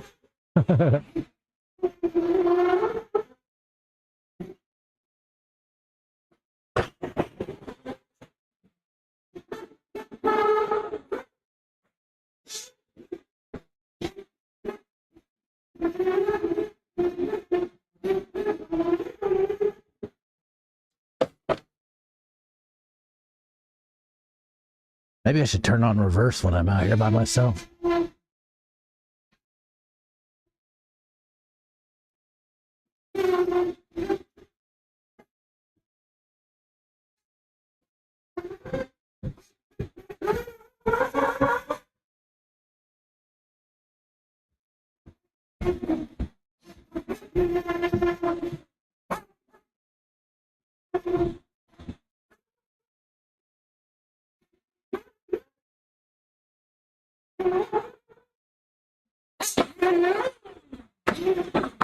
No.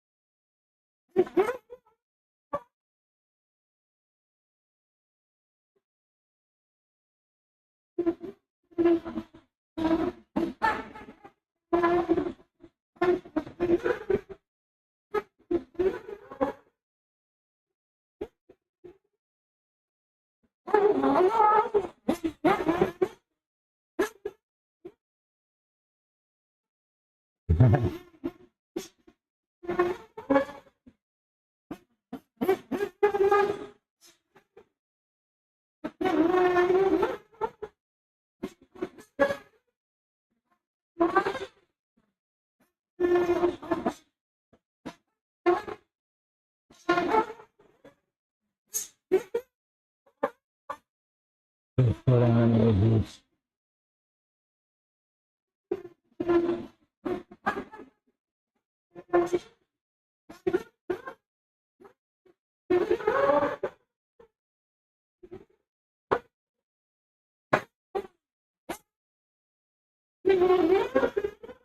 That was sick.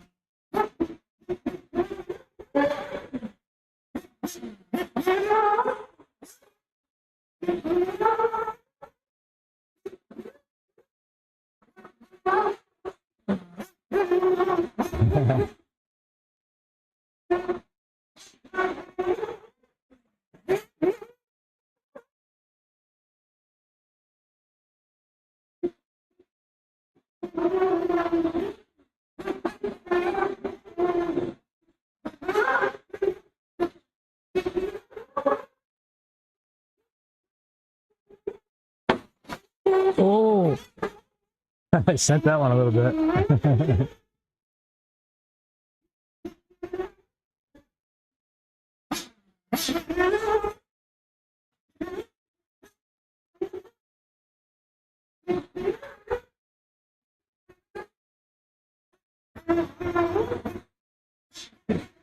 Man, that was almost sick too. Oh, here. I'm gonna get that right one day.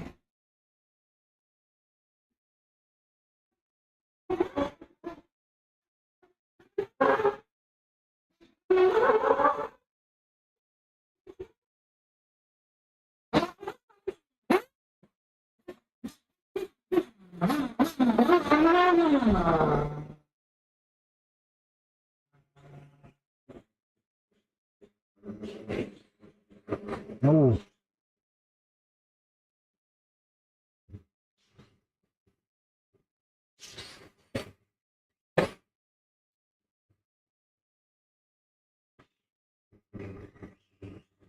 I need more breaks.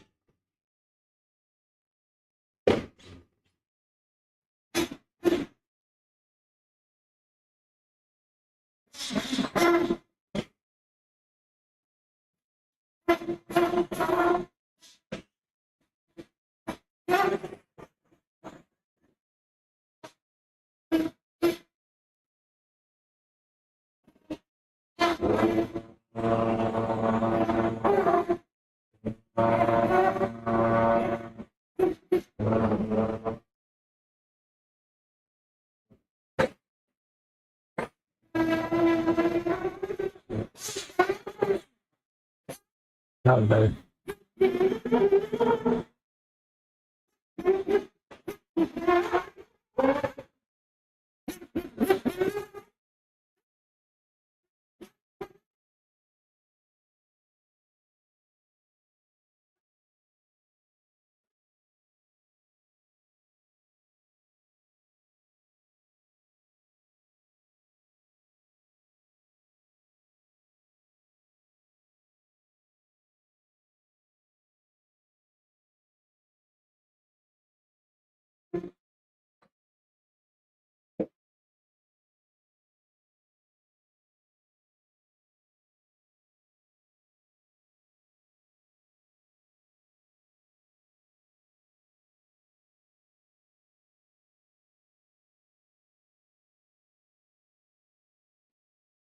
That was awesome.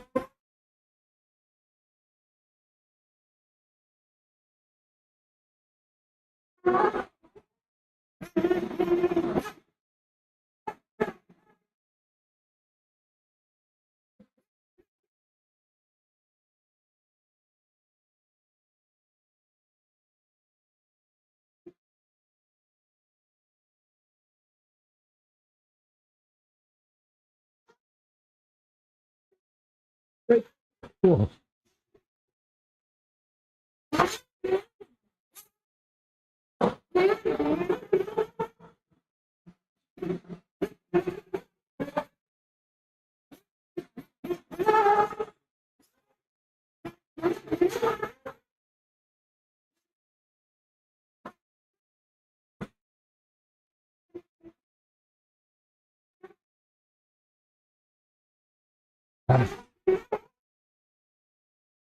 Watch the end of the whoops.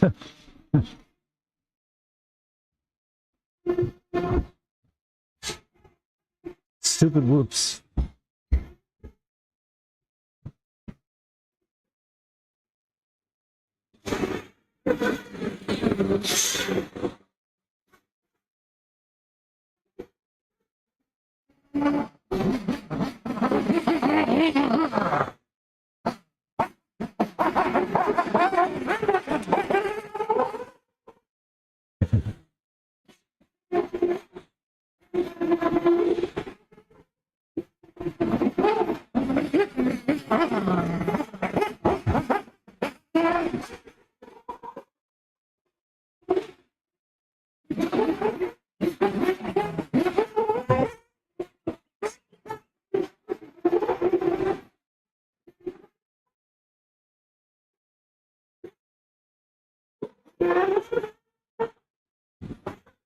Ooh.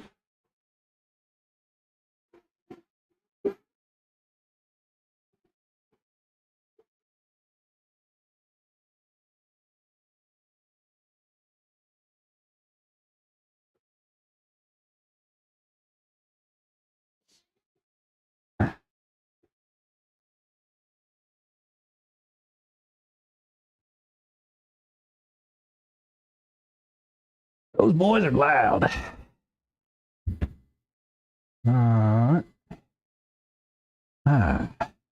Hey, that didn't go too badly, did it?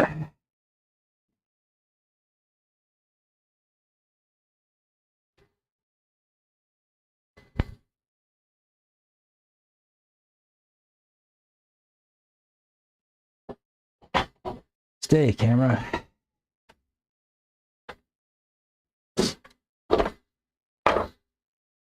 Now 74 degrees on the cam. It's nice and cool today, I guess. Only 74 degrees on the cam. It doesn't even feel warm. How many times do you go and run a whole pack and have your can be completely cool to the touch? Wow. What we got here? The cereals. What's up, Papa? I just got home. Oh, hey. How was school?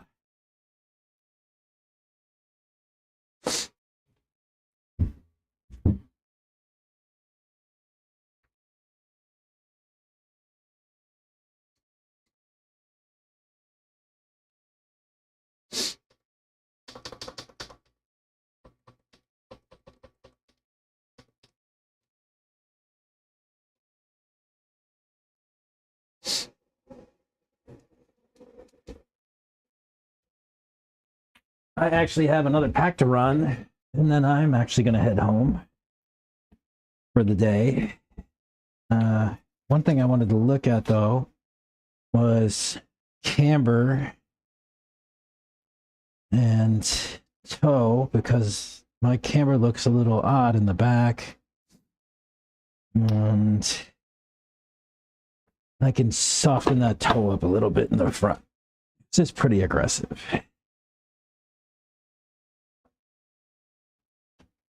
And I don't need it. I don't need it to be that spicy.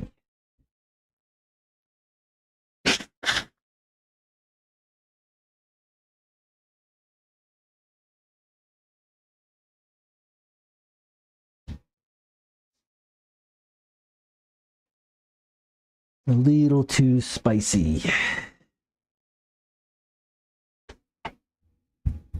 Let's see what we can do there. Whoa. Did you? What even?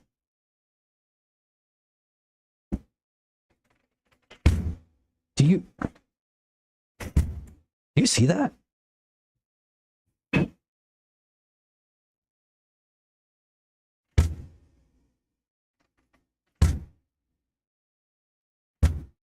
Wow. What? When I drop this car, it just bottom's dead. It doesn't move. It doesn't settle. It doesn't rise. It does nothing. It just set. Wow. That's pretty cool. Ooh, same. Look at that.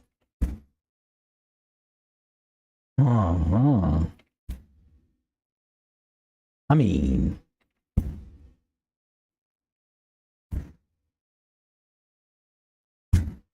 it doesn't move.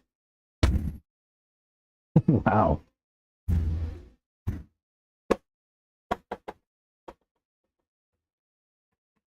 I just don't. What a crazy shock.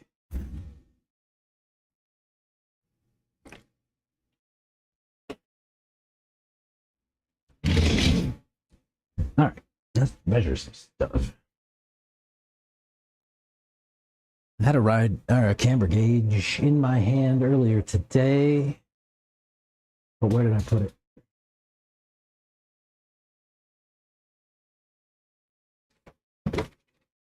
Ah. Yep. Man, that's crazy. Yeah, let's take some toe. Or take some camber.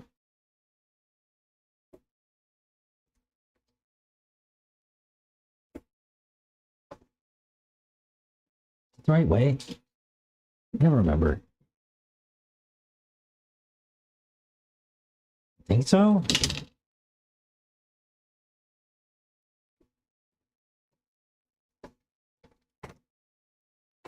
Yes. Think so? Yes. Go 2.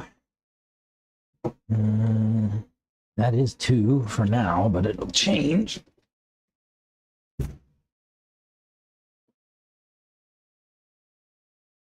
And that is pretty close to 2.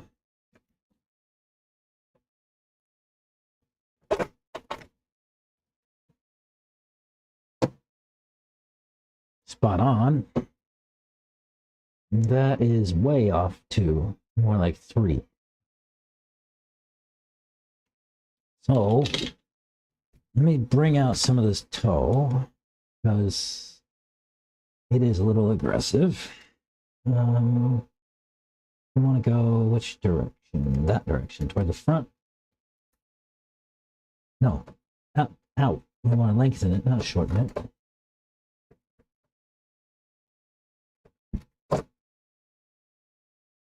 Like 3 turns. Is this link going the right way? Yes.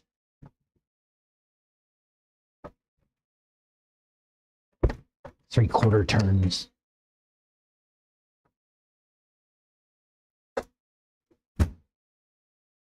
And then check camber again, because it's probably different. Yeah, that's spot on too. So this one probably no. Yeah, that's way off.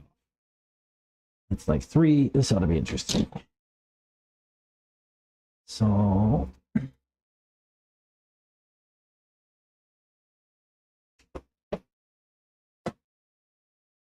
better. I don't know how that got so far off.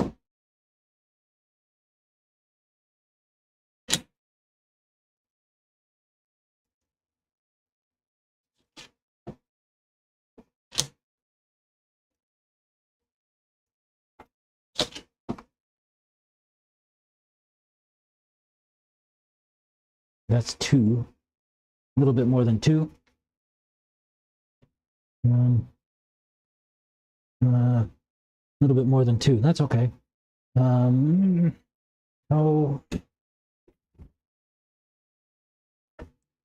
I usually like to eyeball. What was that? I think something fell.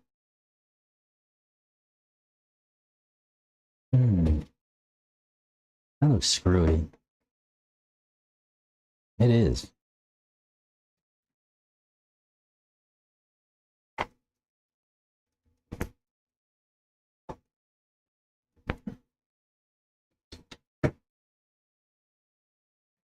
Better.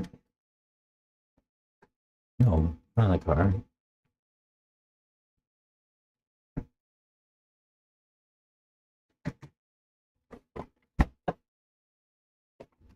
Let me turn on the radio.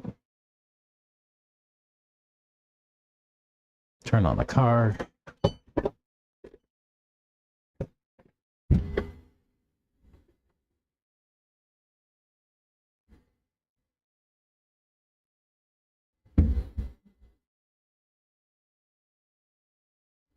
And then I usually eyeball.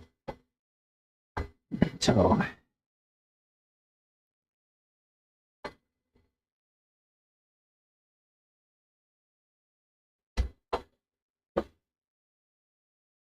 how's that look? How's that look on camera? Pretty decent.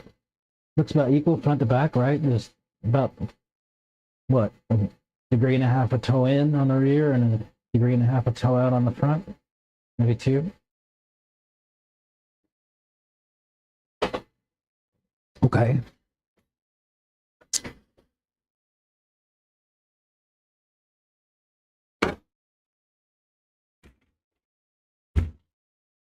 Those shocks are something else.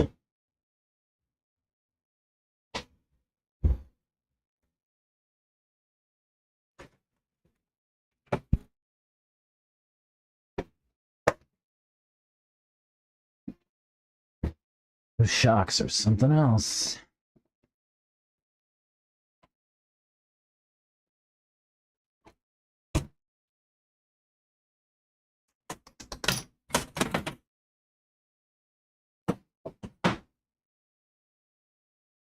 $24, $20. That's not right. It's $21.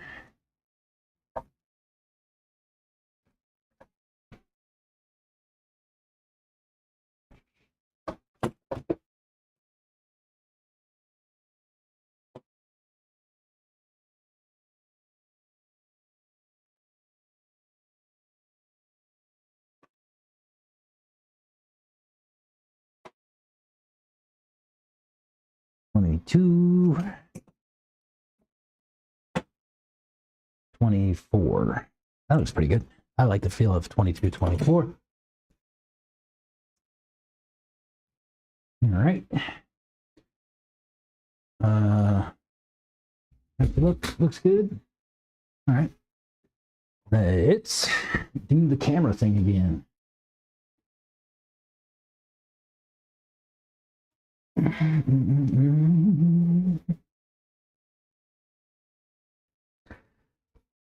I'll make this the last time today. And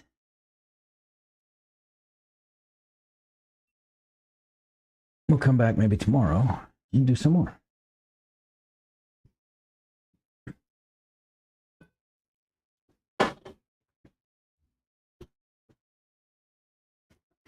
Okay, radio.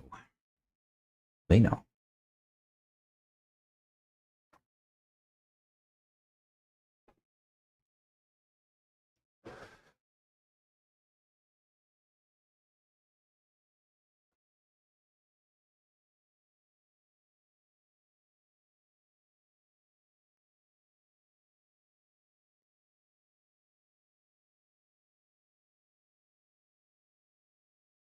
Let's go.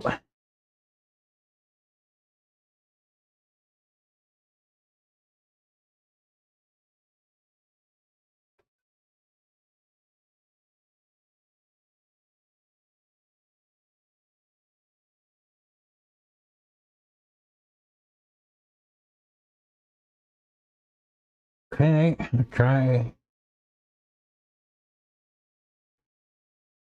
Oh no. I can't lock it. Can I lock it? Oh, I can? Sweet.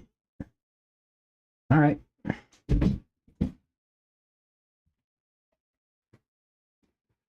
Sweet.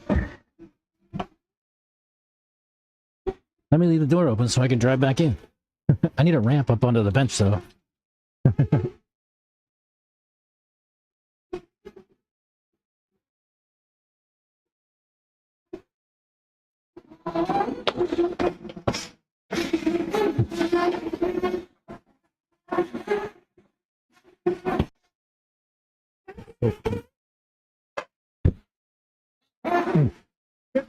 Yes. Where you at? Oh, Phil, yeah.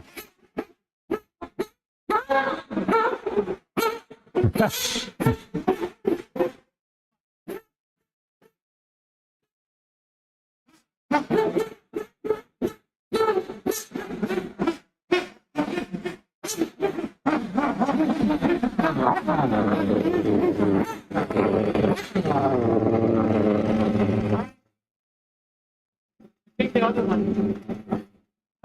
This one? And yours? Yours. Is it? No, I gotta switch.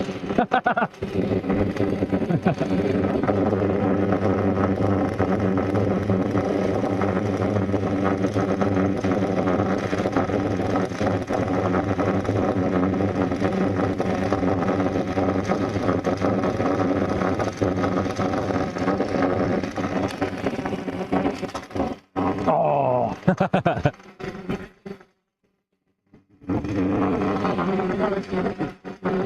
Oh, you got it?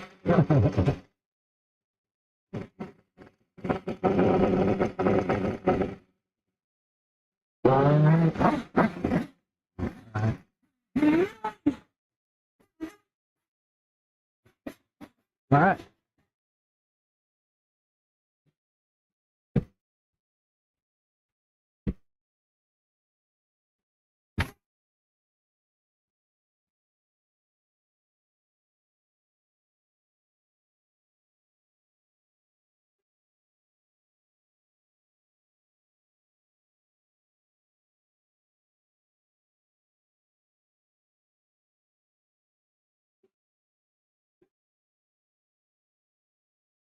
Ooh.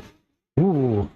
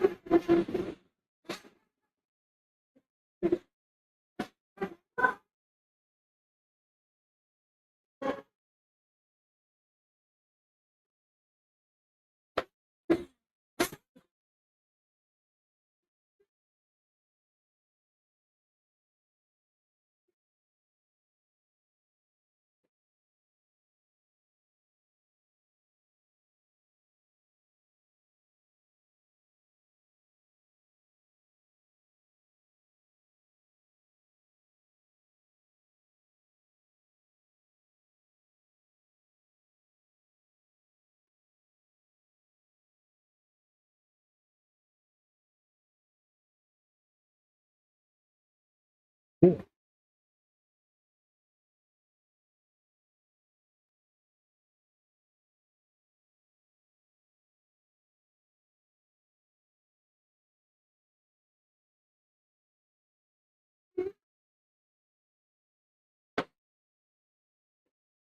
Uh-oh. Go wide. Oh.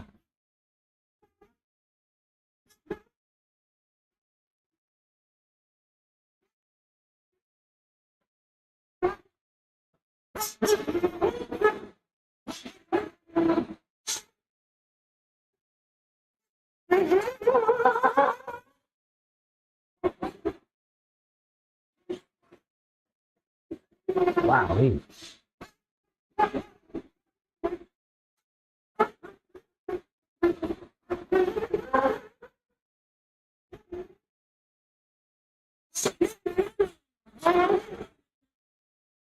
Uh-oh. Oh no.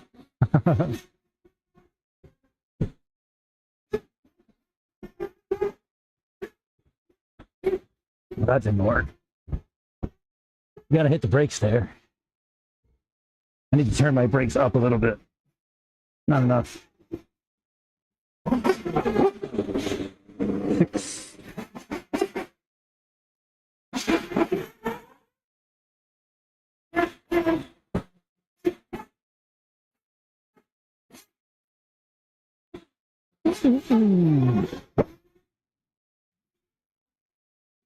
Yeah, that'll work. Yeah, that'll work.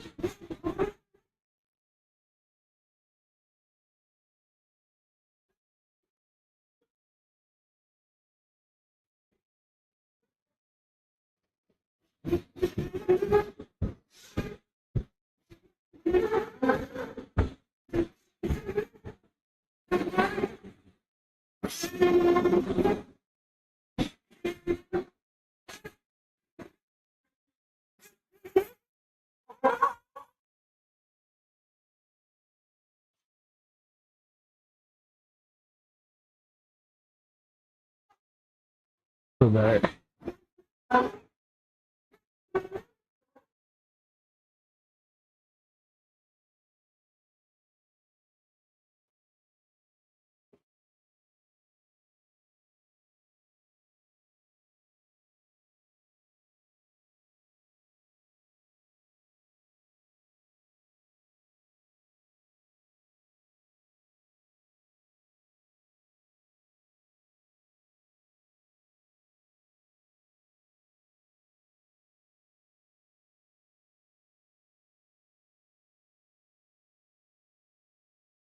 That's scary.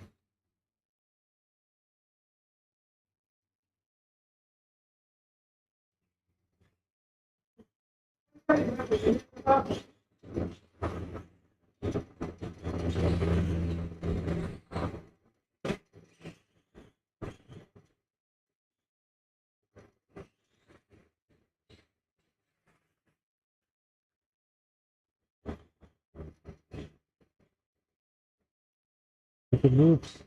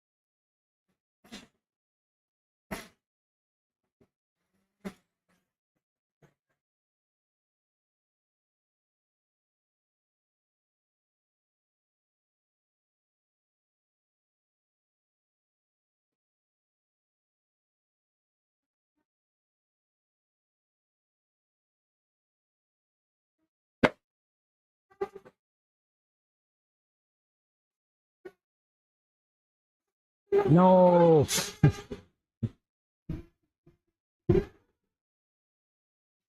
Oh, there's one.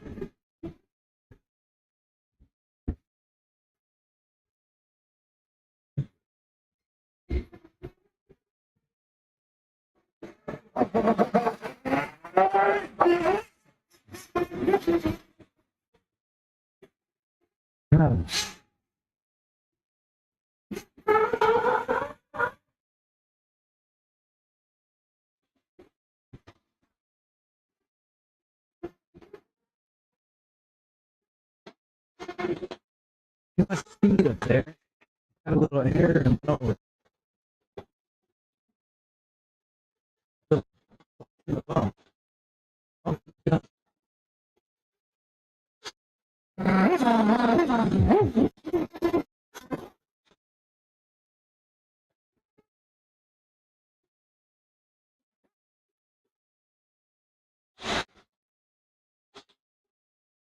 I parked it. Oh yeah.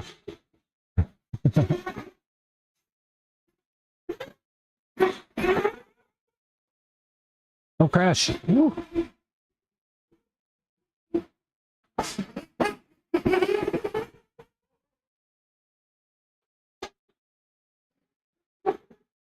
Actually, let me just drive it back. Go into the water.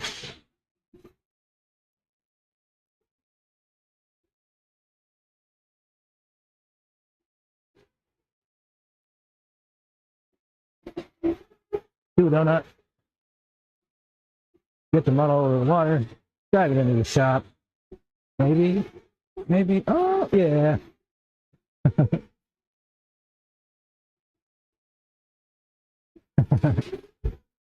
How's that? How'd we do?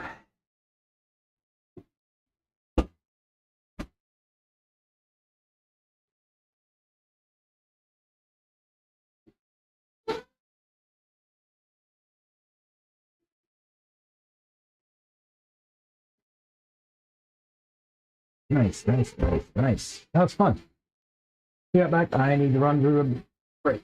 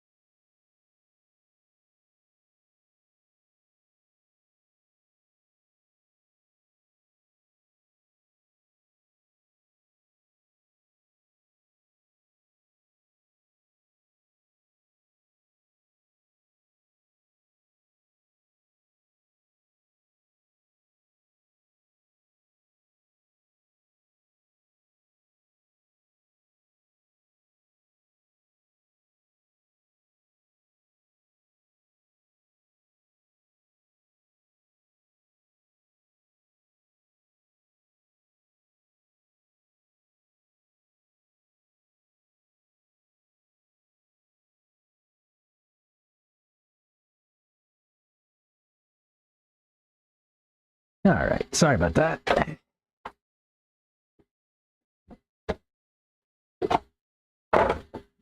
Oh.